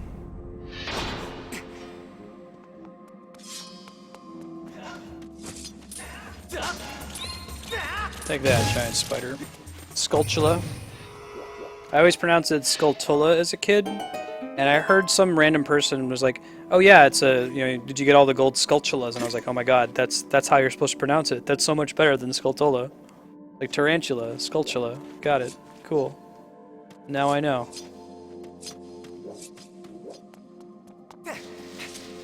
It's like we were playing Final Fantasy XIV, and there's a town that's spelled L-A, or an area that's spelled L-A dash N-O-S-C-E-A. And I was like, okay, that's La Nocia. And Matt was like, oh, it's La Nocia. I was like, shit, that's probably right. It's like ocean. Sounds better.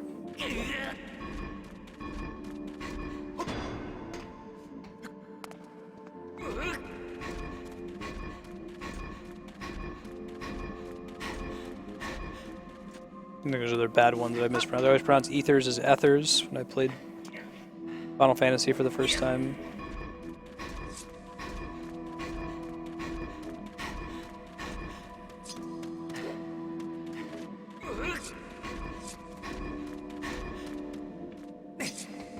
Yeah, it's too close.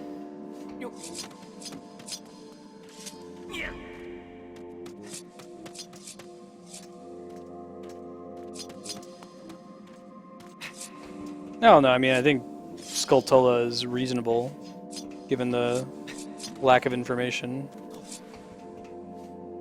Chicken Gamer, welcome. If you've never seen a word before, English isn't the best language if you're trying to just pronounce everything phonetically. I mean, there's nothing about the word ether that tells you that the E should be a long E and not a short E. The only reason you know Chocobo is Chocobo and not Chocobo is that you know that it's rooted in Japanese, and O's are always long in Japanese.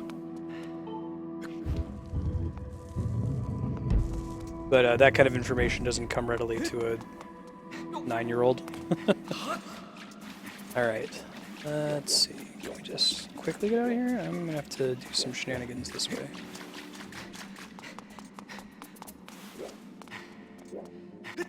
Yes, 100% agree. If you are a native English speaker, you are so fortunate. You should count your lucky stars every day. There is no harder language to learn, because the rules are absurd.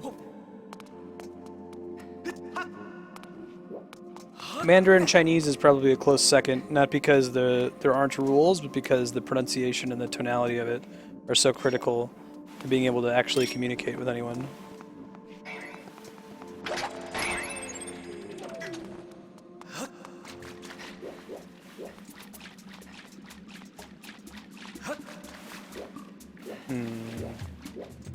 I need to get up there.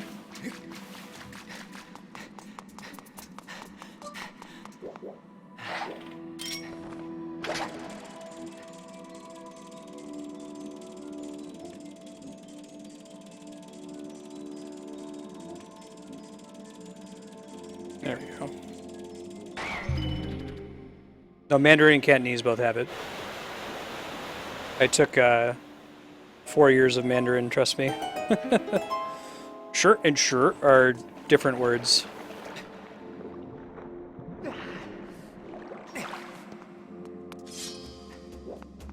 Cantonese is also hard. Cut the... There we go.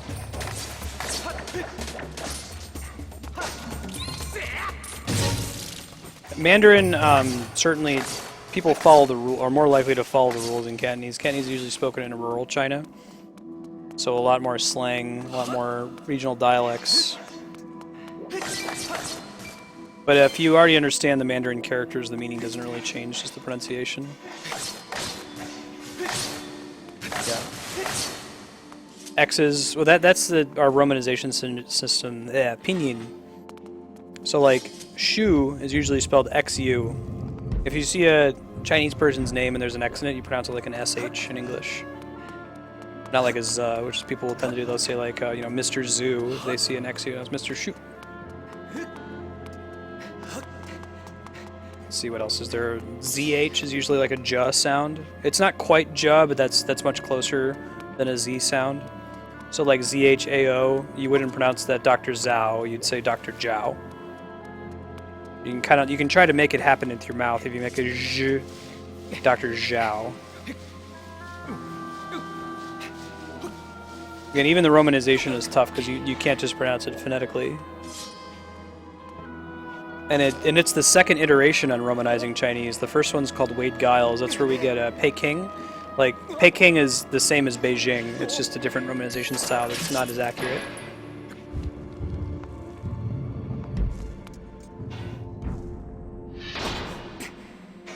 Yeah, good luck with the Vietnamese romanization. Talk about bad romanization, right?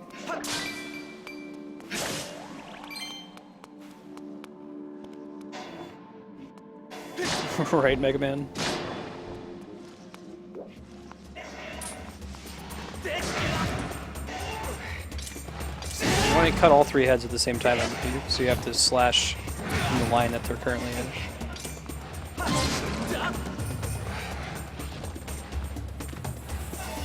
Crap. Tougher to do than I recall. Yeah, I know. I meant to recenter my Wiimote, but okay.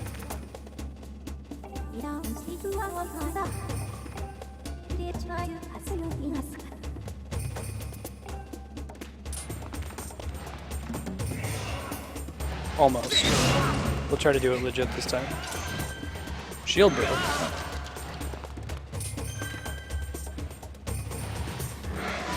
There we go. Don't think we need the shield. Maybe another one. It's a high number. I don't remember what win means. Patel is a very common Indian surname because I think it means merchant, if I recall correctly.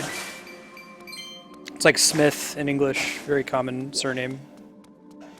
Much more so in Vietnam, though, with the Win, and India with Patel.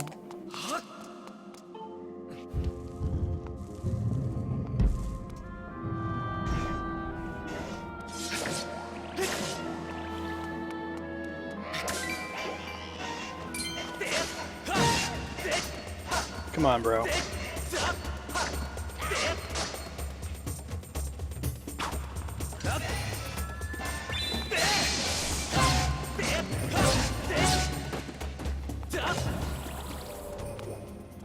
Watching someone play this game versus actually playing this game. I remember watching Andrew, but I was like, yeah, you know, just swing to the right. It's like yeah, you say that like it's easy. It's not necessarily. Once you have the sword pointed a certain way, it's kind of hard to trick it. That's what you're supposed to do against this first boss fight coming up. You're supposed to make him think you're going to attack him from one direction and then attack him from the other direction. That's much easier said than done.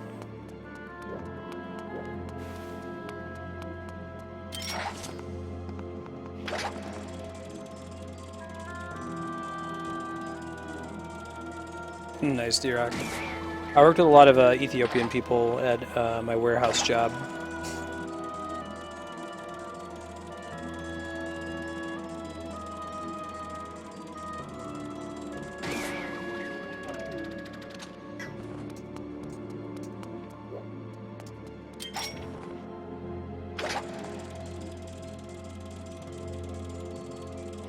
I get scared and run away from the beetle.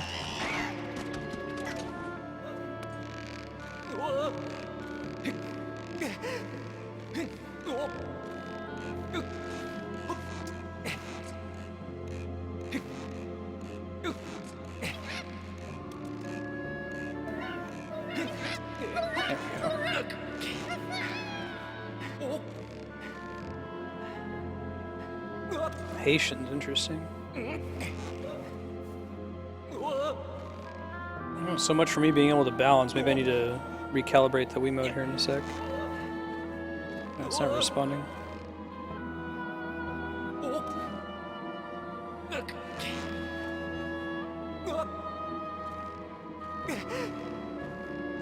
Okay.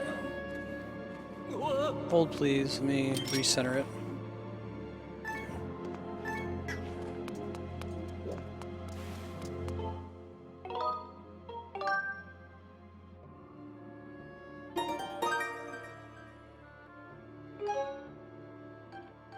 Nope, not doing that.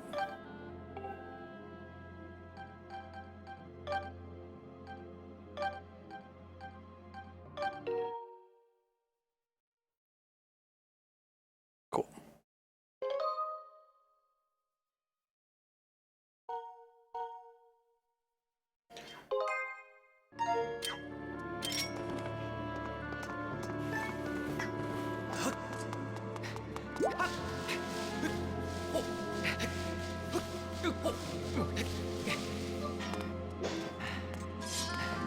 Alright, let's go. Not like that. It's a bad link.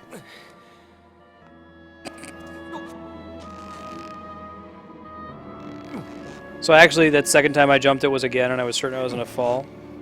I'm glad I did, because I would have abandoned this as the correct path forward. You just need to get a little bit of a running jump for it to work.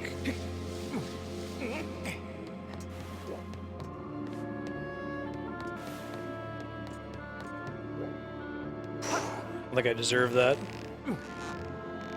Don't think this is the game that no, I think it was Wind Waker that introduced stopping while you're swinging and then rotating. I don't remember that Wind Waker tells you that you're going to need to do that. Like, I feel like it's the first dungeon on Dragon Roost Island. There's an area where you use the grappling hook, and what you need to do is stop and then turn. And I was stuck there for a really long time when I was playing it for the first time because I didn't realize that's what I was supposed to do.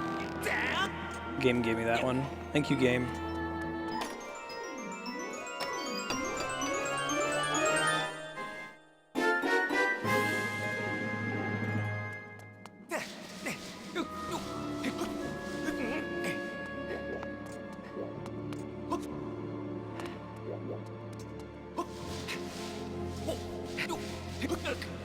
It doesn't tell you about it, you just gotta figure it out in the part where you would get stuck if you didn't use it. Then again, it's one of those things where it's like, I don't know how they're supposed to tell you without breaking the flow of the game, so... Hey Robert Nickel, how's it going?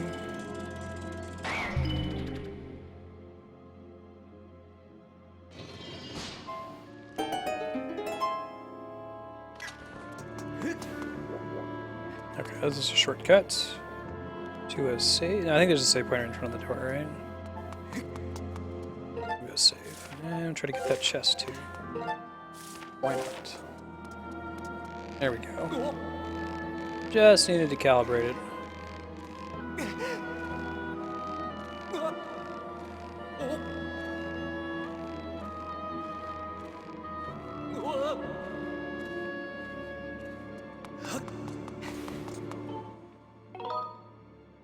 Yeah, that would have been convenient. Nice, D-Rock. D-Rock just finished the Game of Thrones TV show. So for everyone else's benefit, D-Rock, don't make any spoilers. Not just for your benefit now. Yeah, I'm excited. They're good books. There's quite a bit of content you'll get. Starting around Season 2, maybe the middle of Season 2, the show starts diverging from the books quite a bit, and then it just sort of butterfly effects from there, so it'll be a nice experience.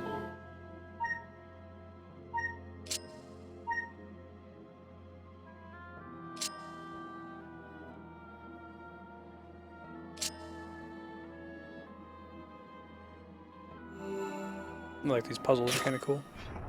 So I might have some trouble with this boss fight. One of those, like, I know exactly what I have to do, but I'm not sure I can get the Wiimote to execute what I have to do. And I'll certainly try.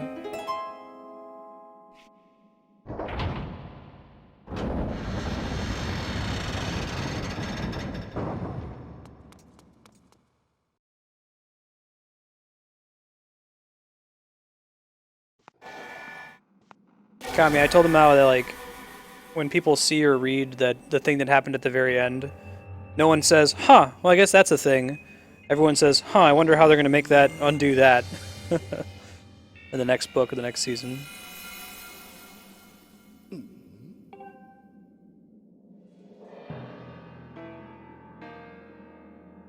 Emo Wizard. So Girahim's name is very similar to Aghanim.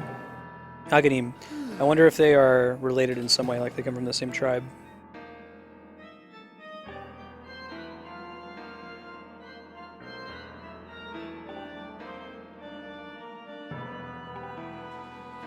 Her Majesty.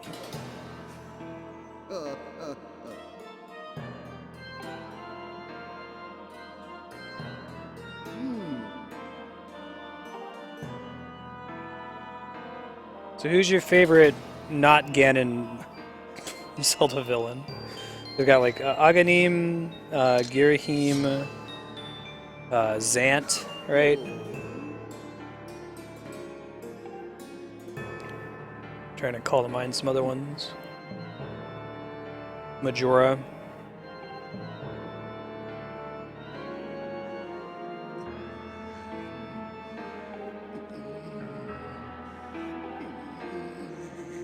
Girahim could be cool in Smash. The only rule it breaks is that we have too many anime swordsman problem. But I mean, if we're not actually considering that a problem, then all day, go for it. I could see him having a cool moveset. He already has a projectile, probably has a counter.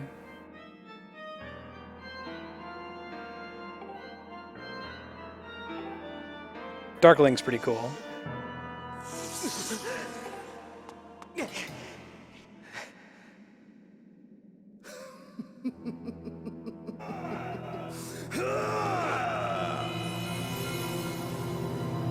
Girahim's whole deal reminds me of the Twilight Realm in Twilight Princess. Yeah. So you gotta mislead him to what he thinks you're gonna do. There you go. See.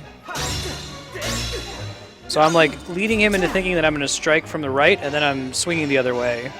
But the way you do it is you just do a really, really light swing in that direction. Come on, buddy. And this opening part is to try to teach you that mechanic, but I know a lot of people that have solved this fight just by button mashing, and then they're screwed when you actually have to fight them for real.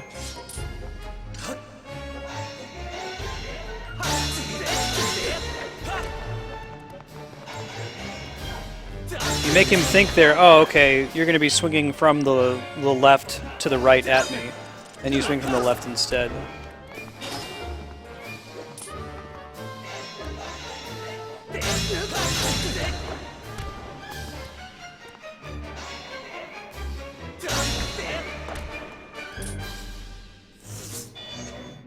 Round 2. Alright, now it's an actual fight.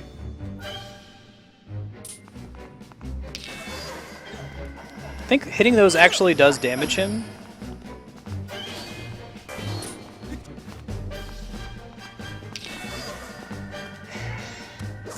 It's a small amount.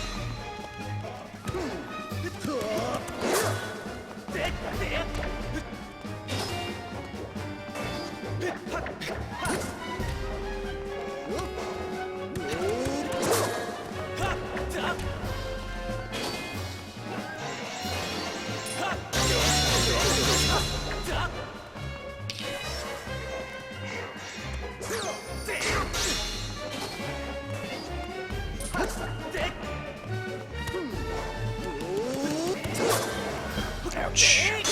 There you don't want to strike where his sword is. You want to strike away from it if possible.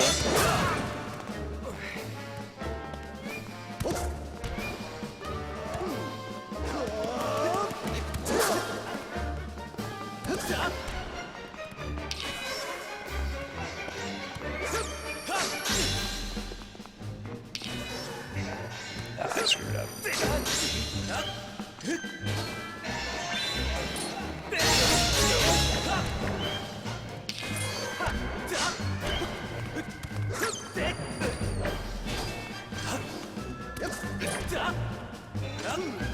I didn't have him Z-targeted, my bad. Look at some hearts.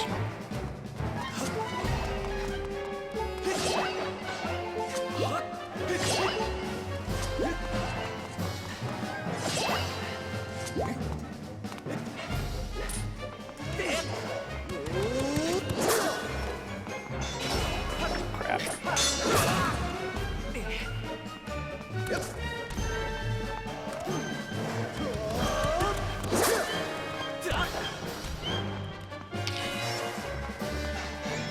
Go.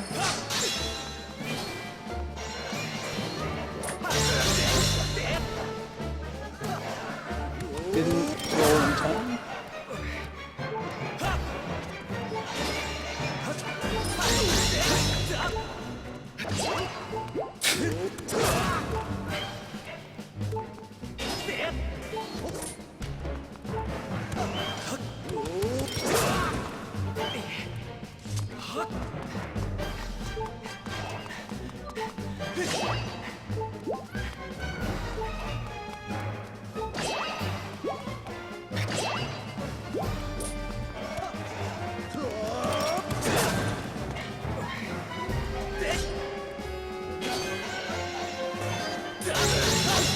Best time to damage him is when he pops up behind you like that via his teleport. Yeah, I'm in trouble getting the spin attacks to work.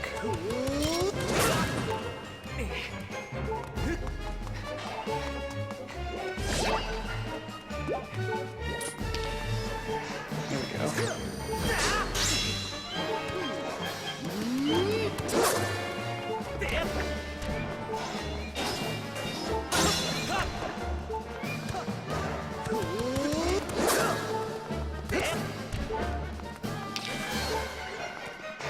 There we go.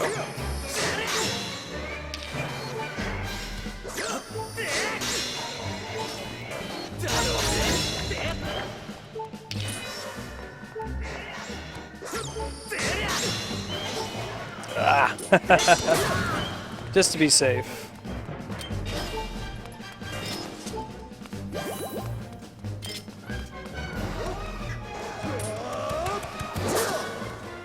That's usually the best way to get him in the second time you fight him.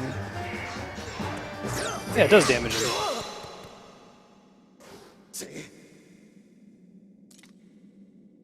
You gotta dodge. It's a really hard fight. Andrea had me do it for her because she gets through pretty much the rest of the game by just like wildly flailing the Wiimote. I was having trouble with the roll. I kept wanting to press the Z target button to roll instead of the jump button, or the backflip to get out of the way.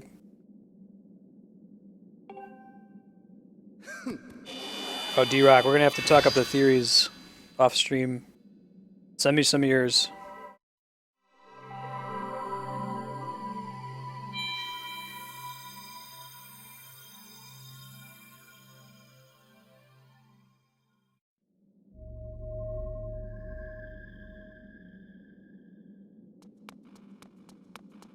Ended up not needing to use the revitalizing potion, but that's okay. I think I'll be able to make a metal shield soon anyway.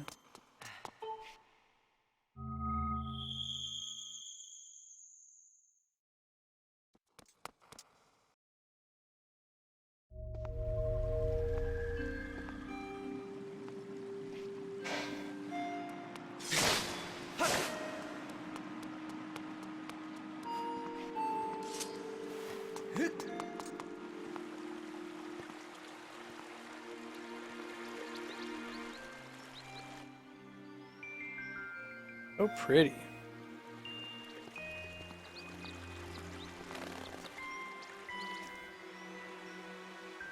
Cool, man.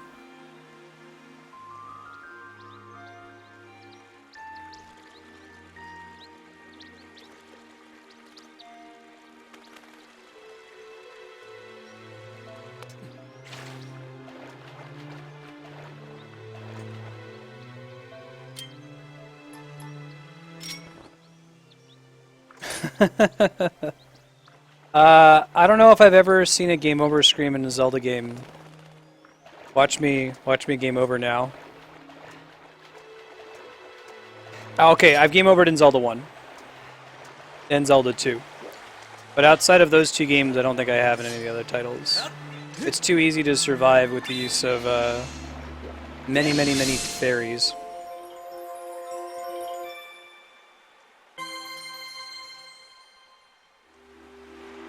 Also, I'm glad you guys are filling in for my wife. Andrea likes to say that, hey, you're supposed to dodge that, you know. Next time, try not getting hit. Thanks, Andrea. Appreciate that. Very helpful. Oh, I hadn't thought of that. Don't get hit. Huh. It's a groundbreaking strategy.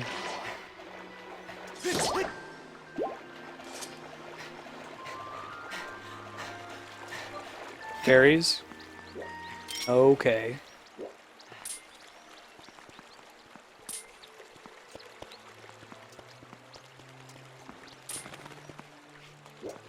Right? So, that there's the football, and they want to run it into the end zone. That's how they'll win the game.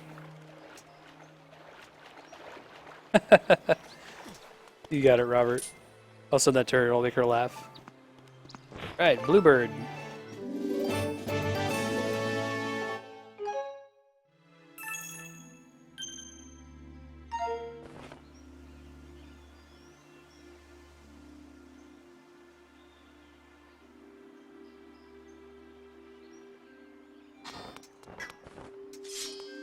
Actually, can I get the water from here now? I know I'm going to need it later in the game. Let's see if it's going to let me. I don't have to walk all the way back here. Probably won't let me get it now, will it? Just normal water.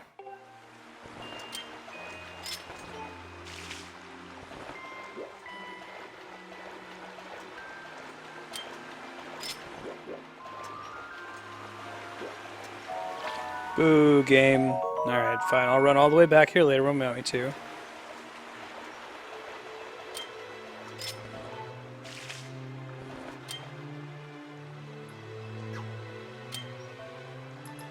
Are you serious? Got me? That's funny.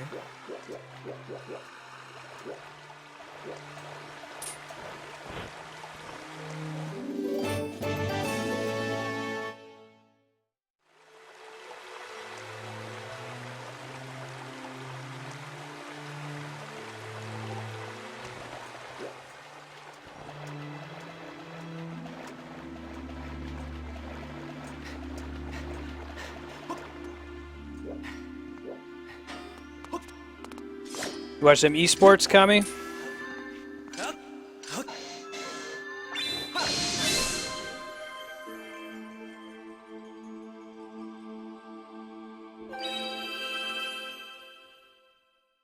Do you watch cricket?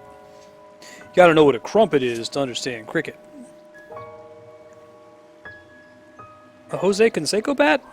Tell me you didn't pay money for this.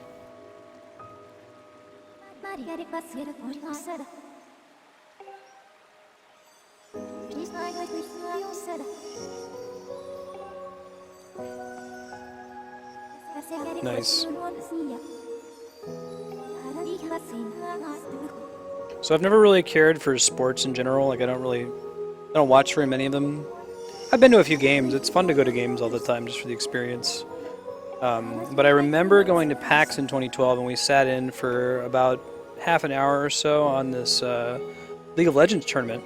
I was with a friend who hadn't really played League of Legends before, so I'm like explaining why everyone in the room is getting so excited and why everyone's cheering, and suddenly it dawned on me, it's like, this is why people like sports. Because it's something that they could play at home, but now they're watching professionals play it. And they can all get excited and freak out together. Wow.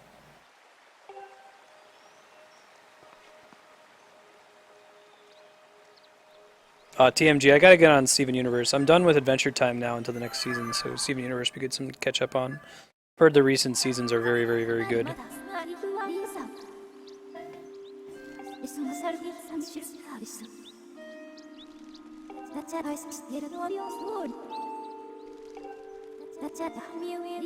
I work with Dinesh and Shiva, my two good friends at my last job. They told me a lot about cricket. Right.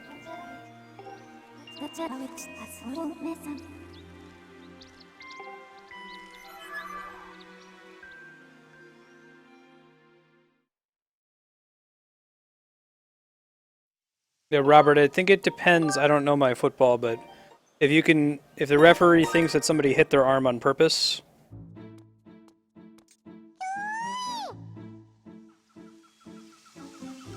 this is the pass interference rule, right? We're talking about.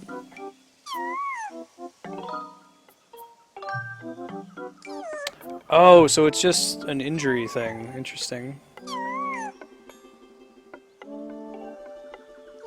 So I always felt like the pass interference rule and the shot clock rule in the NBA are both kind of like, man, we realize that this game is kind of broken. There's a dominant strategy. We kind of have to throw this not so, what's the word? Not so elegant rule in there in order to fix our broken game.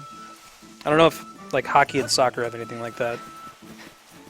Hockey or soccer probably needs a rule that doesn't incentivize taking dives. I don't get annoyed at players when I see that. I'm annoyed at the system because it basically demands that they do that.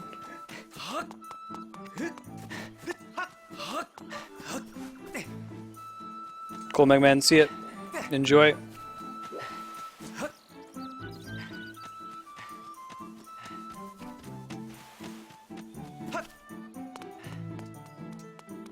Yeah, but doesn't it seem weird that that's illegal, Kami and D-Rock?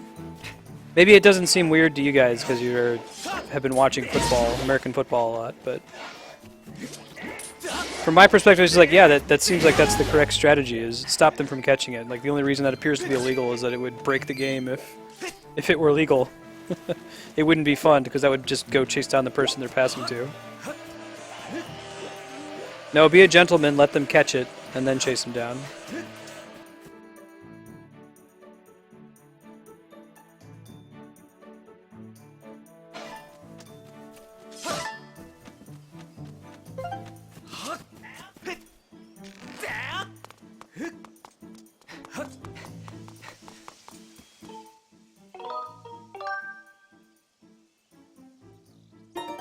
No, I suppose that's true.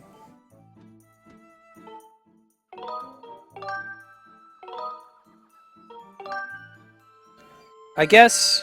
So, okay, so I'm not, like, shitting on football, I'm just trying to understand, like... I feel like there are some rules that are less elegant than others, if that makes sense. But unfortunately, I can't really quantify elegant for you in any way. I can tell you if a rule is elegant or not.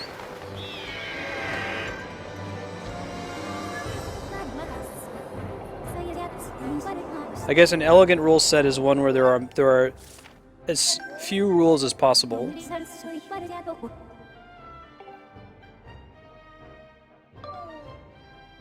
And that the existing rules have as few modifiers on them as possible. So, like, if you compare Magic the Gathering to Hearthstone, Hearthstone has a more elegant rule set. Doesn't mean Hearthstone's a better game. Magic is probably a better game than Hearthstone.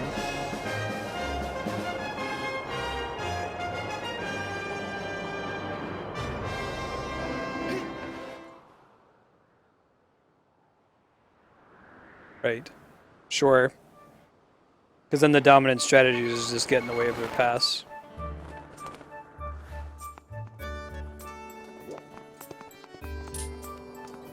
Yeah. That makes sense.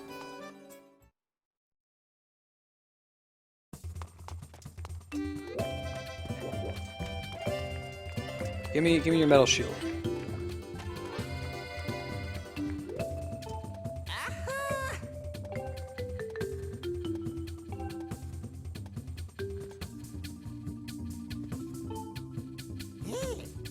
Honor Gill? Alright, rupees.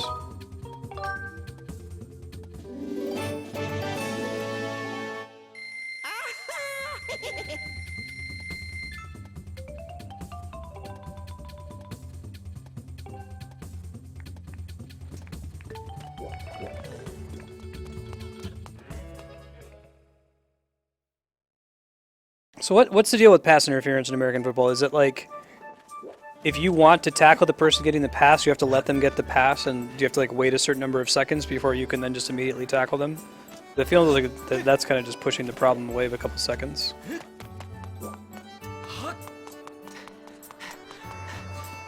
The player safety thing I totally get. Especially in American football.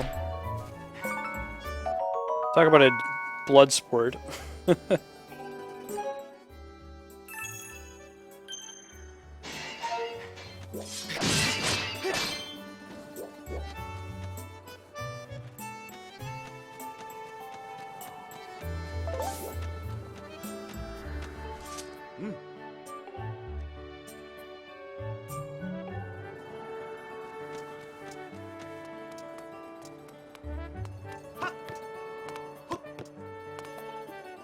Interesting. Imagine that creates some interesting gray area.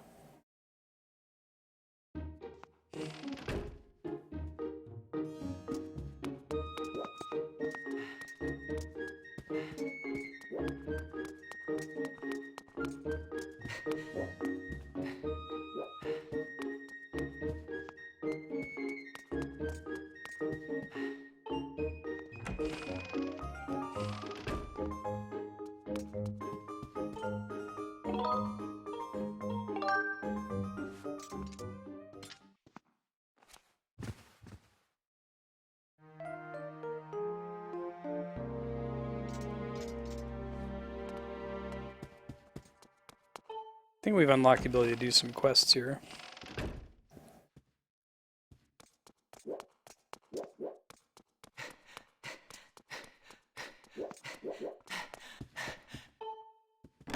I see.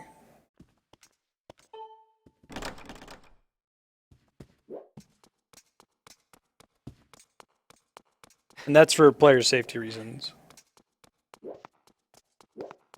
I was reading about in hockey that, this is interesting to me, like, the whole fighting thing, like, people get into fights not because hockey is, or not because they're making hockey more violent, they're trying to make hockey less violent, because the referees can't possibly catch every, like, check that a player does to an opponent.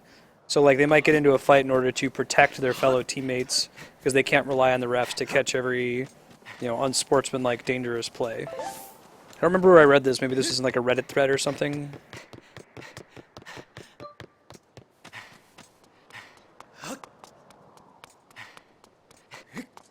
I know, right, Robert?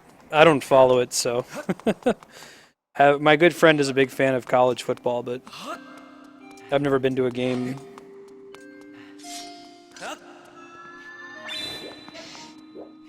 She's built pretty good, right?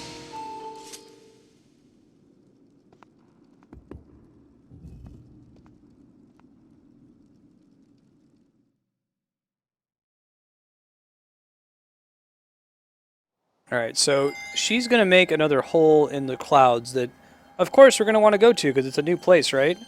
But the game is going to, like... Fee's going to pop up and say, hey, go in there. I'm like, yeah, Fee, I know.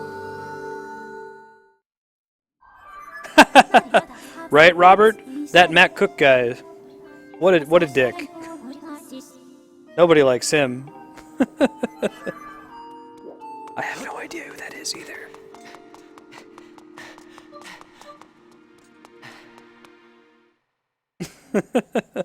Hey, Pax, how's it going, man?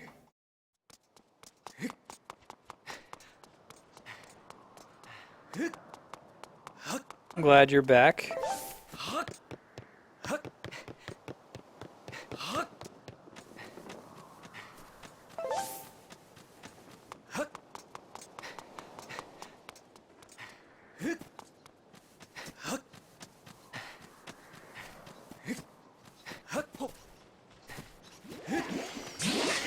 Dirty, like he doesn't play safely. He injures other players, or dirty like he cheats.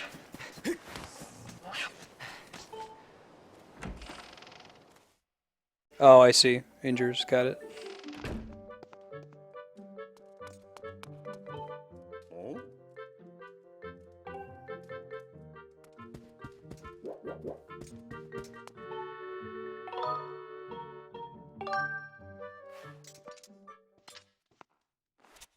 That's not cool.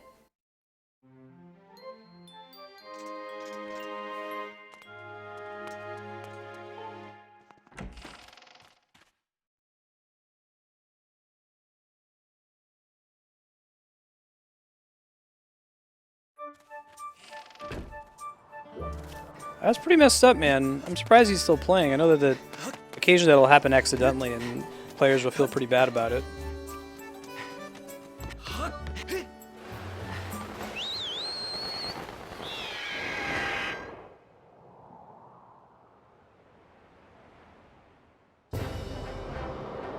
Alright, let's go to the mall today. No, let's go to the red beam of light. I'll be taking a short break in about 15 minutes to feed the cats. Ben in particular is very restless. He's sitting next to me on the counter and moping in the kitchen. Then we'll be continuing with Elden Volcano. See, I'd like to be able to beat the Fire Temple, or the dungeon that's in here, before wrapping up today. I guess we'll see how close we are at the end. With a quick schedule update for the rest of the week. Zelda is going to be an entire day we'll be devoting each week. This week it's going to be Monday, next week will be Tuesday, the following week will be Thursday, and so on, until we've beaten every Zelda game in this series. Tomorrow, though, different set on the schedule. We're doing Xenoblade Chronicles from noon to 1:30, Final Fantasy V from 1:30 to 3, Metroid Prime 2 from 3 to 4:30, and Silent Hill 2 from 4:30 to 6. Wednesday being some PC free play, a bunch of games that I have on Steam. And some more Final Fantasy 14 in the evening. Thursday we got Ogre Battle, Smash 3DS, Final Fantasy 9, and Mass Effect 2.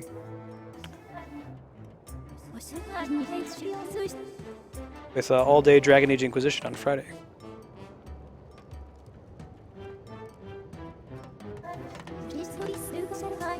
Extremophiles. I'm glad I didn't bring the wood shield.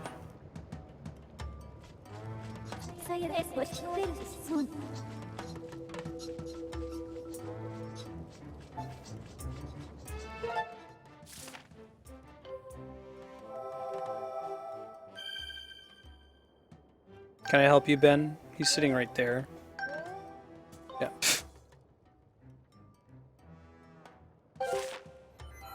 He's smart. He realizes, like, I need to use the Wiimote in order to keep playing, and if I'm playing, I'm not feeding him, so he'll come and, like, paw at the Wiimote.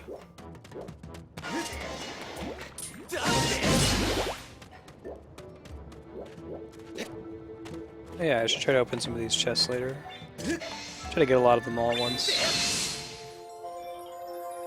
My first playthrough, I'm pretty sure I went up and looked to open the chest every time I hit one of those cubes. But we don't need to be that ridiculous this time. Yeah, exactly, D-Rock.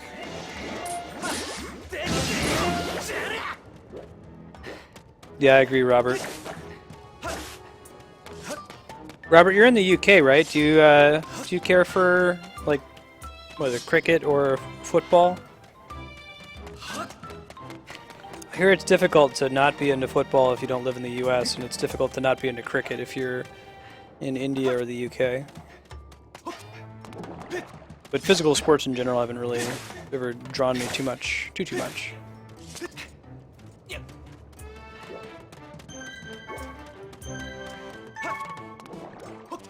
Yeah, exactly, Sanguine.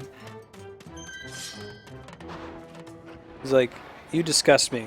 You're here playing a game and not feeding me.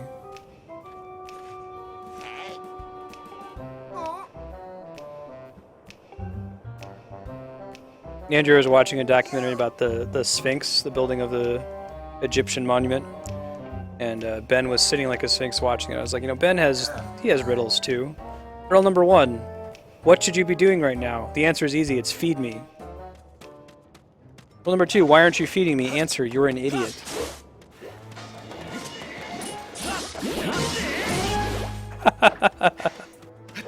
Very good, Robert. Yeah, no, like I said, it wasn't until I watched that, watched some people playing League of Legends live that I kind of got the call for sports in general. I don't personally watch much League of Legends, but it was interesting watching it that one time, having the camaraderie of a bunch of people in the room who all know these rules and can talk intelligently with each other about it.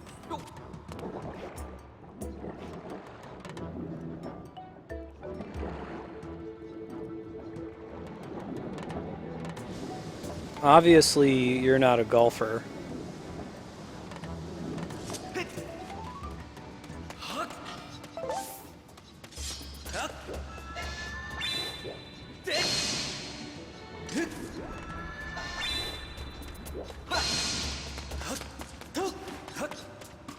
Play mini golf. Mini golf is like with geometry and timing.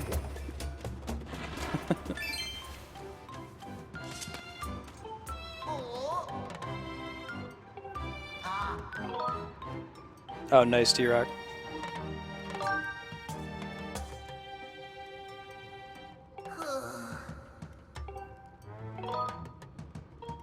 This is a worldly Link. He knows, wants his bomb flowers right away.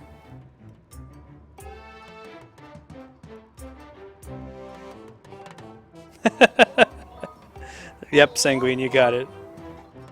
Market 0!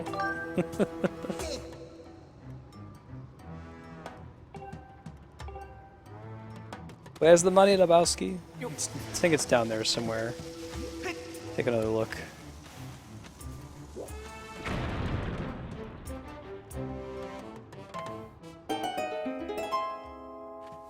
If you haven't seen it, The Big Lebowski is my favorite comedy movie of all time.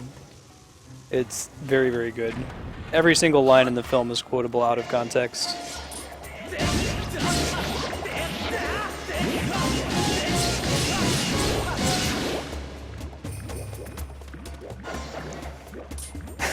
That's awesome, Sanguine. Hey, Jazzy, welcome. So that's not how you catch ladybugs, it turns out. Yeah, so did you know that if you sit on one of these stools, it recovers all your hearts? It's like an inn. Hey, Ben. I played through the whole game without realizing that. Andrew was like, yeah, just go sit on the stool, you get all your hearts back. I'm like, well, I just would have known that.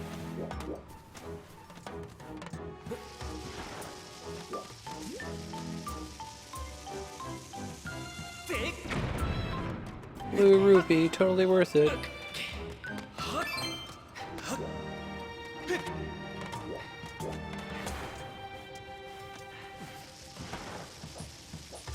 I like the bomb bowling. It's clever.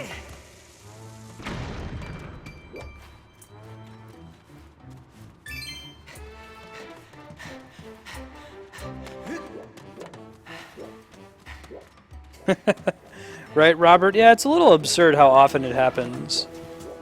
And it doesn't happen organically, like off screen. Like, it always has to be a little cutscene where it cuts away and plays the sound effect. They should have basically saved it for whenever there was the you found a secret effect. I like the da-da-da-da-da-da-da, but like when they feel like, oh no, we need to give you a dun-dun-dun-dun for little things. Every time you open a door, let's play a sound effect. Good job, Link. Positive reinforcement. You open the door.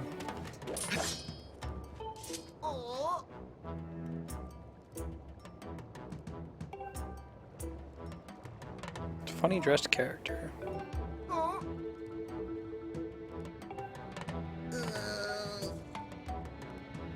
Black getup, huh? There's piece of heart number 3. I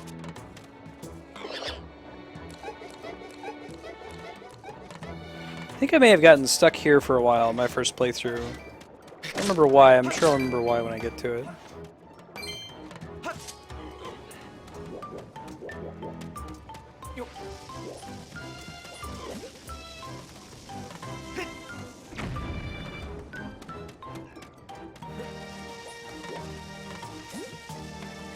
Like that you can curve it. Right, Robert? Oh, but it's a fun sound effect.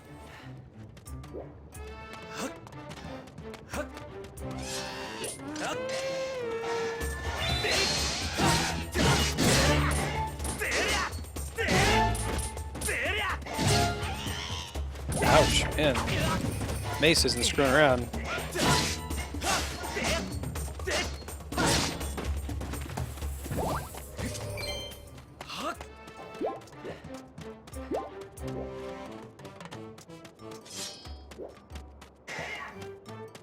Oh man. Jump. Oh, I think it's over here. Where I got stuck before.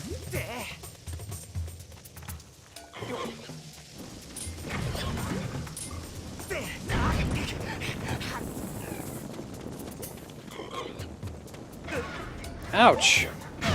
Knocked me back in the lava.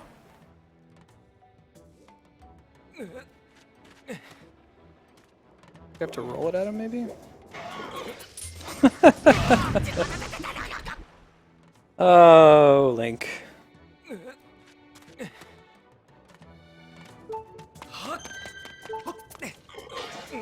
Link. Rhymes with wink.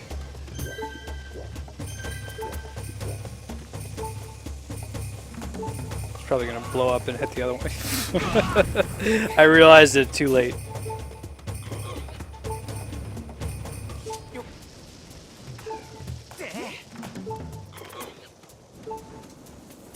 Lonk.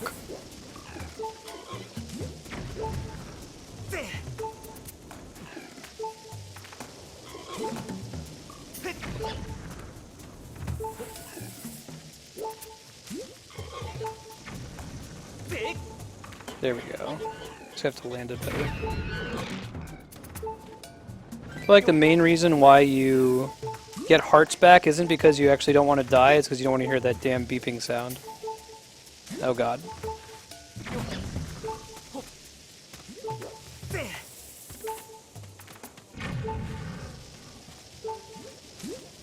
Not quite.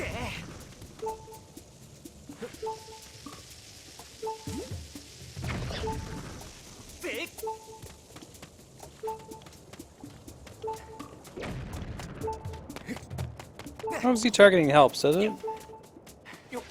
Yeah, I can't see targeted. There we go. But it does give you that little icon to show where it's going to land, which is a vast improvement over bomb throwing in the earlier titles, earlier 3D titles. That is unique to this game.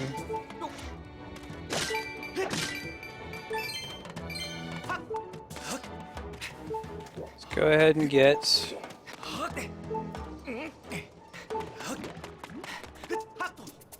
piece of heart that's over here. But first,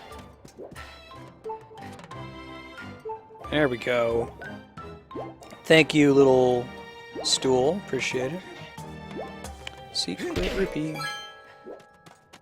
Might be one in this bag too. No, it's not. See ya, Kami.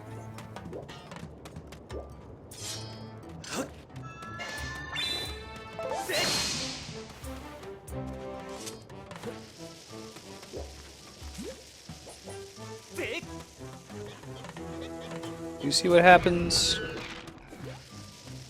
when you find a stranger in the Alps. Oh god, oh god, oh god. Now I got the rupee out, that's what matters. Alright. Yeah, that's the ticket.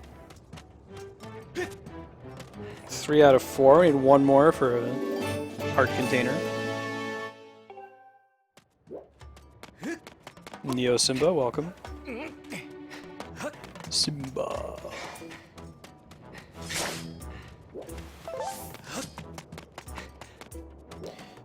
This is where I got stuck. So it wasn't completely obvious to me that rolling a bomb would get it all the way down there, but it does. And that's probably why it wasn't completely obvious, because it failed right there when I attempted it. Oh god. It is not trivial, actually. You're a heart container. You're not trivial. Because it likes to get caught on the middle, and it doesn't always get caught in the middle, but if it happens to you once, and you're like, oh, okay, I guess that's not what I'm supposed to do, it's easy to get disheartened and give up.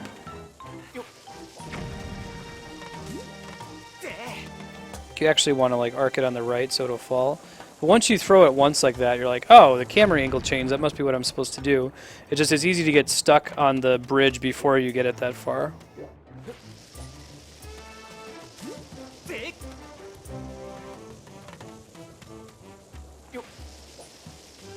No, your angling is fairly important.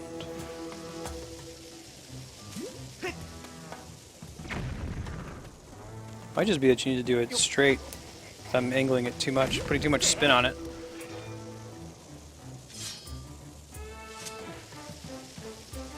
Or maybe I need to get like closer to the edge of the bridge, maybe. Get it to not touch the edge. Definitely do remember this is what you're supposed to do. Yeah, I think that's gonna get it. There we go. Hooray! Alright, so we're gonna play until we unlock the dungeon. Then I'm gonna put up BRB for 3 minutes or so as I feed the cats. And then we'll go ahead and finish the dungeon, I think. See where we are after that.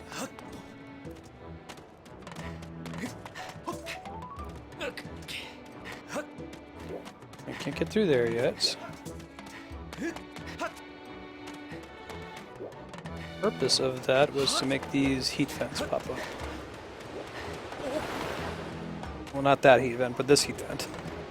There we go.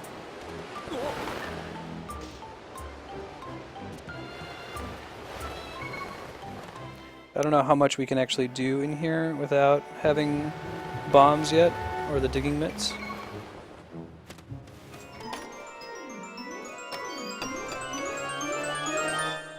Eldenor. Alright.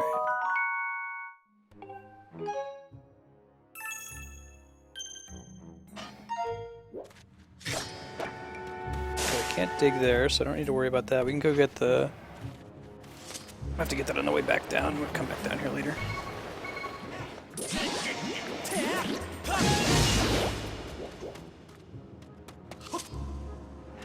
Yeah, that's the exit, I think. Gotta get the goddess cube on the way down next time. There is a bombable wall. Makes a different sound when you attack it. Feature that goes back to Link to the Past.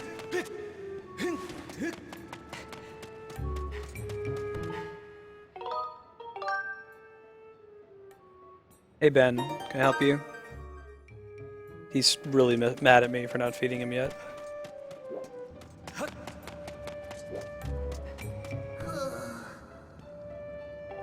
What's up, buddy?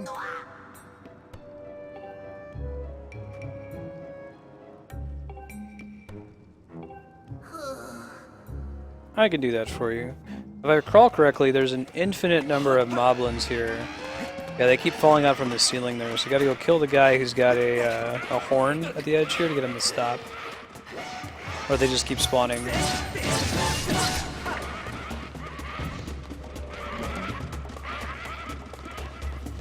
I don't think Zelda 1 for the NES, there wasn't any sound effect when you attacked them. Would have been convenient though, because otherwise it was kind of hard to tell which of the overworld walls were bombable.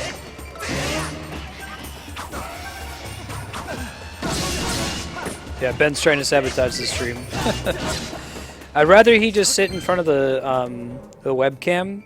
He's done some other nastier things, like he's pawed the webcam, or he's pawed the back of my monitor trying to knock it off my desk, or he's tried to knock the Wiimote out of my hand, or knock down games. Just standing in front of it is pretty tame, from his point of view.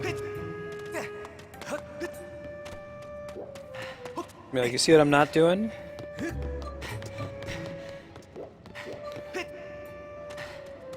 It's a nice monitor you have there. It's a shame something happened to it. Feed me.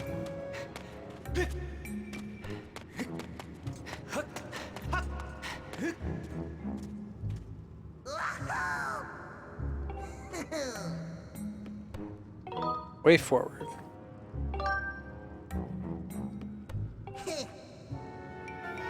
Digging mitts. Get hype. Yeah, exactly, Mega Man.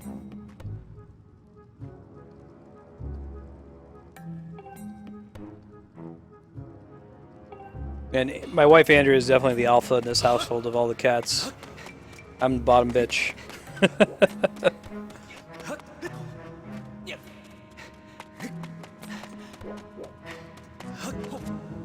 Our setup, Andrea is the breadwinner. She's got the fancy job. I'm the house husband that cleans and cooks and takes care of the kitty litter. Ben sees it and says, "You're the one who feeds me, and you're the one that cleans up my poop. You must be the most worthless person in this house." Andrea must be the boss. She doesn't do any of those things. Hearts! Give me the hearts!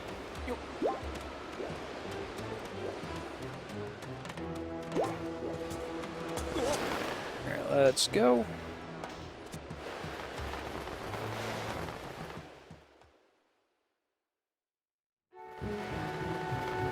Whoa, bro! There we go.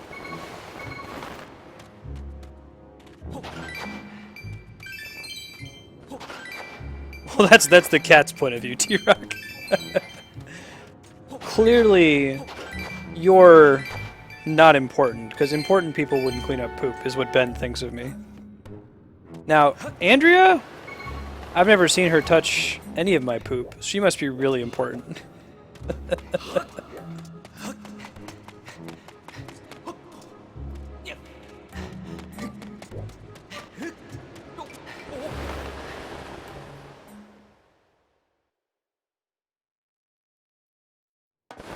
Alright, let's go back in and try to get that goddess cube. There's nothing really interesting in the holes we just dug up.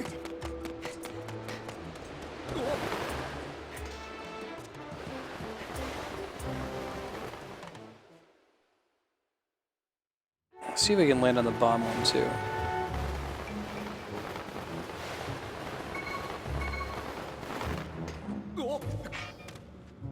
You think so, Robert? There is that, what is it, like a parasite? Like a brain parasite that you catch from cat urine.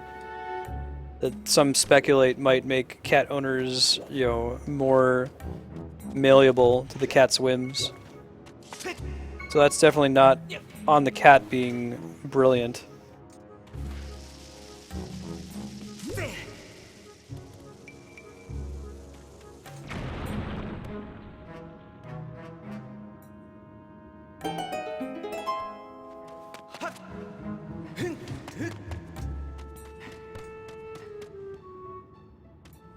Now, dogs are smart. Toxoplasma gondii, I think is what it's called. Toxoplasmosis. Thanks, Apex. I don't know why that's showing a follow rating now, but appreciate it.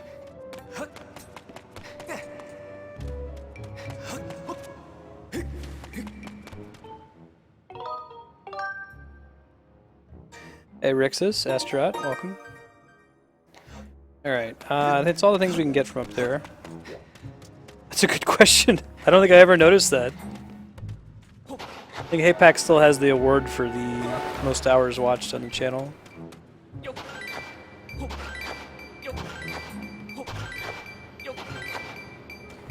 Well, I guess it depends on how you define smart, because like a dog, if a dog tries to jump on your couch and you like spray it with a bottle and it gets down, you do that enough times, eventually the dog will learn, okay, I'm not supposed to be on the couch. Cats don't learn. They don't care. They're like, all right, well, I'll get off it now, but I'm going to be back.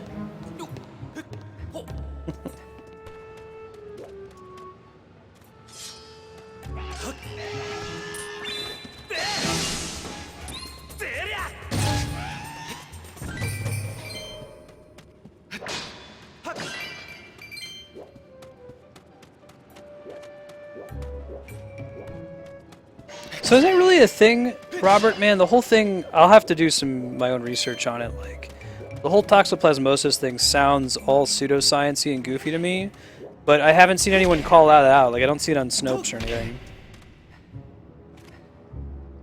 I think that's, even cat lovers will agree with you on that subject, Robert. I'm a dog person myself. Andrew's really into cats, and I'd certainly love our cats. It is, they are convenient in that they take care of their own mess, whereas dogs are pretty high maintenance. Comparable to having a child. In that you can't leave them alone, right? Not, you know, that child rearing and dog rearing aren't in any way actually comparable. One of these is the one I want. We'll just try right to left. Probably not this one.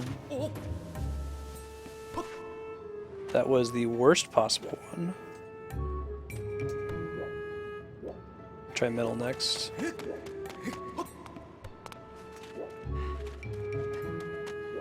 Yeah, how was Romania?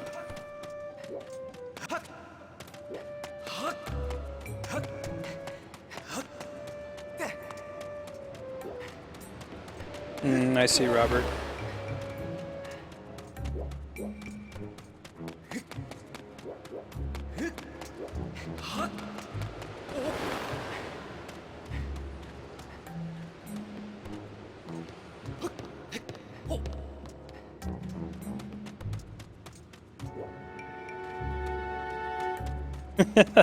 Oh no! Kami's not here. But it sounded like those jokes were pretty constant.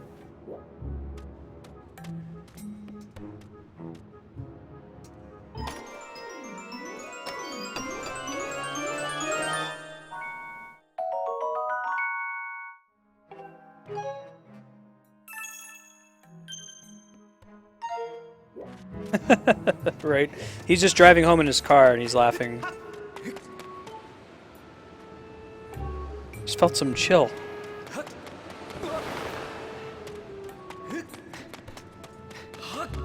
Ah! And sometimes there's fire coming out of a random hole. That's okay. What's up, buddy?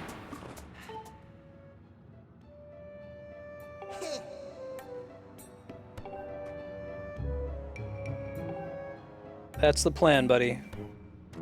Thank you for not shutting down my dream of digging into everything.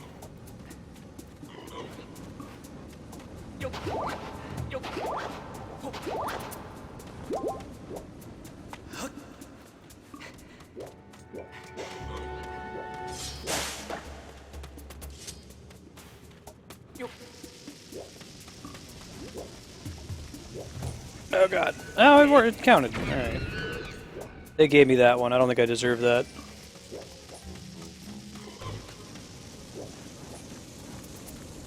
That one, I think I deserved it, but I also deserved to take damage myself.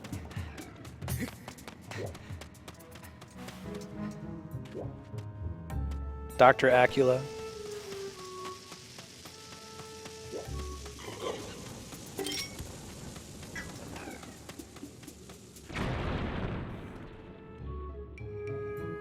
I'll probably ask you more about it tomorrow when we Skype Apex. Are you going back to Romania anytime soon? Or Hungary? It sounds like that's going to be a consistent thing, right?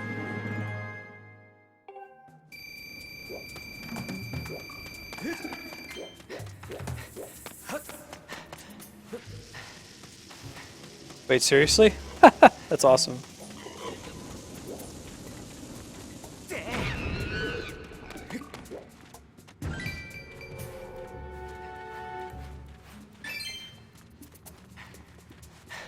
Gotcha, gotcha. And there's the last one. See if we can get to it in time. Possibly not, but we'll try.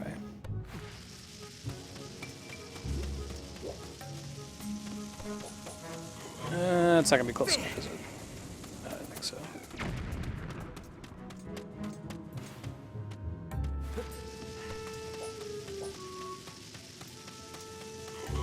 There we go.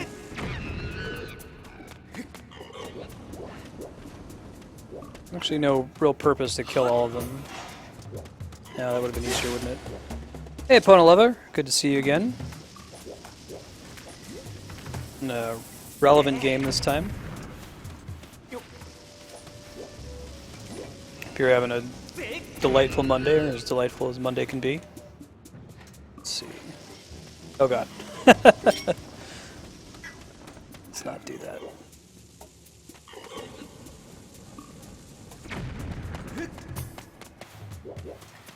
Vlad Tepes.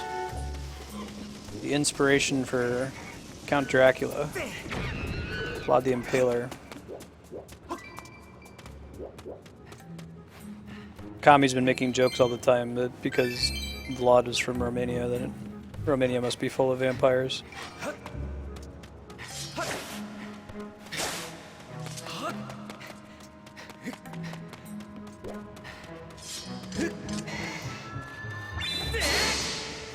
Them Amber Relics, and we've been playing for 4 hours, so the game's not going to pop up and say, hey dude, this is what an Amber Relic is. And I'm like, yeah, I know. This is my 50th Amber Relic.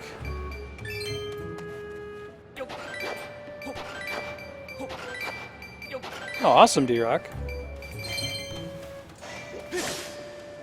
Are you serious, Apex? That's awesome.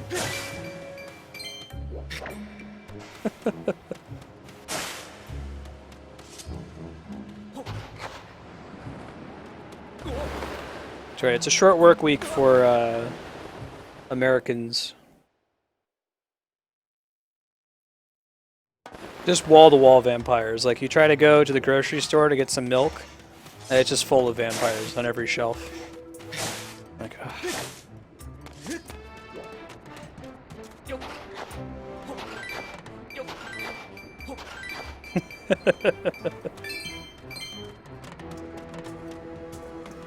yeah, that's strained yogurt?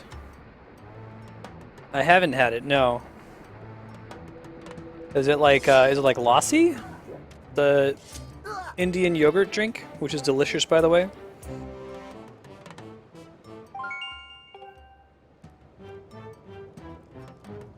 Is there some kind of like vampire Twitch emote? I know that they added this one in honor of last week. I think it still works. Yeah. Doesn't work in, it won't show up in stream chat, but you'll be able to see it in chat proper.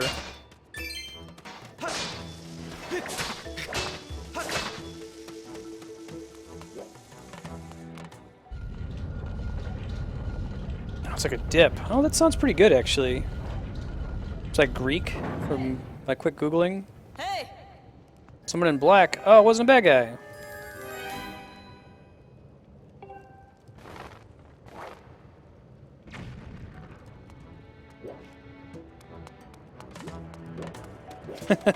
Right, Robert.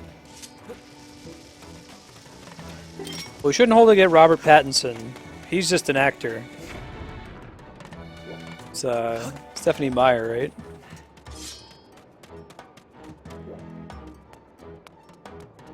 Oh, awesome. You have to send me a recipe, man. Andrew is a big fan of dip.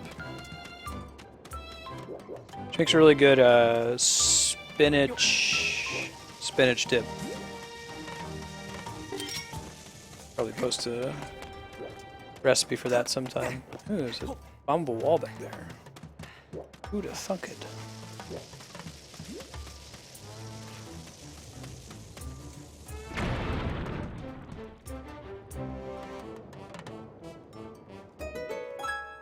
Be mad at the content creators.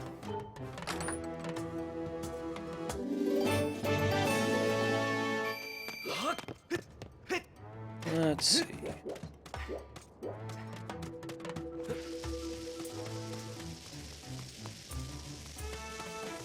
Ooh, I don't know if that's... I don't think we can make that. It looks like it should be possible, but I'm pretty sure it's not.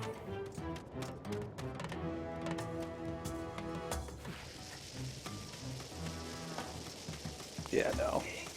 It's not. I appreciate that it's not close to being possible, because then I would just keep trying and hate my life. It's far enough away that clearly that's not what you're supposed to do. It's a shortcut coming back, I think.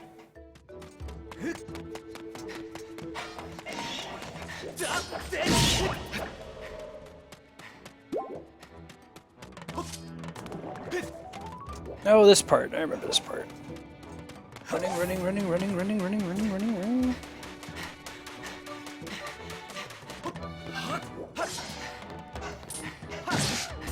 Haha. Later, dude. That's what you get when you let your heart win.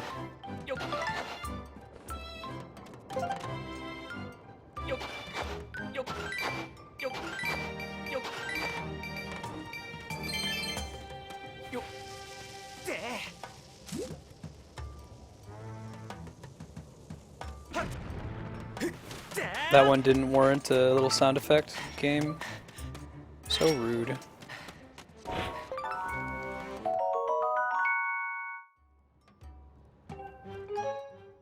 Got all these ladybugs. I think you need ladybugs for the invincibility potion. Whoa! There you go. Let's not do that.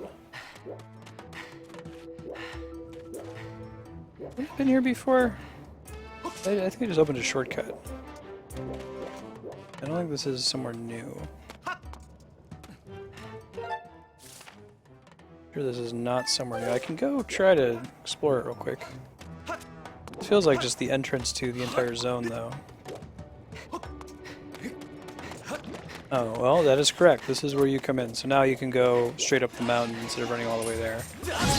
There you go. That's convenience.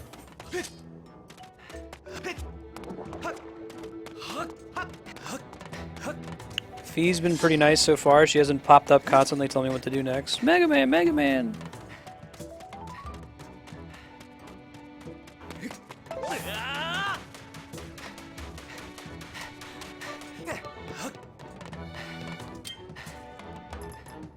I think what we want to do...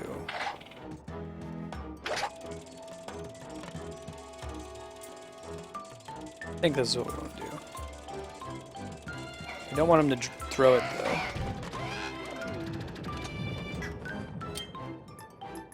I don't know if that can reach him from here or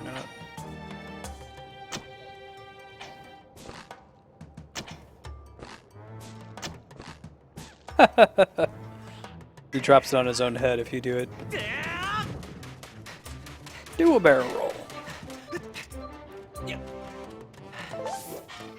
Another bombable wall. And there's a bomb. Perfect.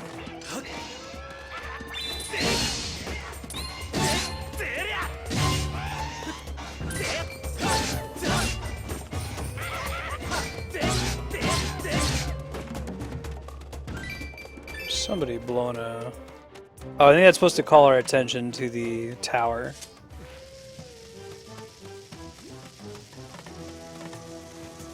Yeah. Nice.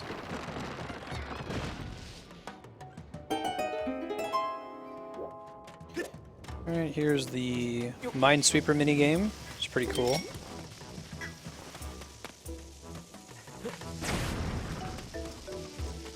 Don't think that's the bomb I want to use. No, it worked.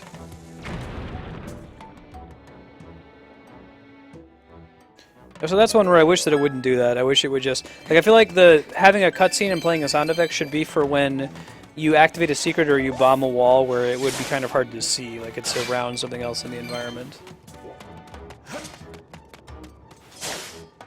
I think it's there to make sure you don't miss it, but like when it's right in front of you like that, how are you going to miss it?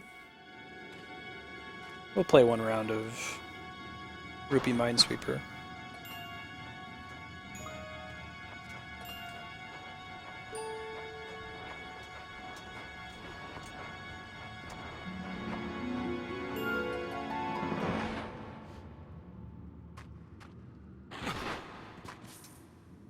Yeah. Tubert. Do you like money? I'm a fan of all three of those things, Tubert. Let's do intermediate.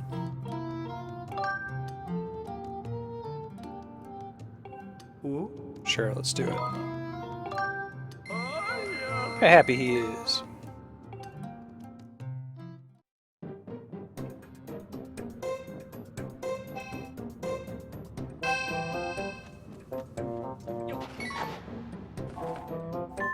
Glad we got it from the beginning, and you're a little bit sad. Well, I can't be blamed for that one. The mechanic here is kind of cool. Like, the color of rupee tells you, it's like a flag in Minesweeper, it tells you how many bombs are adjacent.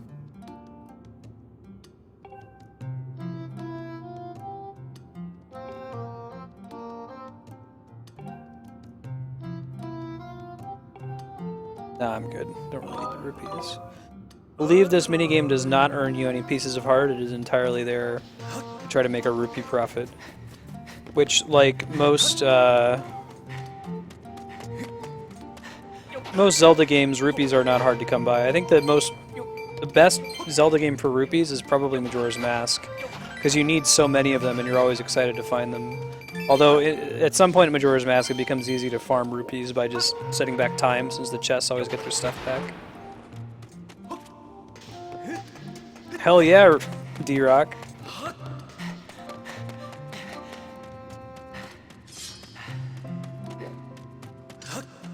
D-Rock, I'll have to let you know when we fight Gilgamesh in Final Fantasy XIV. I know you don't care too much for the MMO stuff, but it'll probably be a cool fight to tune in for. I think we got a ways to go yet.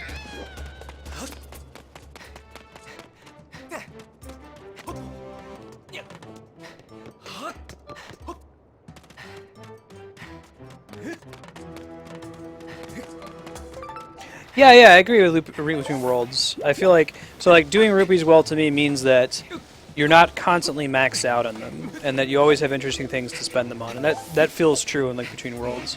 You don't have all of the upgrades purchased permanently until probably pretty late in the game.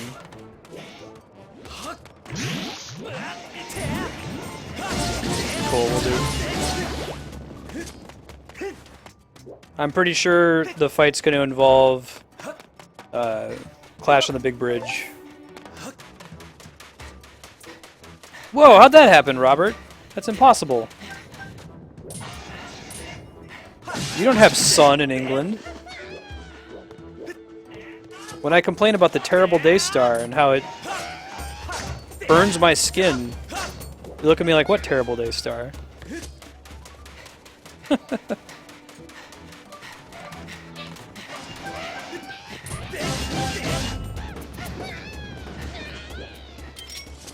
What is happening in this world? Cats and dogs living together?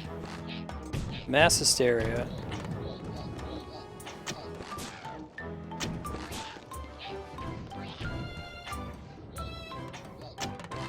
There we go. Yeah, me too, Mega Man. I never game overed, so I never lost any of my rentals, so that helped me have enough rupees to buy everything as soon as humanly possible. I'd be down to live in the UK for a while. I love clouds. I love gray skies and rain. I hate the sun.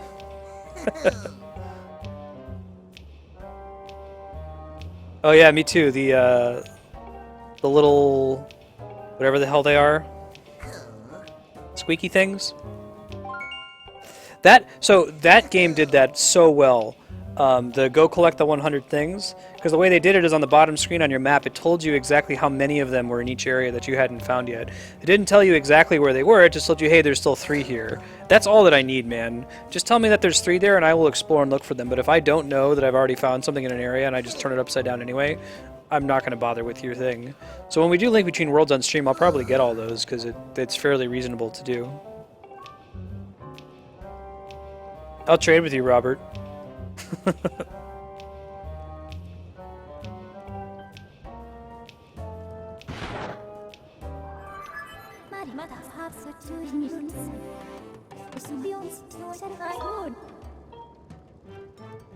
There you go. Thanks, Fee.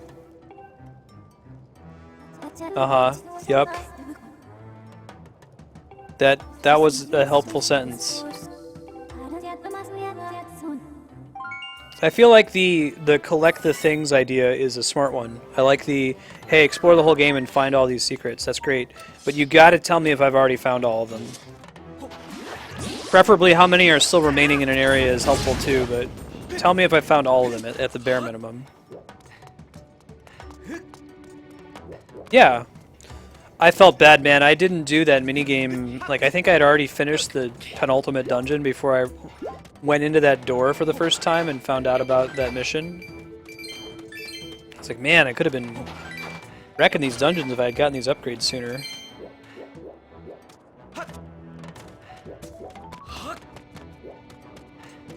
Yeah, I like the snow too. I missed that. I remember there's a pinwheel here. Come up way later.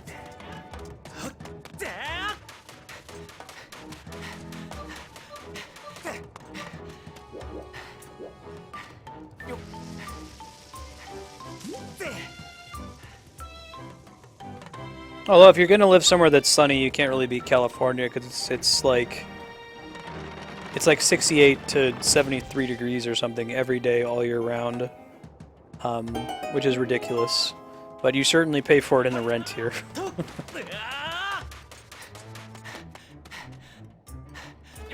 Right, Robert? New England, New York. Sometimes we even put new, we just rip off other cities. Memphis. I mean like the Egyptian city? No, I mean like Tennessee. Oh.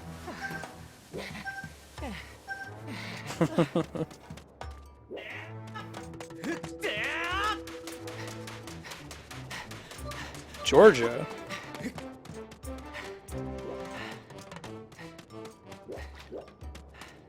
We didn't have the most clever colonists.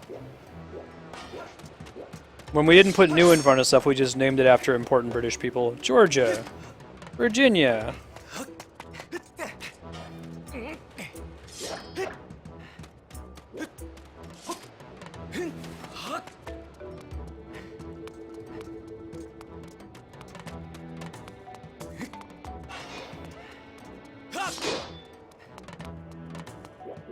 I don't think there's anything to do here yet. It's kind of a viewpoint. Pretty though. Yeah, so I think I'm definitely going to beat the fire temple here before we sign off for the night. Maybe we have to run a little bit late. If we beat it before time, then I'll go do some side quests.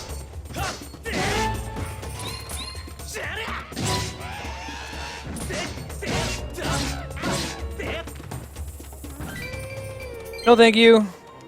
That sounds like hell on earth for me, Mega Man. The only thing worse than that would be if it was humid as well. So like South Texas, no, no, no, no, no, no. Actually, when Andrew and I went to that wedding in Detroit a couple weeks ago, our connection flight was in Phoenix, and just getting off the plane, getting to the airport, I was like, nope. in the little tunnel to get into the airport, all the flight attendants were like, hey, we're in the middle of a desert, so please close your windows so that, you know, when we get back on this plane in 20 minutes and the next flight takes off, it's not 100 degrees in here.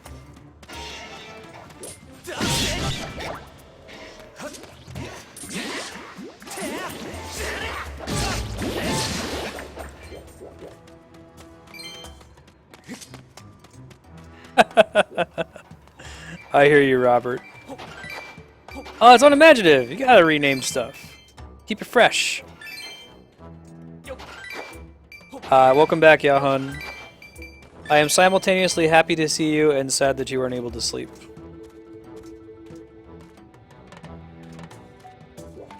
There we go.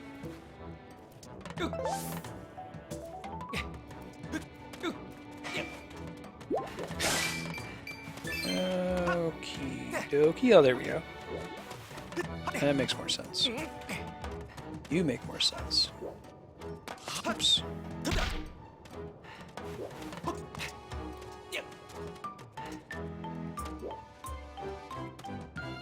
Stopped in Flagstaff when we moved to California. We went to the meteor crater. It was pretty cool. We just had to drive the car from Columbus, Ohio to California. That was pretty neat.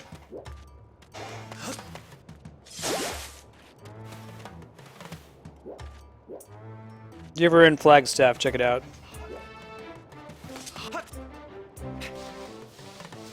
I mean, that and the Grand Canyon, of course. Then you can see, like, crazy features from millions of years of erosion and crazy feature from one-time catastrophic event.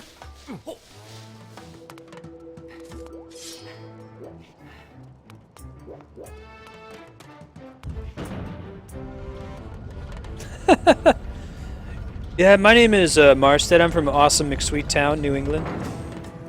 Why didn't... Why do you still call it New England?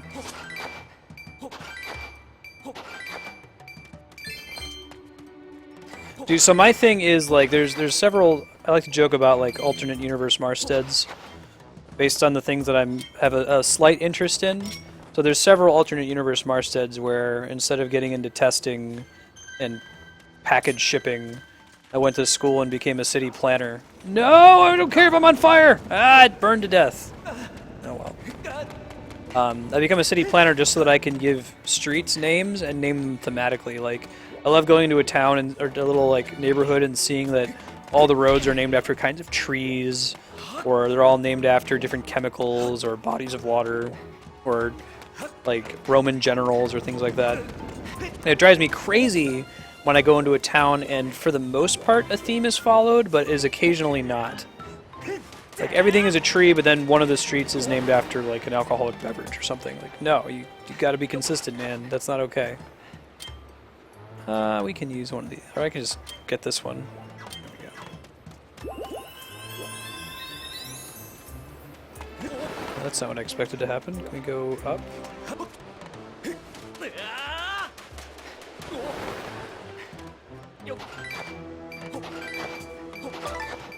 There's that Elden Ore. Yeah, Xerxes Street, exactly. Thermopylae Avenue. Name it all after, that kind of stuff. As long as you're consistent in your naming structure and you follow your theme, do everything after Lord of the Rings characters. Right, Robert? You know what neighborhood you're in, because in Marstead Street World, everything is named thematically, and we do not stray from the theme.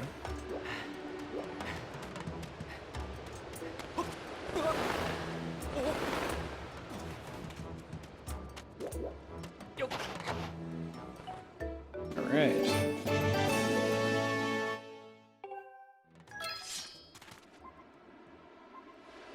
Another one we can even get to from here? I can try running up the thing.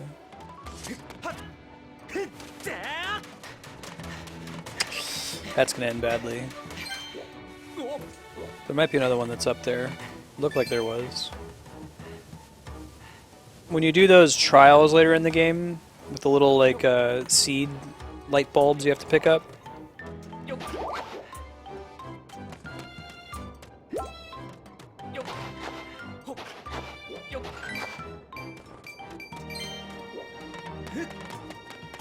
Exactly. Robert understands me. You do not stray from the street theme. I'm a pretty chill guy, I let things go, but if you are a city planner and you strayed from your decided street theme, we're not friends. Don't talk to me, you disgust me. We want to go up this thing, right? Oh man, this doesn't want to do what I want it to do, does it? Gotta angle it just right, apparently.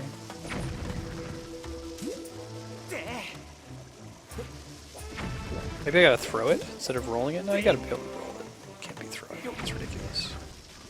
You're ridiculous.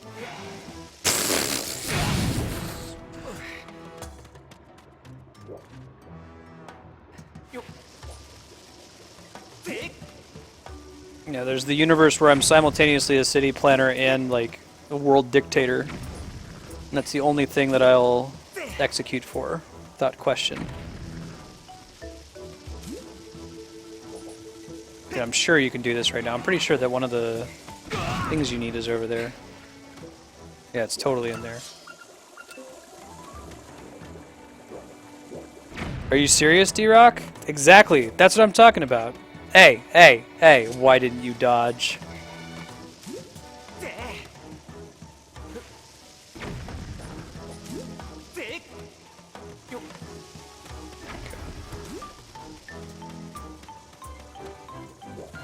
Gotta bomb the Dodongos, man. They don't like smoke. Alright, come on, game. Just give me this one, okay? I don't know if there's a way to, like, make it roll further. Like, you have to use some force or something. Like, you're playing Wii Bowling.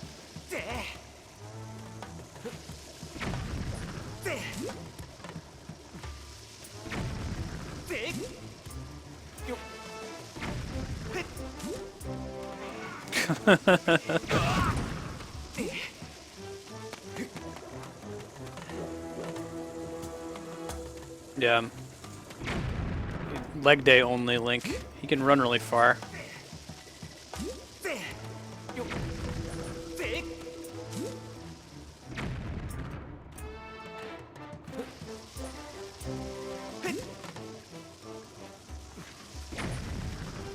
That's not it.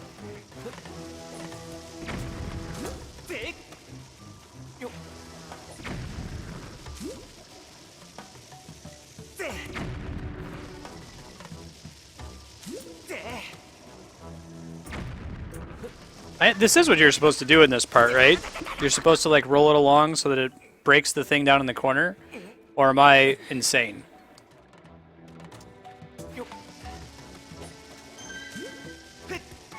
What do you got for me?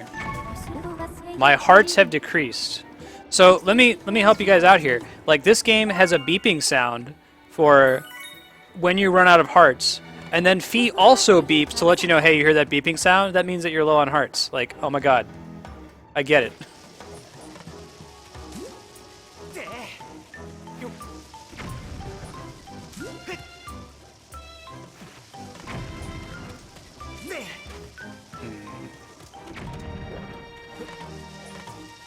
You guys need to arc it more, you know?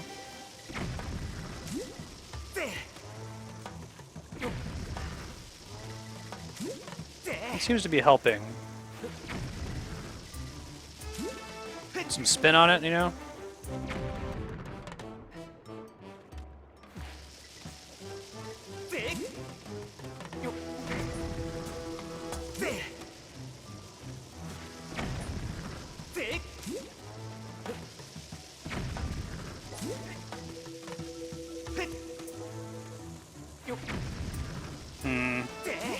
This is definitely where we have to go.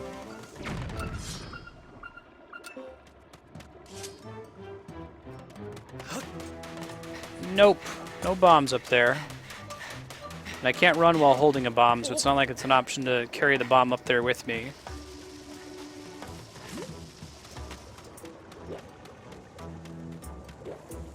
Oh, wait. I am doing the right thing, but check this out. Mother... There we go. See, I actually am punished in the sense that I've done this before. I'm like, okay, that's what eventually what I have to do.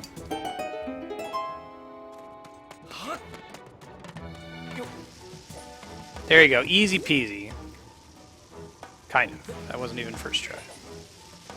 That's gonna do it, I think.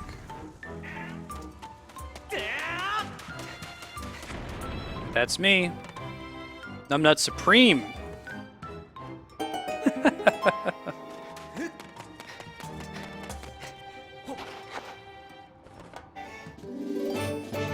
Got to practice my bowling though. Throwing rocks tonight. Hey Mew. Yeah, hey Ben. He's still mad at me for not feeding him. We're gonna get into this fire temple and then I'll take a break to feed him real quick.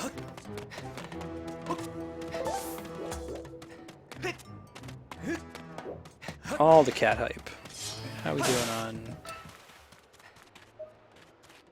I think we gotta go back up top to get the next one. Pretty sure there's nothing over here. That's for much later in the game. Yeah. All the cat hype. Okay, that's our shortcut, so we do want to bomb that before we go back up. Bye, Ben. Like, too much cat hype.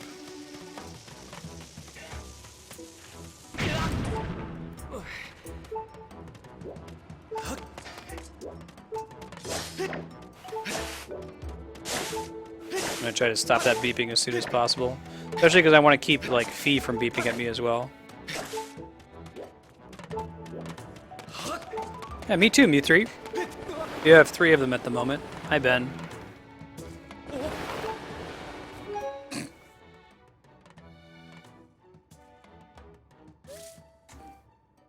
If he comes back, I'll try to give you a closer look at him. He's very unhappy at the moment. He's outraged that I haven't fed him immediately.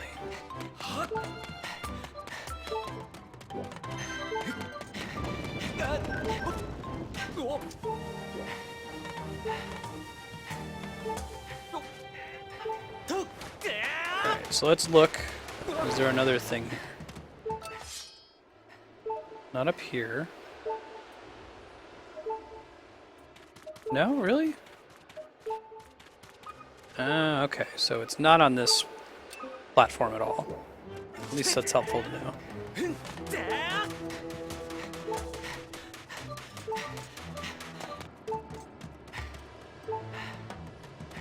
Yeah, the one-track mind.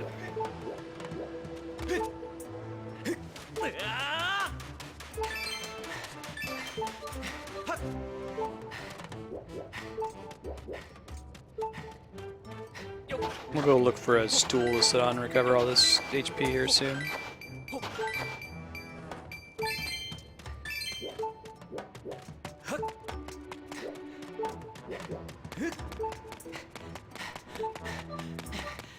Alright. What we got here? Try following that one. Pretty sure there's a stool up there too.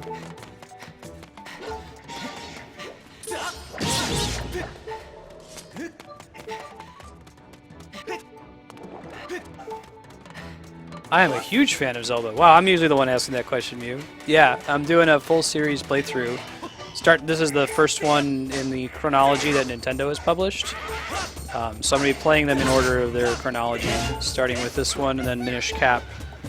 Probably skipping Four Swords, because I don't have 4 people to play it. But other than Four Swords, we're going to play every single game in this series. I've got a DS capture card so that we can do Link Between Worlds and Phantom Hourglass and Spirit Tracks. The latter 2 will be a blind playthrough for me. I've only played about 2 hours of Phantom Hourglass, and I never beat that one. And Spirit Tracks I've never played at all. It'll be fun.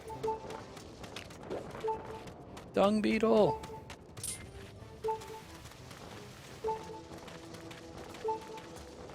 I think you can't catch them when they're running fast.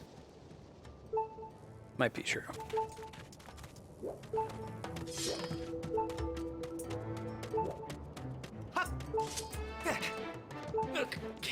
How about you, Mew? What's your favorite Zelda game? Or do you have a favorite? Hearts! There we go. No more beeping. That's all I wanted.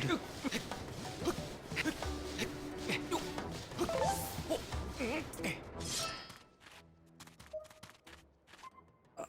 Okay. Wind Waker, you mean? Oh, I mean the new one that's coming out, Zelda U. Yeah, I want that so bad.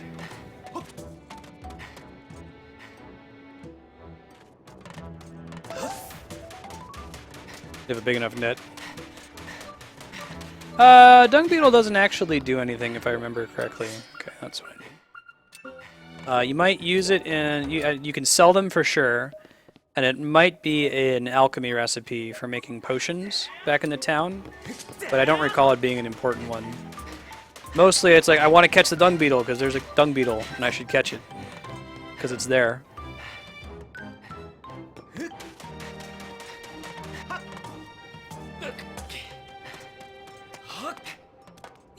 I think the timing's gonna work out fairly well. So I'm pretty sure I know where this last one is. We gotta get a bomb flower to it though. Yeah, it's totes in there. But I need to get a bomb to throw at it. And there it is. Perfect. Gotta catch 'em all. Majora's Mask, good choice. I'm excited to play that one on 3DS. Last time I played it was on the Nintendo 64 a very long time ago. And I have my 3DS copy, but I'm saving it to play it blind on stream. Yeah, from what I watched, so my wife has been playing a little bit. From what I've watched of what she's done, it's greatly improved. All kinds of little nice quality of life improvements.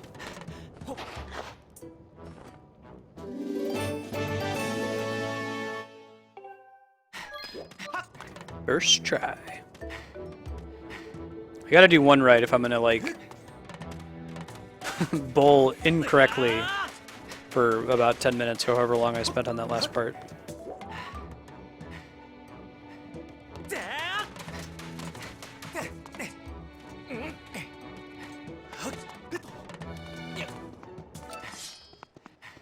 Really? I just missed that one? Alright.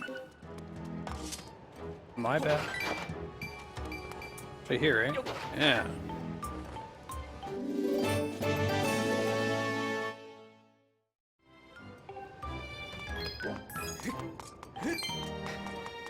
Save, and we're gonna finish this dungeon if it takes us a little bit over time. Which I'm not sure it will. I don't think this dungeon's much longer than an hour.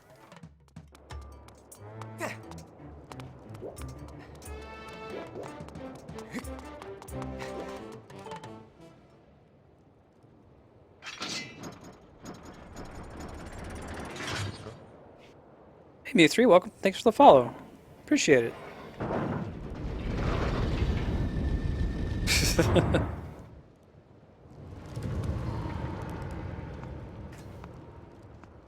Oh, it didn't work.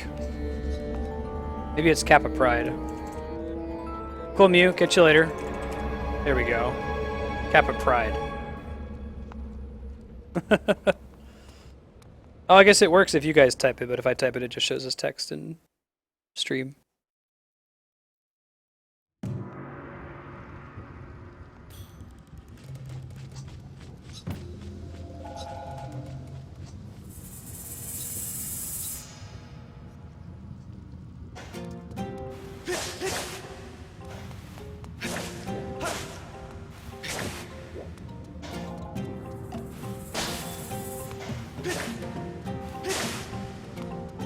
Save, because we like to save obsessively. That's how we do.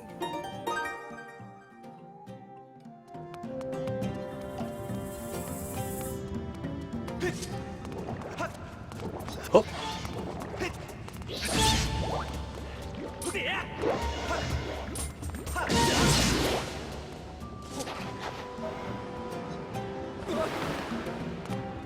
Cool.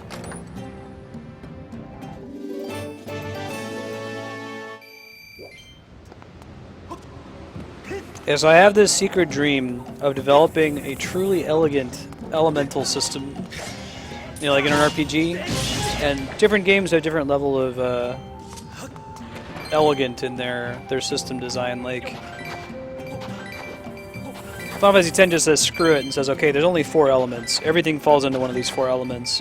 And even if it doesn't make sense, these 2 elements are opposed and these 2 elements are opposed. I think Final Fantasy XI gets as close as I've ever seen, where they say, okay, so let's see. Wind beats earth, makes sense, blows it around. Earth beats lightning, got it, grounds the lightning, sure. Lightning beats water, conducts electricity, sure, got it. Water beats fire, okay, this all sounds great. Fire beats ice, on board, and then their last one was ice beats wind. I was like, damn it, that doesn't make any sense. They're so close. But such a system would have to like include all of the classical elements.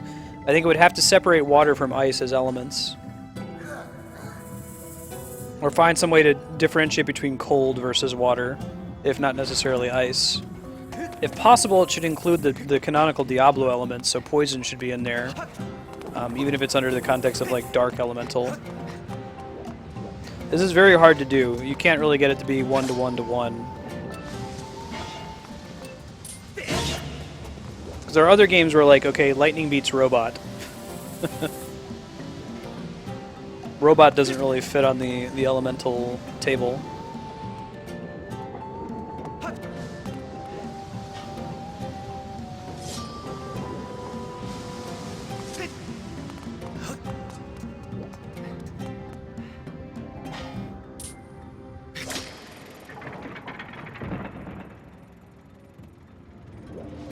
Very pretty dungeon.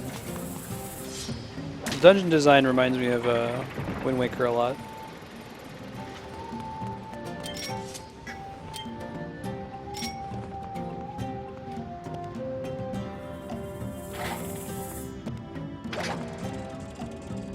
Yeah, so metal can fit if you're doing like the 5 Chinese elements, which is what water, fire, earth, wood and metal, I think. It might be air, wood, and metal. And earth is covered by the wood and metal.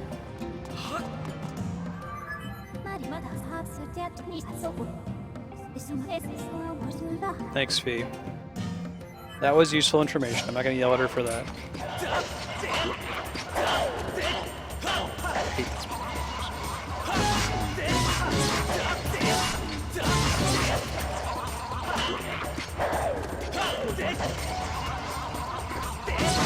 Well, I lost the item.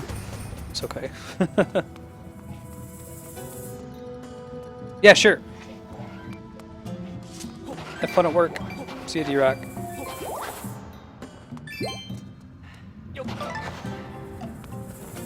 But think about it. Think about it. Elegant, in my opinion, means it includes all of the canonical elements. All the elements have a one-to-one relationship with each other, so they beat something and are beaten by something. It's okay to have some elements that are just in opposition, so like in the Final Fantasy XI system, light and dark were also elements that just opposed each other.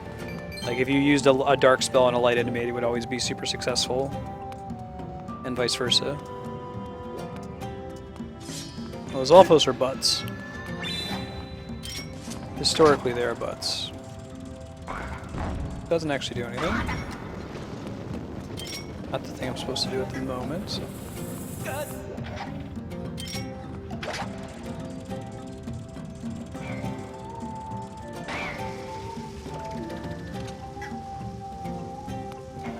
Clever. Oh man, Captain America ball! I think it's supposed to be an eyeball. This is clever. Poison and healing makes sense. So I guess if you do the poison and healing thing, then that fits in with the undead taking damage from healing. And, like, being healed when you cast Drain on them or being immune to poison. So maybe you just make poison, you merge poison with dark. That poison is dark elemental. And then heal is light elemental.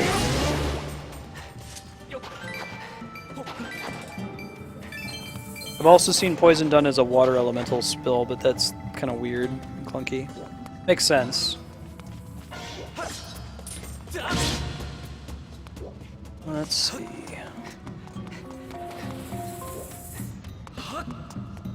Nothing really else to do here at the moment. Let's check around.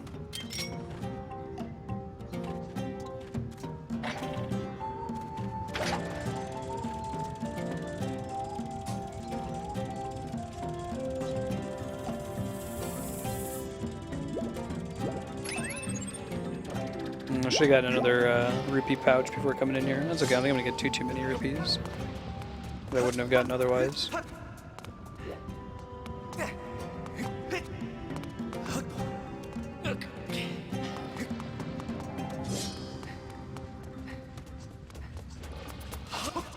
feel like it almost needs its own category, because as soon as you make it earth or water now, you can't get the healing and poison opposite thing to work in a way that's elegant.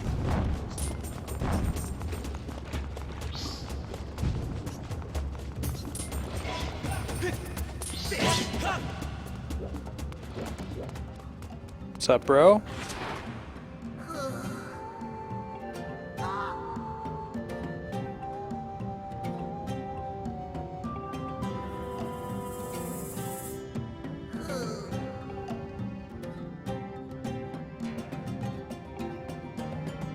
I'm on it.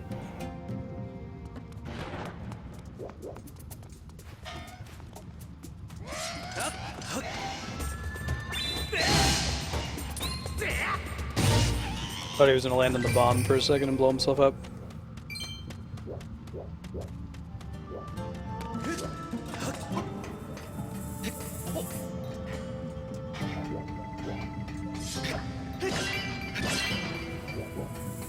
Unusable rupees.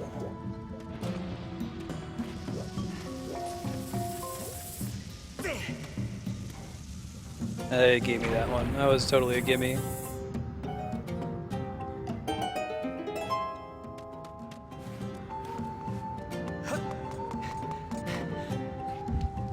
Oh no, Ocarina of Time flashbacks. Doubled as Alphos. All the way. What does it mean?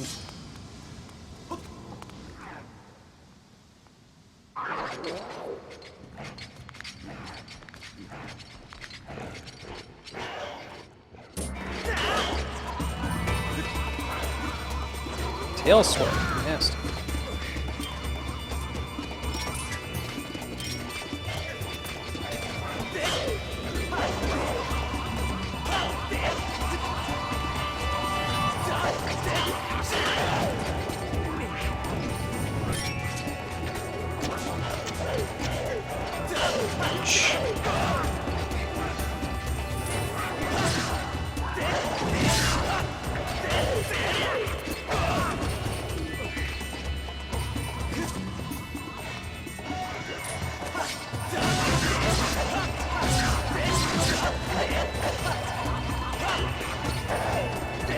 Got one.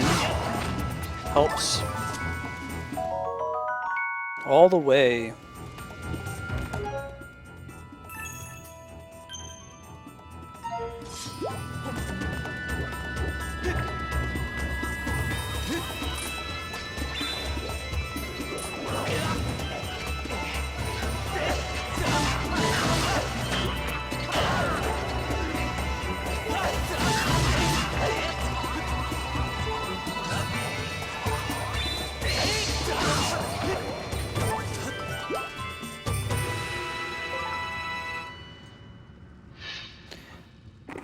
Yeah, that makes sense, Jahan. So elegant means it has to have a minimal number while still accounting for everything. So a way to do that, what made me think of that is like fire plus earth is lava, or like wind plus fire is lightning. You know, then you still have your core four.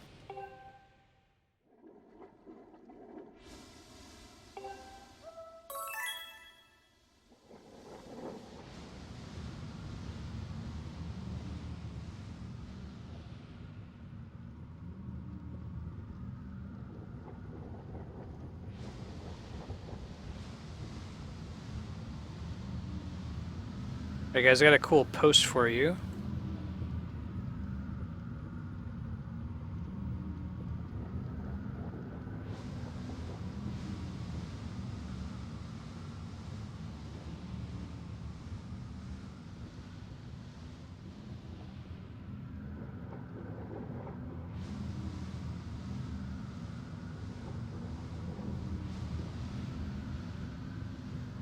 What's the difference between Inferno and Fire as far as an element, though?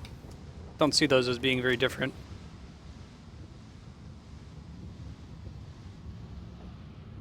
This is from our own resident, Hapax Legomenon. He's a physicist as well. He wrote that if you want to see about double rainbows and what causes them.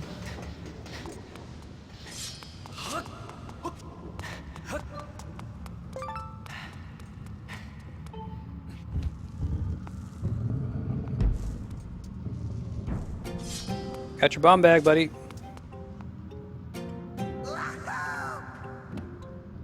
Yes, please.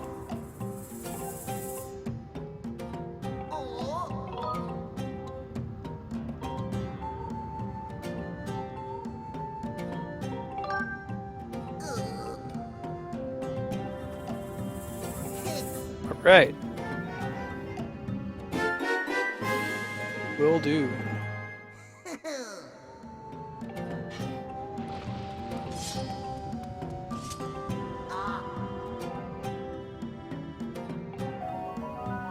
Thank you.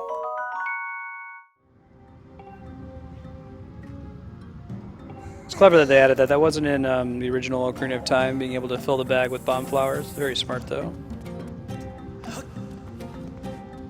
Heck yeah! I'm not sure if he's still paying attention in chat, but Apex, one of the mods, I know him in real life. I met him through my wife Andrea, who's also in physics in Ohio. He's got a bunch of other cool articles on that site. You should check it out if you like layman physics. Probably too late to get that hard, huh?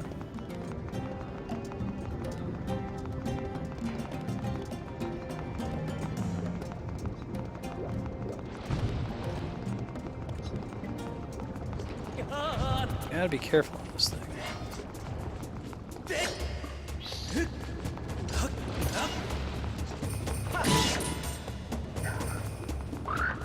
Hard? Can we get it? Can we get it? Can we get it?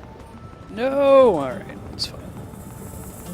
We're not hearing the beeping sound, so it's acceptable right now.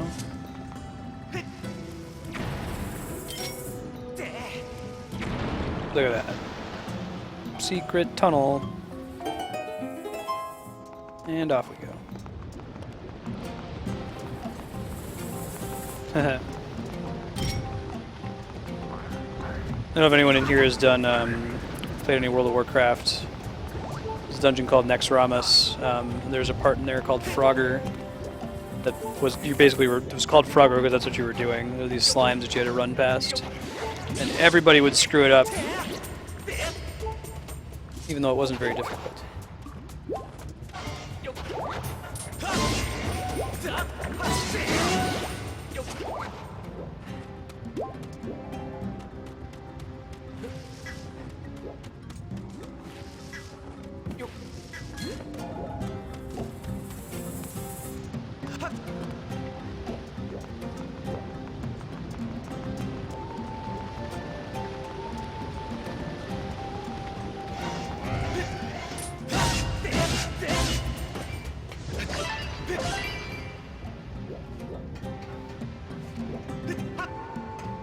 I didn't think about the connection component. That's a good point.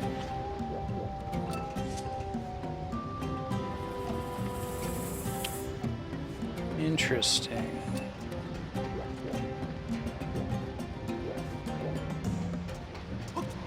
There's something else I have to do here. I see. Bombable wall. It's a bombable wall, girl.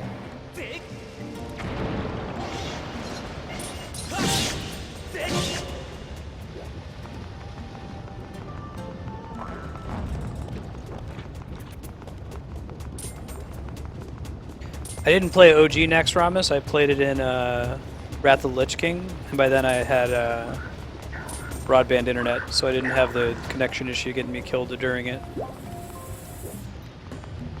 yeah, playing on dial-up probably would have been not an option.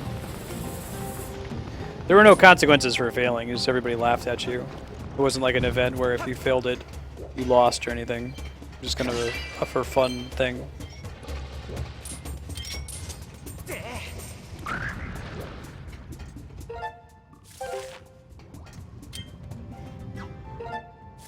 Freaking keys. Bastards.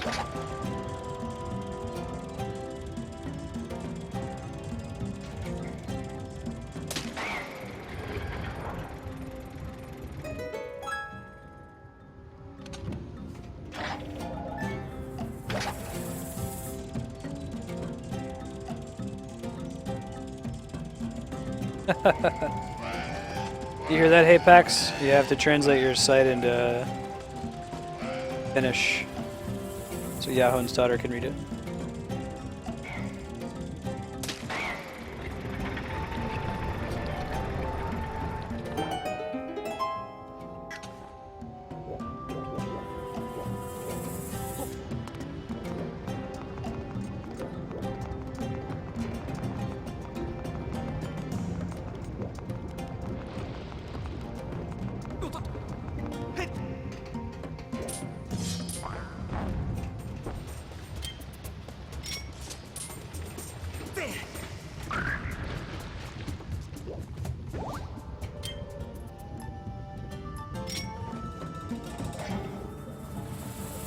Nice. Got the heart anyway. My beetle survived the lava. Ooh, cool. A rare drop.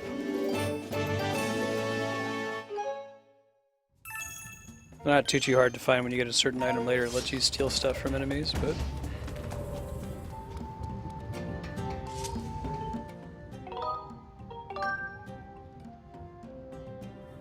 Hey Leon, how's it going, man?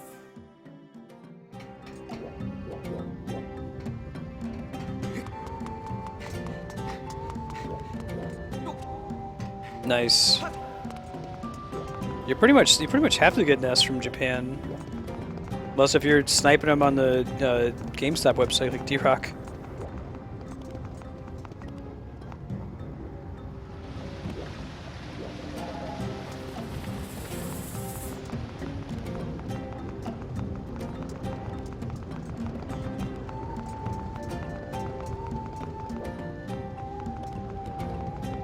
Rosalina was a rare one too. That was like GameStop only or something like that, right? That's a pretty good deal. I didn't think about that if there are any other ones that are rare in the US but easy to import. Thank you again, D-Rock. You're a superhero.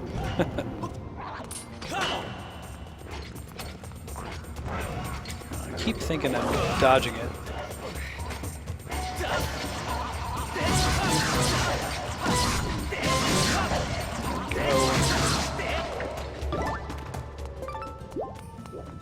Target.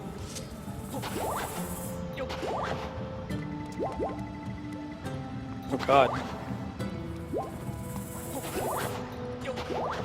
Remember there was a while there before people realized that amiibos were going to be like coveted. That like you'd go to a store and they'd have like 50 of these, the Wii Fit Trainer or like the Villager, because nobody wanted them because they were the less interesting characters, and then as soon as people found out they were a big deal, they sold out real fast.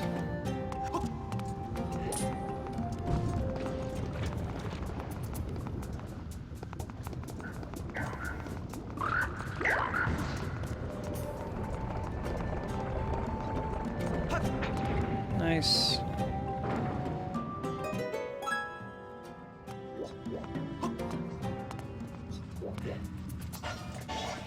Is there another switch on this side, maybe? There it is.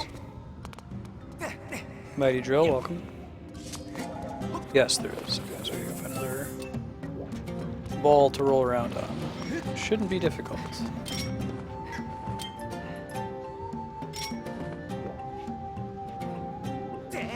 Really? Wow. It's probably crazy hard to find them.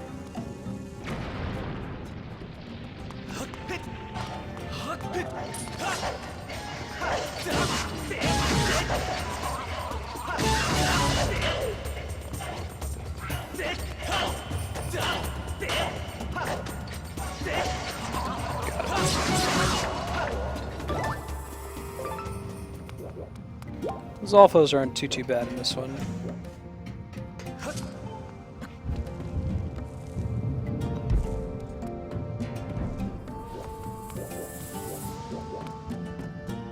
These are just going to be like hearts and rupees. Two things I don't need at the moment.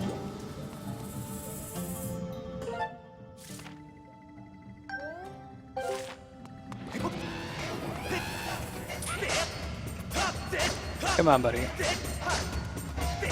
There we go.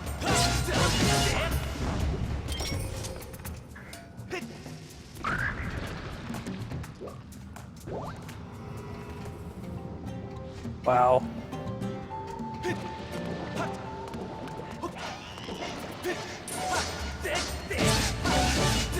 That's crazy that one guy can mess up the market that badly.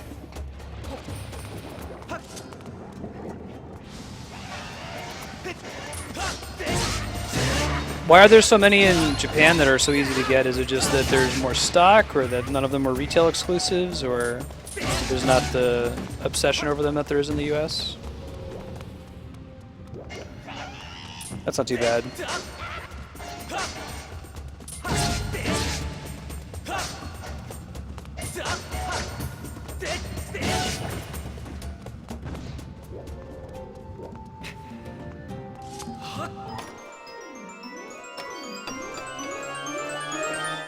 There's the map. You serious? He didn't buy them so that he could resell them for a profit? That's really weird.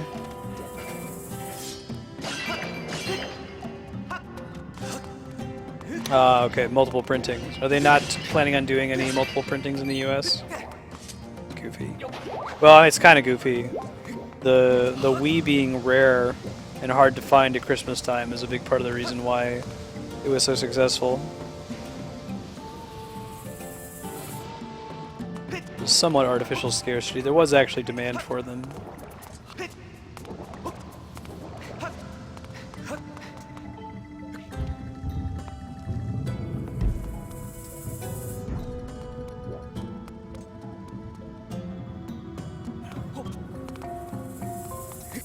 How long has that been? Well, let's go get the chest that's over here first. Probably not anything important, but never know. Goddess person. Something similar.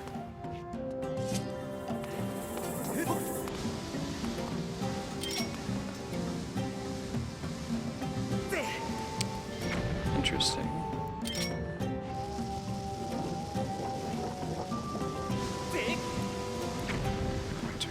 Down.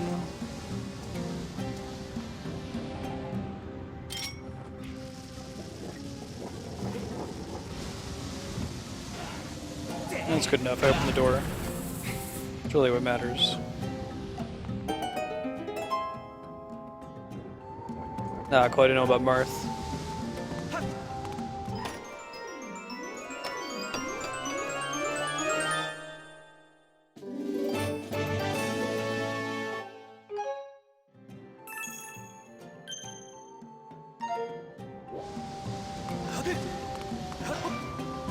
I'm shocked about the Wii Fit Trainer and Villager thing. I remember seeing tons of them in stores before people realized they were going to be rare.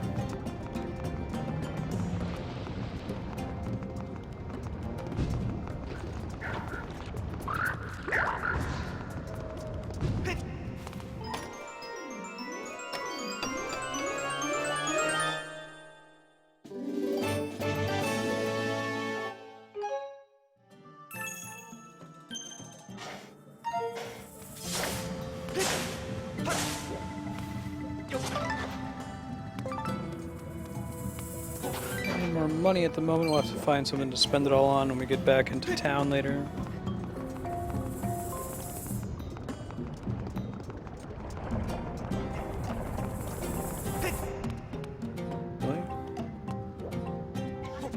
Ow.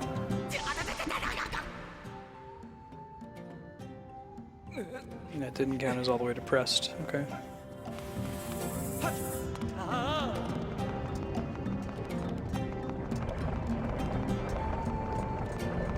There we go.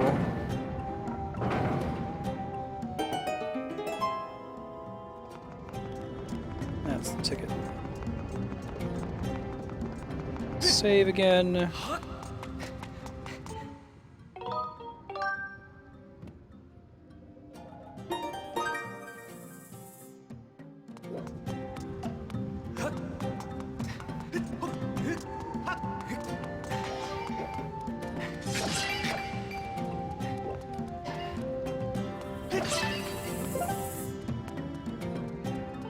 Most of the feet pop-ups in this dungeon are optional, which is good.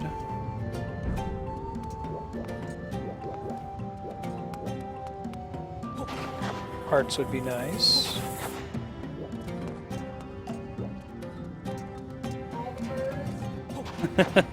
Caught some birds. I've missed several. You would be upset. Disappointed. Do you see what I sent you? Robert Nickel is like, do better in Andrea's voice. Thanks, Andrea. Andrea says I shouldn't go in the lava. Future reference. You're a feet pop-up.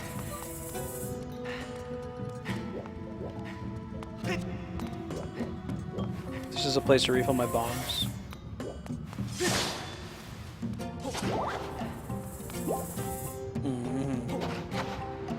Just keep saying September 11th, and one day it's gonna like actually stick in my mind, and I won't ask you next time when it's coming out.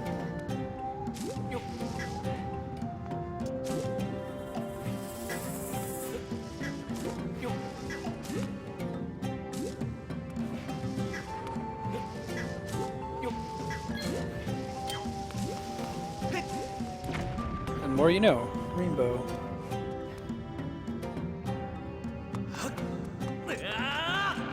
Oh god.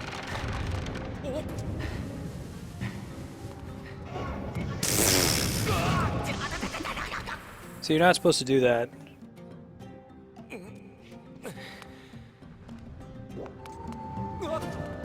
have a general idea what I'm supposed to do. Can't run up that with a bomb, so that's new.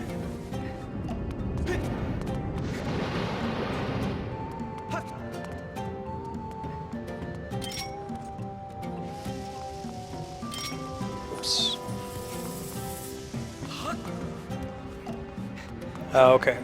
There we go.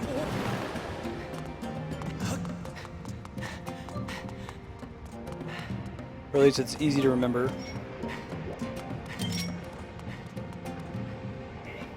Pretty sure that that bit on the ground there is a hint to where you should throw the bomb. That's conveyance in action. Yeah. They need something for you to aim at, otherwise you wouldn't know where to send it. Right, Yahon? She told me not to step in the lava. It was a very simple problem, and then I did. Because I didn't pay attention to her. And see, it happens again. Just back to back to back.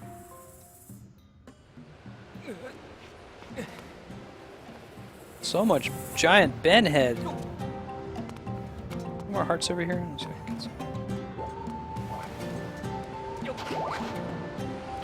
That's one, better than zero.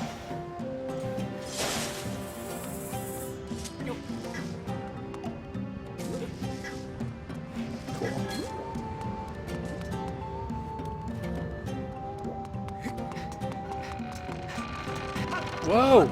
Incorrect.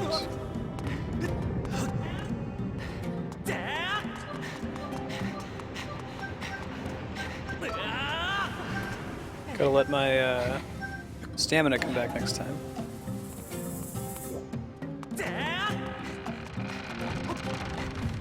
Patience. That's not being patient. In fact, that's the opposite of patience.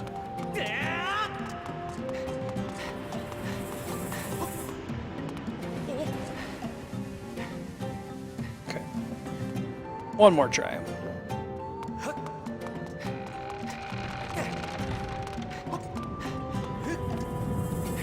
Now you can go.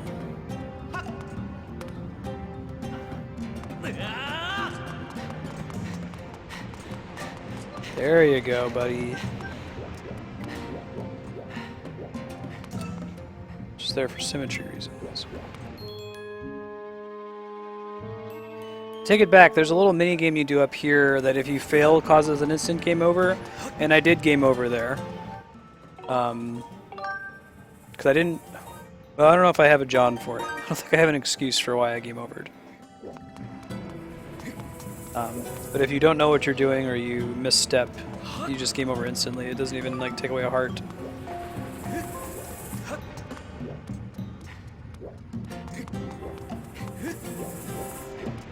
Yeah, it's up here. Kind of cool. It's this big, like, long dragon. Indiana Jonesy.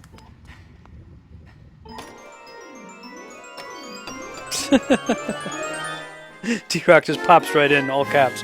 Why didn't you dodge? The worst part is that if you do it wrong, you can't see in front of you. You have to, like, switch the camera if you can. Yeah. Because if you're running towards the camera, you can't see where you're going next. It's very easy to screw up.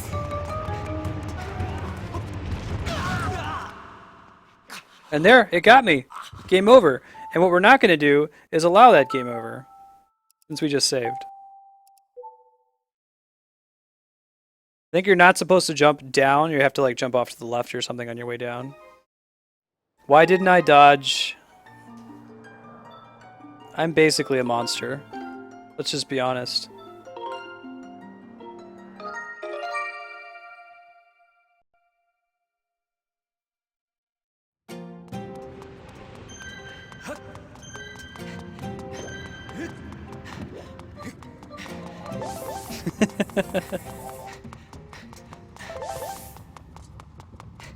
Got that game over though. No hearts. It game overs you even if you have like fairies and stuff on you. Yeah, so that's why not turning the camera makes it harder because you need to turn. You can't just jump off the bottom.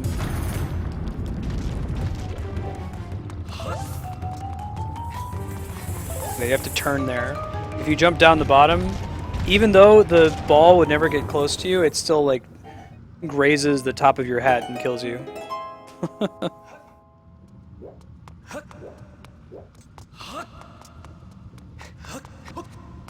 Alright, boss time.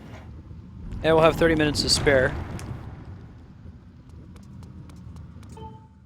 Go do some quests in the town.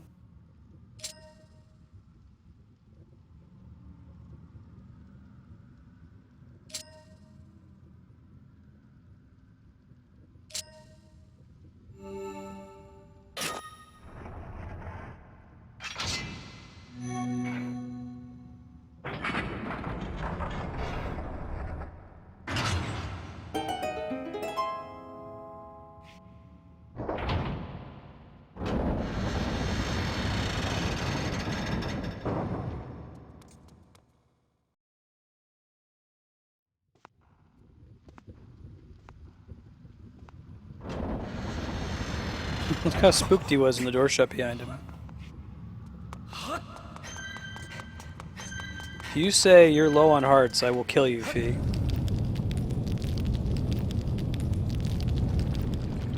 Yeah, that is a really cool part of the game. I enjoy it. Get the key and then do a... Oh, and you mean like the little puzzle to fit the key in the hole? That's also really cool too. I like the last ones. I like that Zelda is a badass bitch. You don't need no Link in this game. She's off doing her own adventuring. She's ahead of you.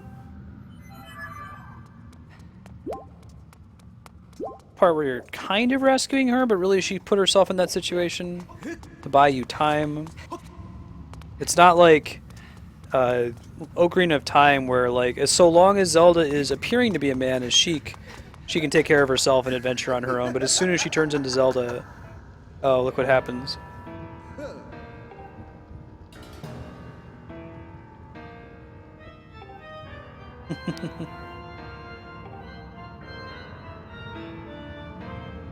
flustered.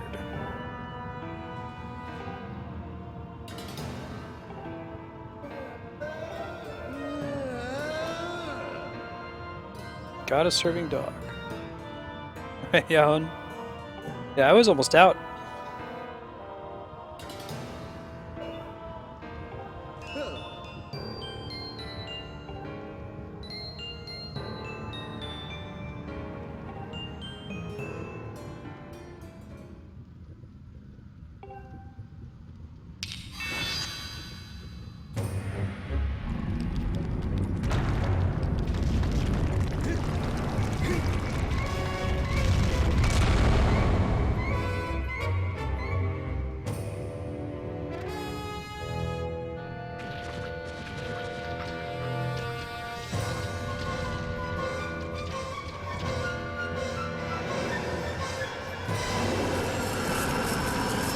Okay.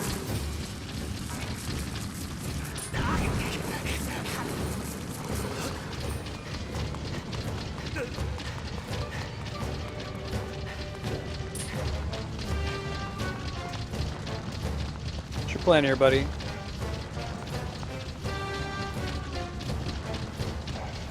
Oh, okay, that's what it's teaching me. Just hit him with a bomb right away to make him roll down.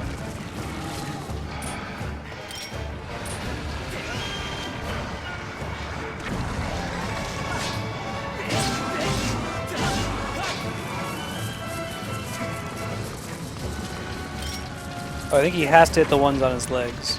You can't make him prematurely roll down. Yeah. You think so? I think this boss is super easy, especially on like the Hylian sword refight. He might be the easiest boss in the game.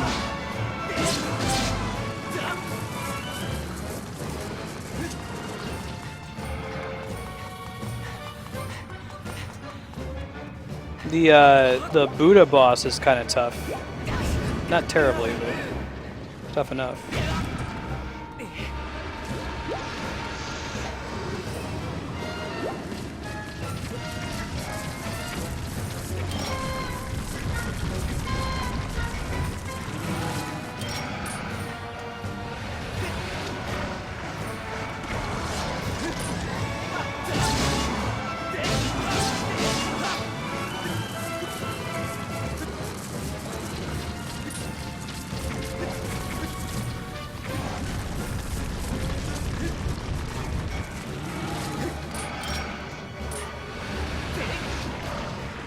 Yeah, I hear that. Yeah, the reason I don't like Girahim and the Imprison is that even after you know what to do, it's still really hard, you know?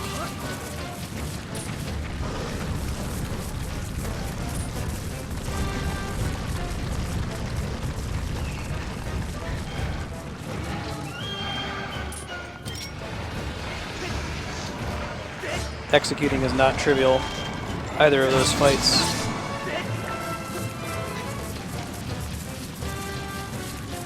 They're really cool looking boss.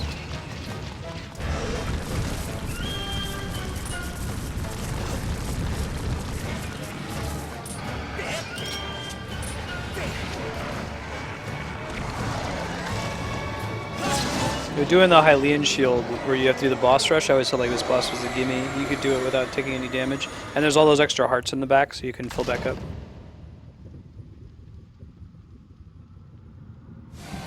Yeah.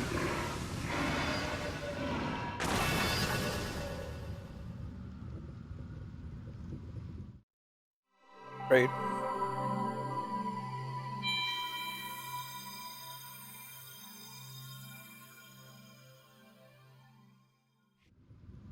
I feel like the first Girahim fight is actually slightly harder.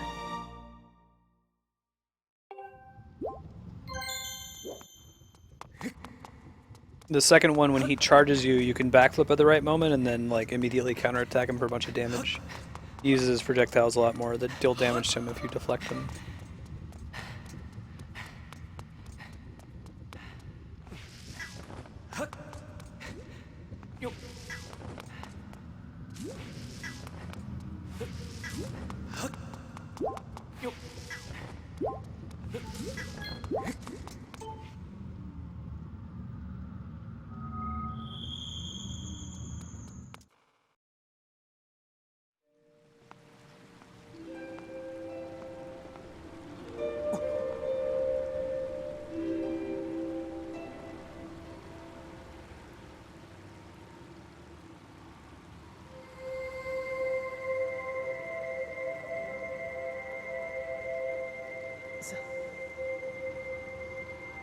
Zelda.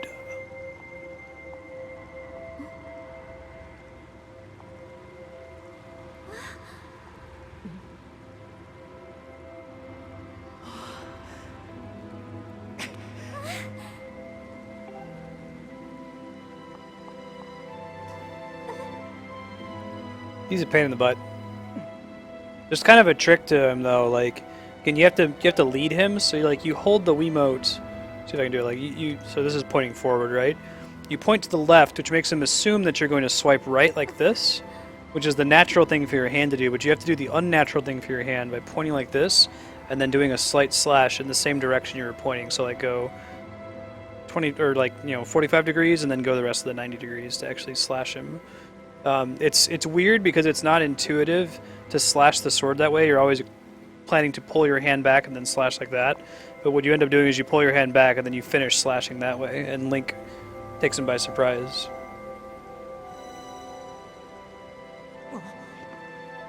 I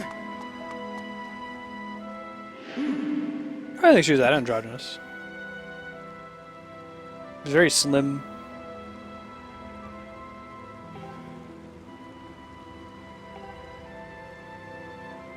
Seems like a stick.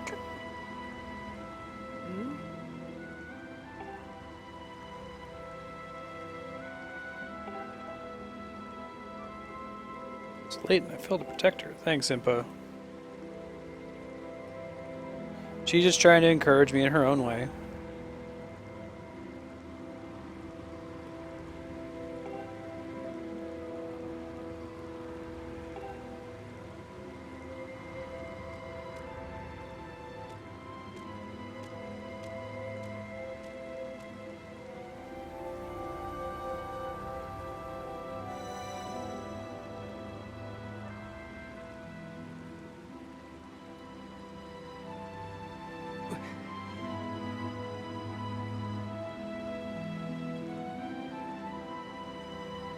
Go hit the thing. Gotta hit the thing. I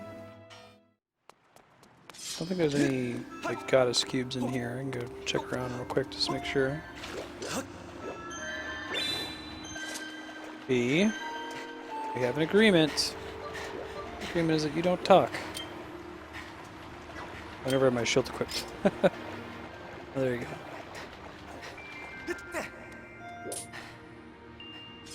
go. Sleep well, Yahan. Good night. Say hi to Kaihon in the morning.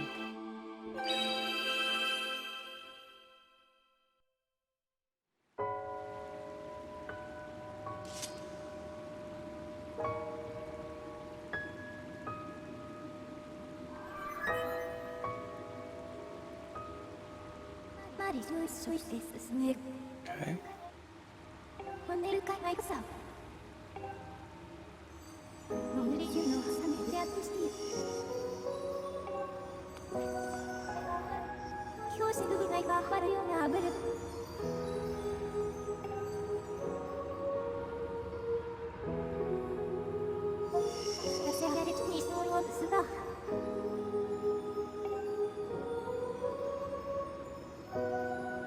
Yeah, agreed. Hope you can fall asleep.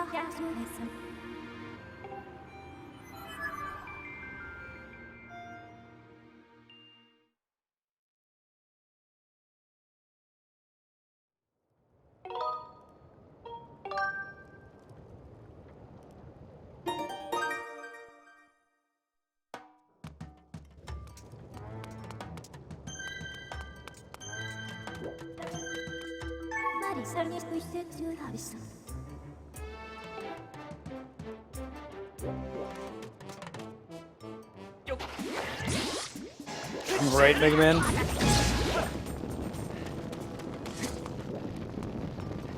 Alright, let's go back to the town. We can activate the next beacon, then do side quests for 20 minutes.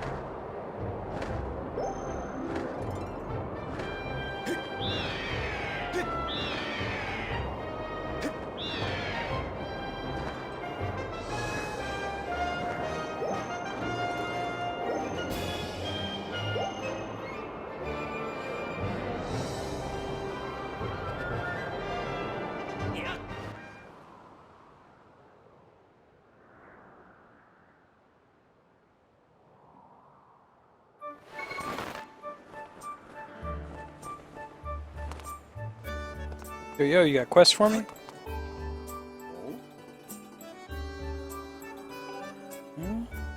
Curiel's mother, okay. I think she's like the first main quest that you unlock.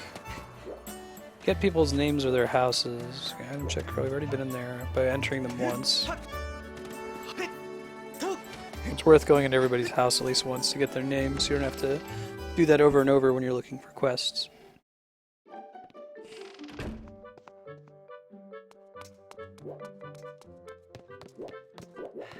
No one's home, perhaps?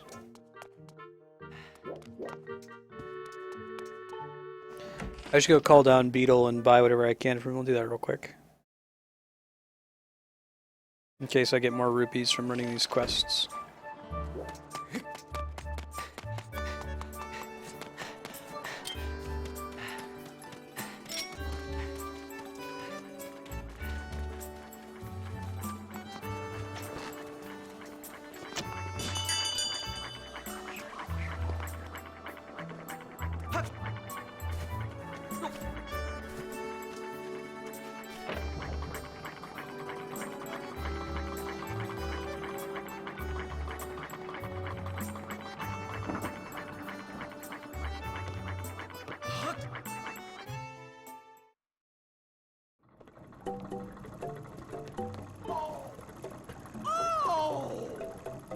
How much is it?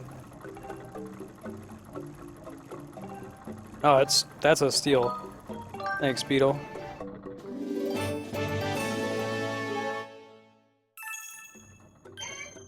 No probs. Why the adventuring pouch if I can afford it? I don't remember how much it costs. I think you can.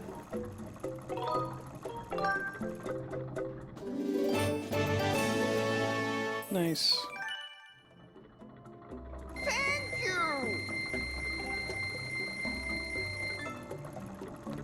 I don't know if I can just leave and go back in and he has new items, or if I have to go like stay at an inn or something, or do some story quests first. I'll try it. He does. No, I probably can't afford it.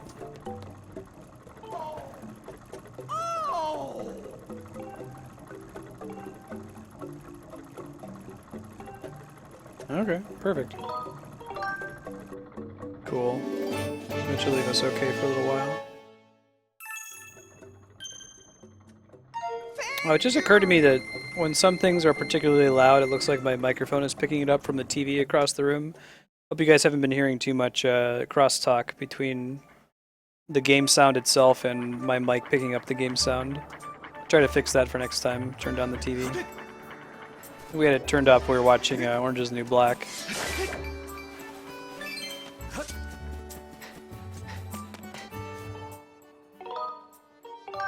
In theory, it should only pick it up while I'm talking, but that might still be irritating.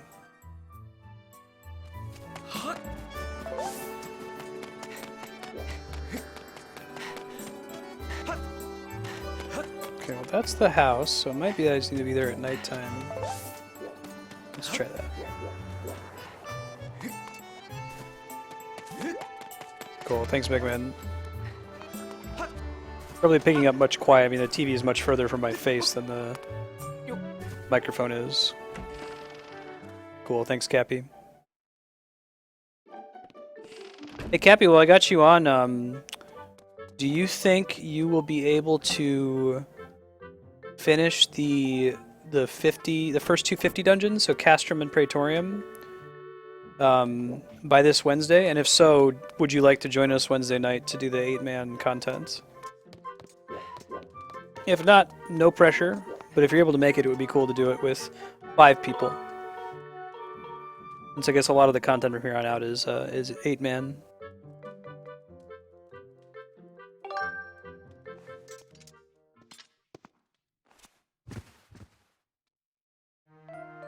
Cool. It must be when it's just like a really loud sound effect.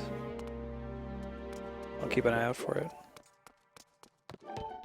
Would be from 3 p.m. Pacific to 7:30 p.m. Pacific. So 6 to 10:30 Eastern.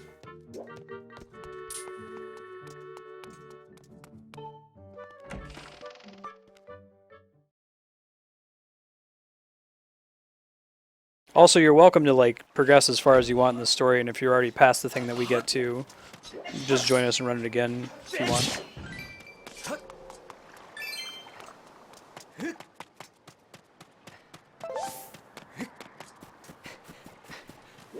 Eagle cat. Right, good night, D-Rock. See you tomorrow. Silent Hill hype indeed. Silent Hill terror.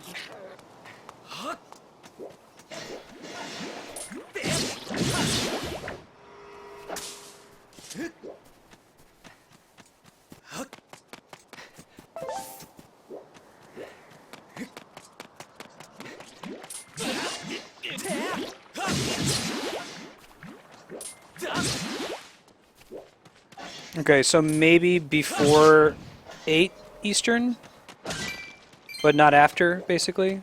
Or you probably shouldn't go up right against when you have to leave for work.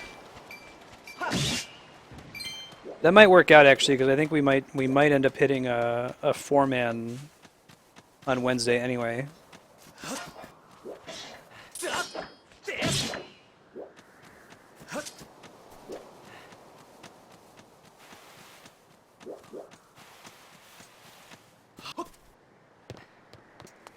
Oh, working until 8:30. I'm sorry, I misread what you said. I thought you meant, I read that as you leave for work at 8:30. Okay. Yeah, no worries then. If you're on and we're about to do an 8-man and you're caught up on him, we could do that.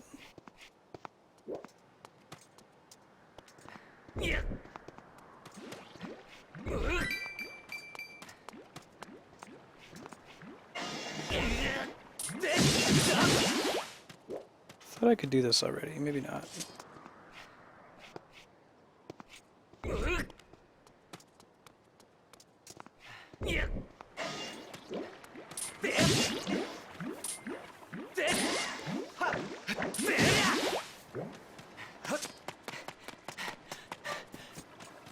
So we'll likely be doing 8-man content Wednesdays, Saturdays, when possible, so... Yeah, right, we're going till like 10:30 Eastern, so if you're home at 8:30, we could do the last 2 hours. You might need to do some of the 8-man trials up until then, though. I can send you on Twitch, there's a guide that shows you how to unlock Heaven's Word that we're going to be following, so I can show you what we're doing, what we're probably going to get up to.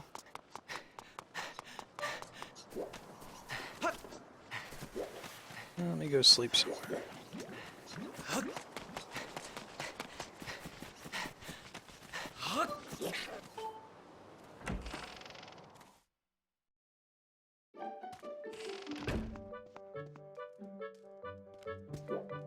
Oh, of course.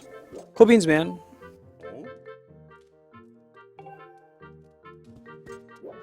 Let's think about it then. If you're available, cool. If not, we'll just try to pug it with some other people.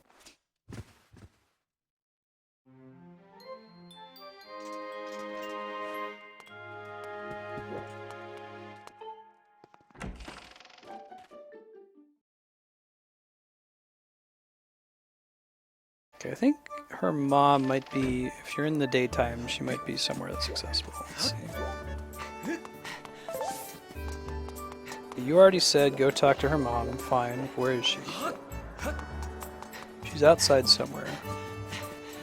It's a question of finding her.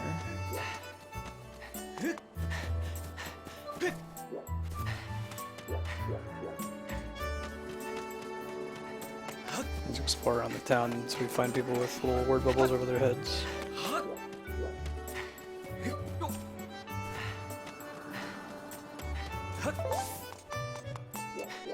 Not up there. It's not that kid. Not in their house. Awesome, Cappy.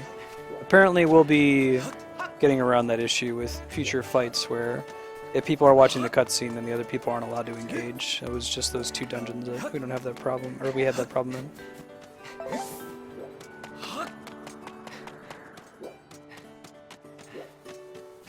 Yeah, for sure. Figure let's go ahead and unlock it to get the jobs and stuff.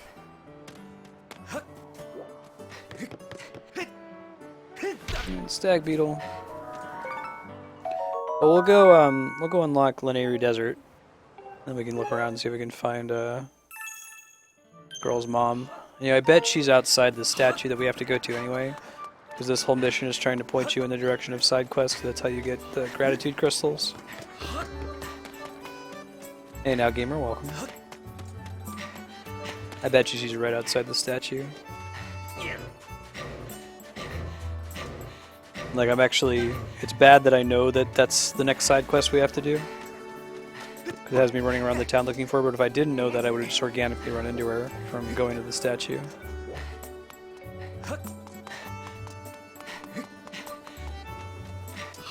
Yep.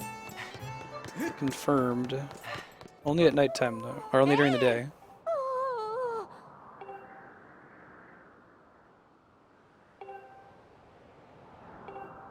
I'm impressed that they managed to keep Beetle in this game, given that he looks like a Muppet. A lot of the characters in Wind Waker kind of look like Muppets, but they managed to fit Beetle into the art style of this game.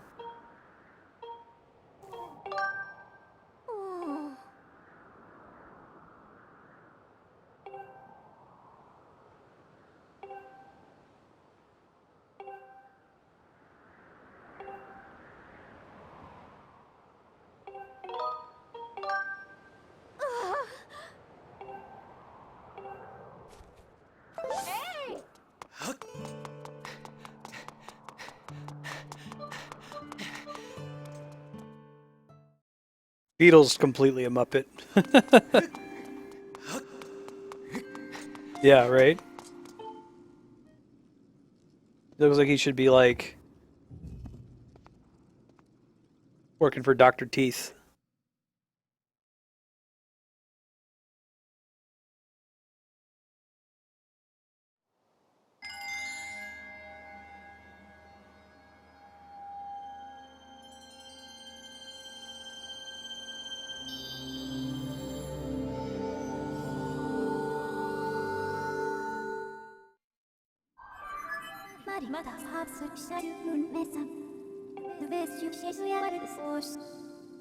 Thanks, Fee.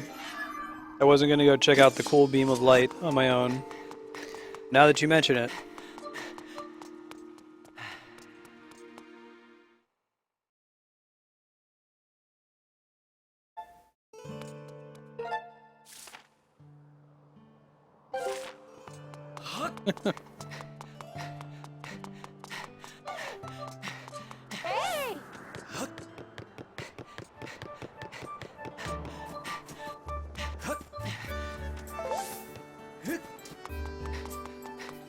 I remember she's in the graveyard, but I don't remember if I have to talk to somebody who hints about the graveyard first. Go ask around right quick.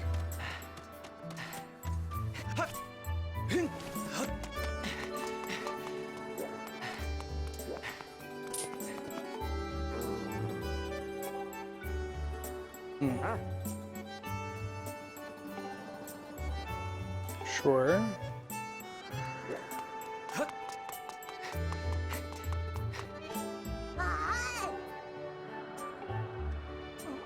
Graveyard.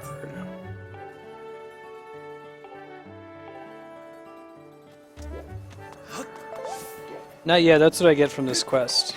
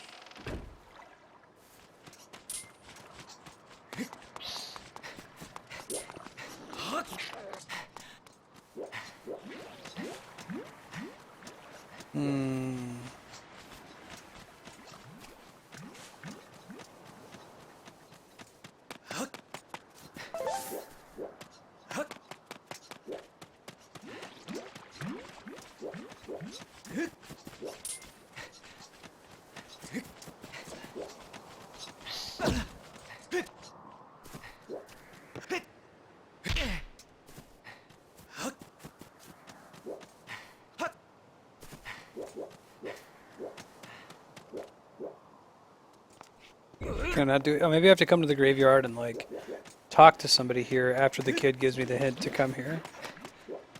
We'll try that.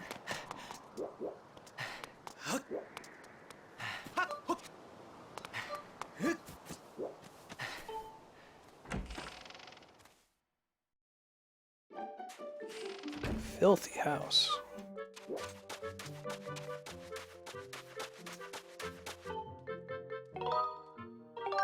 But that's it. We gotta go back to the graveyard.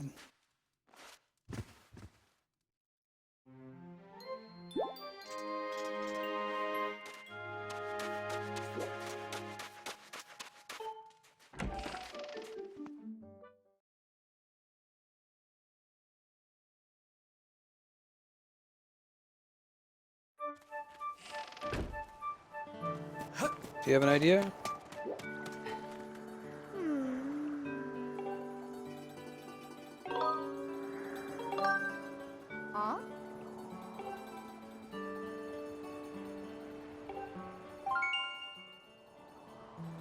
Old man ranting about them.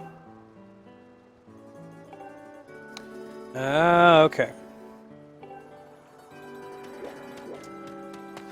Let me go ahead and do this, because I'm not going to remember it, since the next time we're playing Zelda is next week Tuesday. So I'm going to go to the Lumpy Pumpkin, I'm going to ask him about the monster, and I'll come back. We'll go ahead and get the quest, unlock the Gratitude Crystal. It might take us 5 minutes or so off time. That's not too bad.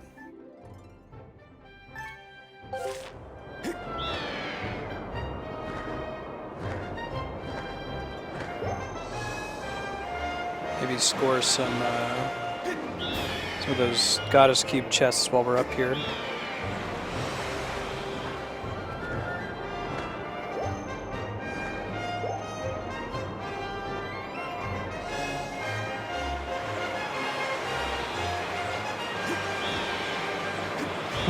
Pumpkin.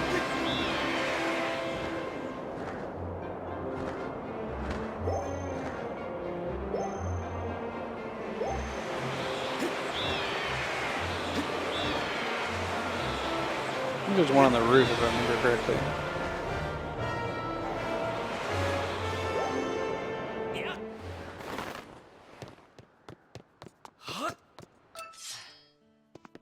Yeah.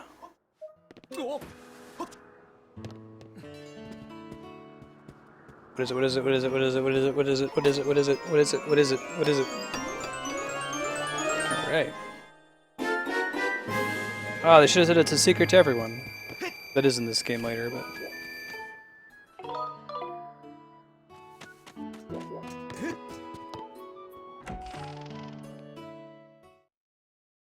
Be like a mini map in the corner. Yeah, that'd be convenient.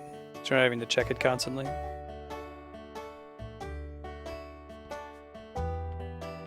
That's the last piece of heart I need to get 4. You know what I'm about to do? I'm gonna talk to this old man first.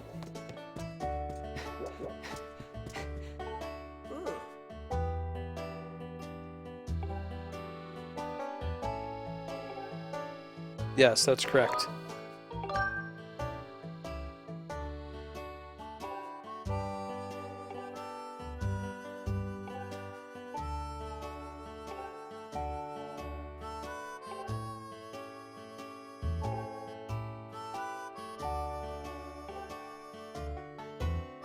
Got it.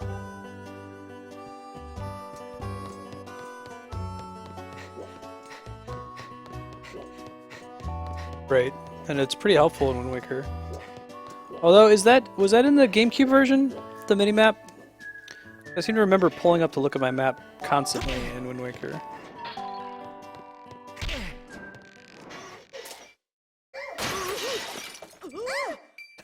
Look on everyone's face. Because there's a piece of heart up there. Don't put a piece of heart up there. No rough housing. Sorry. Seriously, I don't feel bad. I needed the piece of heart.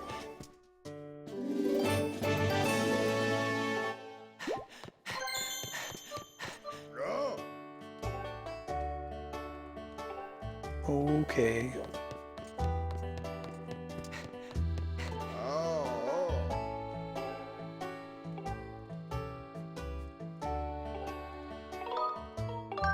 I guess I just don't remember. Maybe I was checking the map because the map lets you see the whole ocean, and the mini-map just shows you the immediate area that you're in right now.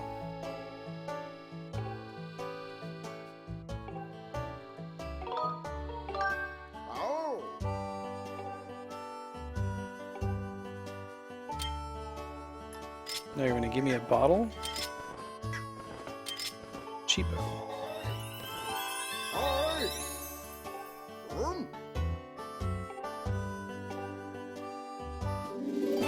Cold in 5 minutes.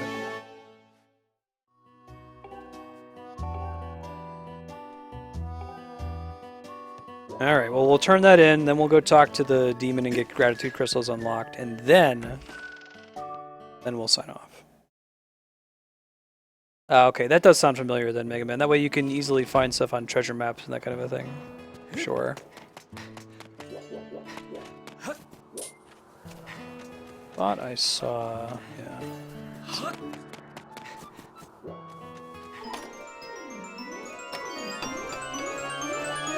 Alright. It goes up to 8, I think. Not so sure how I feel about the system in this game for letting you use additional ammo pieces. So, like, you have to equip them on your satchel. So you can't increase all of your ammo. You have to decide which ones you want to have more ammo for. If you want to have more bomb bags, more quivers, or the like. It's kind of interesting because then you're like, you can really invest in the thing you plan to use all the time. But I kind of liked it just being a permanent upgrade each time you found one of those, instead of something you had to pick. I feel like that ends up being the correct thing to do is just equip as many bottles as humanly possible, plus a shield. I think it leaves you with like maybe 1 extra slot.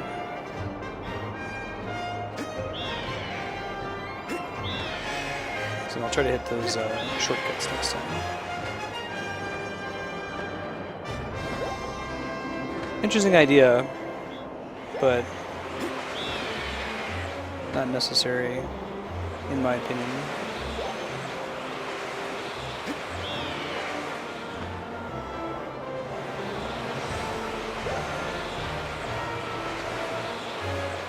Hey, No Name, thanks for the follow. It's good to have you.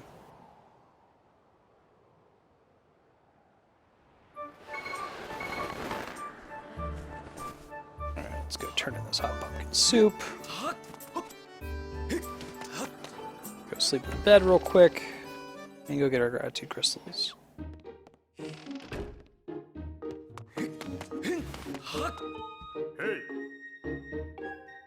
Yes, it is. That's correct. It was way out of my way.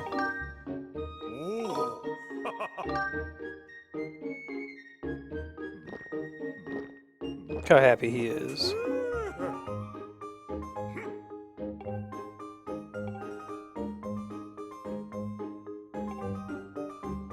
I can do this thing.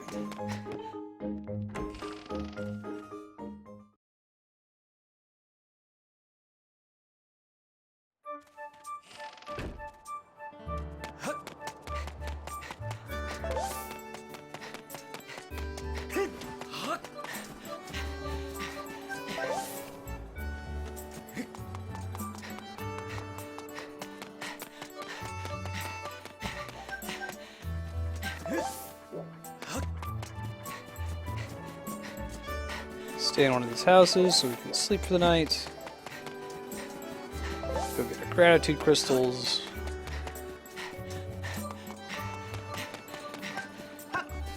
Everything will be great.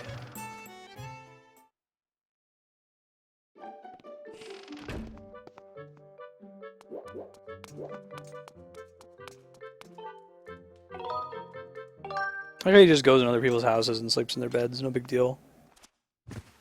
Like, the game actually does yell at you for looking through their stuff, if you look in everybody's cabinets.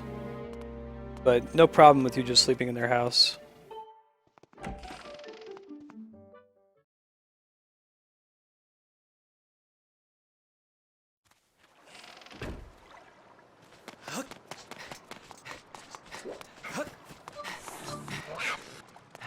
Yeah, I agree. There is one small permanent upgrade in this game that you need.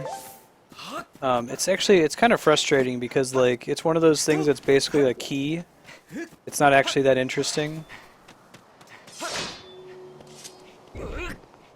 It's where, like, there are certain ledges where you just don't have enough stamina to make it all the way across it until you get that upgrade. So they use that to gate some content, but most of the time it's not actually an interesting upgrade. Saves you some trouble when you're running around, I guess.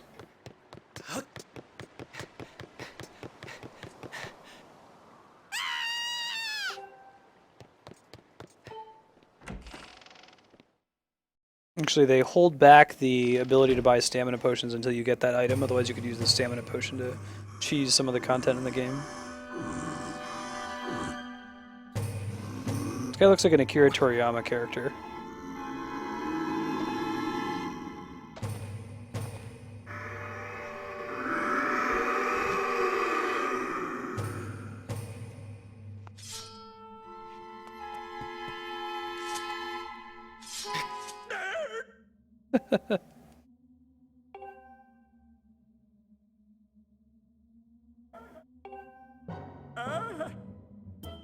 Right.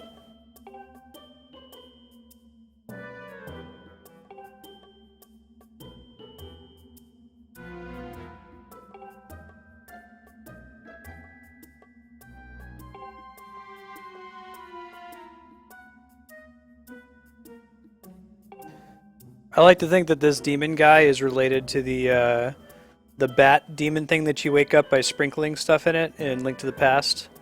Shows up in a few other games, like a little demon that you summon that makes you, or it improves the efficiency of your magic gauge.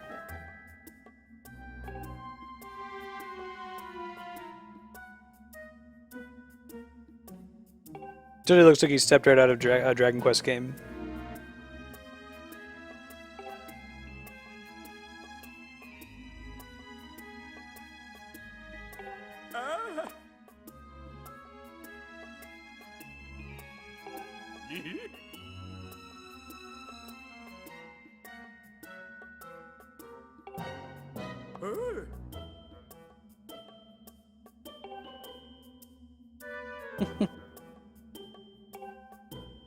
Sure.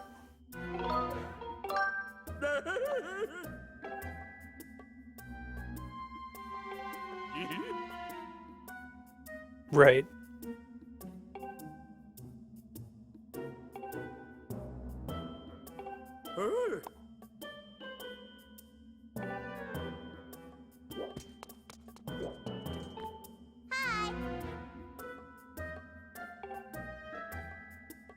It's dangerous to go alone.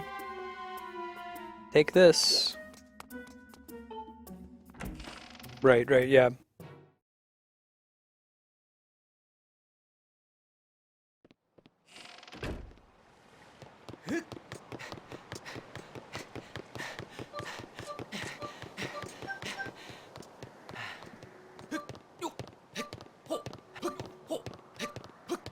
Such a funny way to climb a ladder.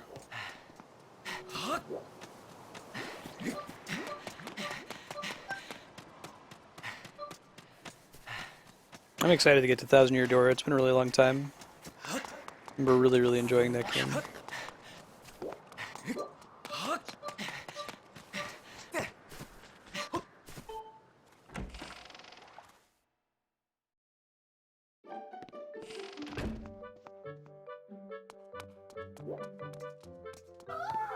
I did.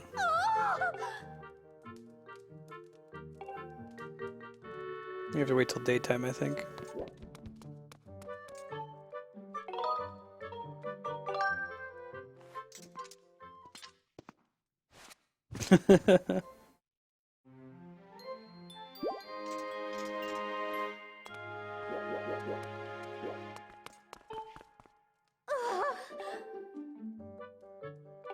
Express your gratitude by producing some gratitude crystals.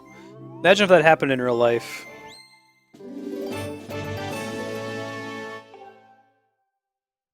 Helping people feels good.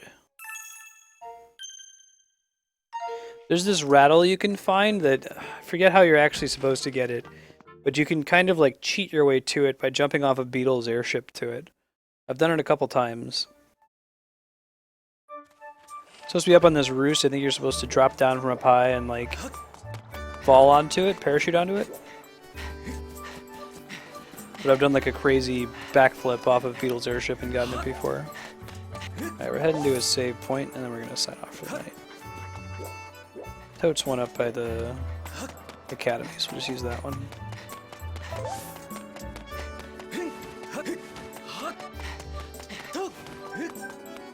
Whenever anyone speedruns this game, with all the mandatory cutscenes, it's probably not easy.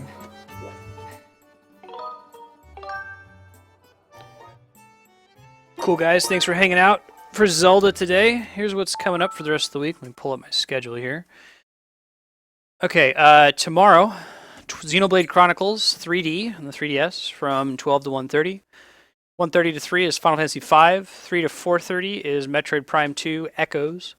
4:30 to 6 is Silent Hill 2. Wednesday is going to be PC free play from noon until 3, followed by Final Fantasy XIV main story from 3 until 7:30. Thursday, we're going to be doing some Ogre Battle from noon to 1:30. Smash Bros. 4 3DS with viewers from 1:30 to 3. Final Fantasy IX from 3 to 4:30, and Mass Effect 2 from 4:30 to 6. Then this Friday is holiday weekend. My wife has off work, so we're going to be playing Dragon Age Inquisition for the first time as a blind playthrough from 12 to 6, probably taking turns being in control. With some more Final Fantasy XIV coming this Saturday. Thanks again for hanging out. Have a good night, and hope to see you tomorrow.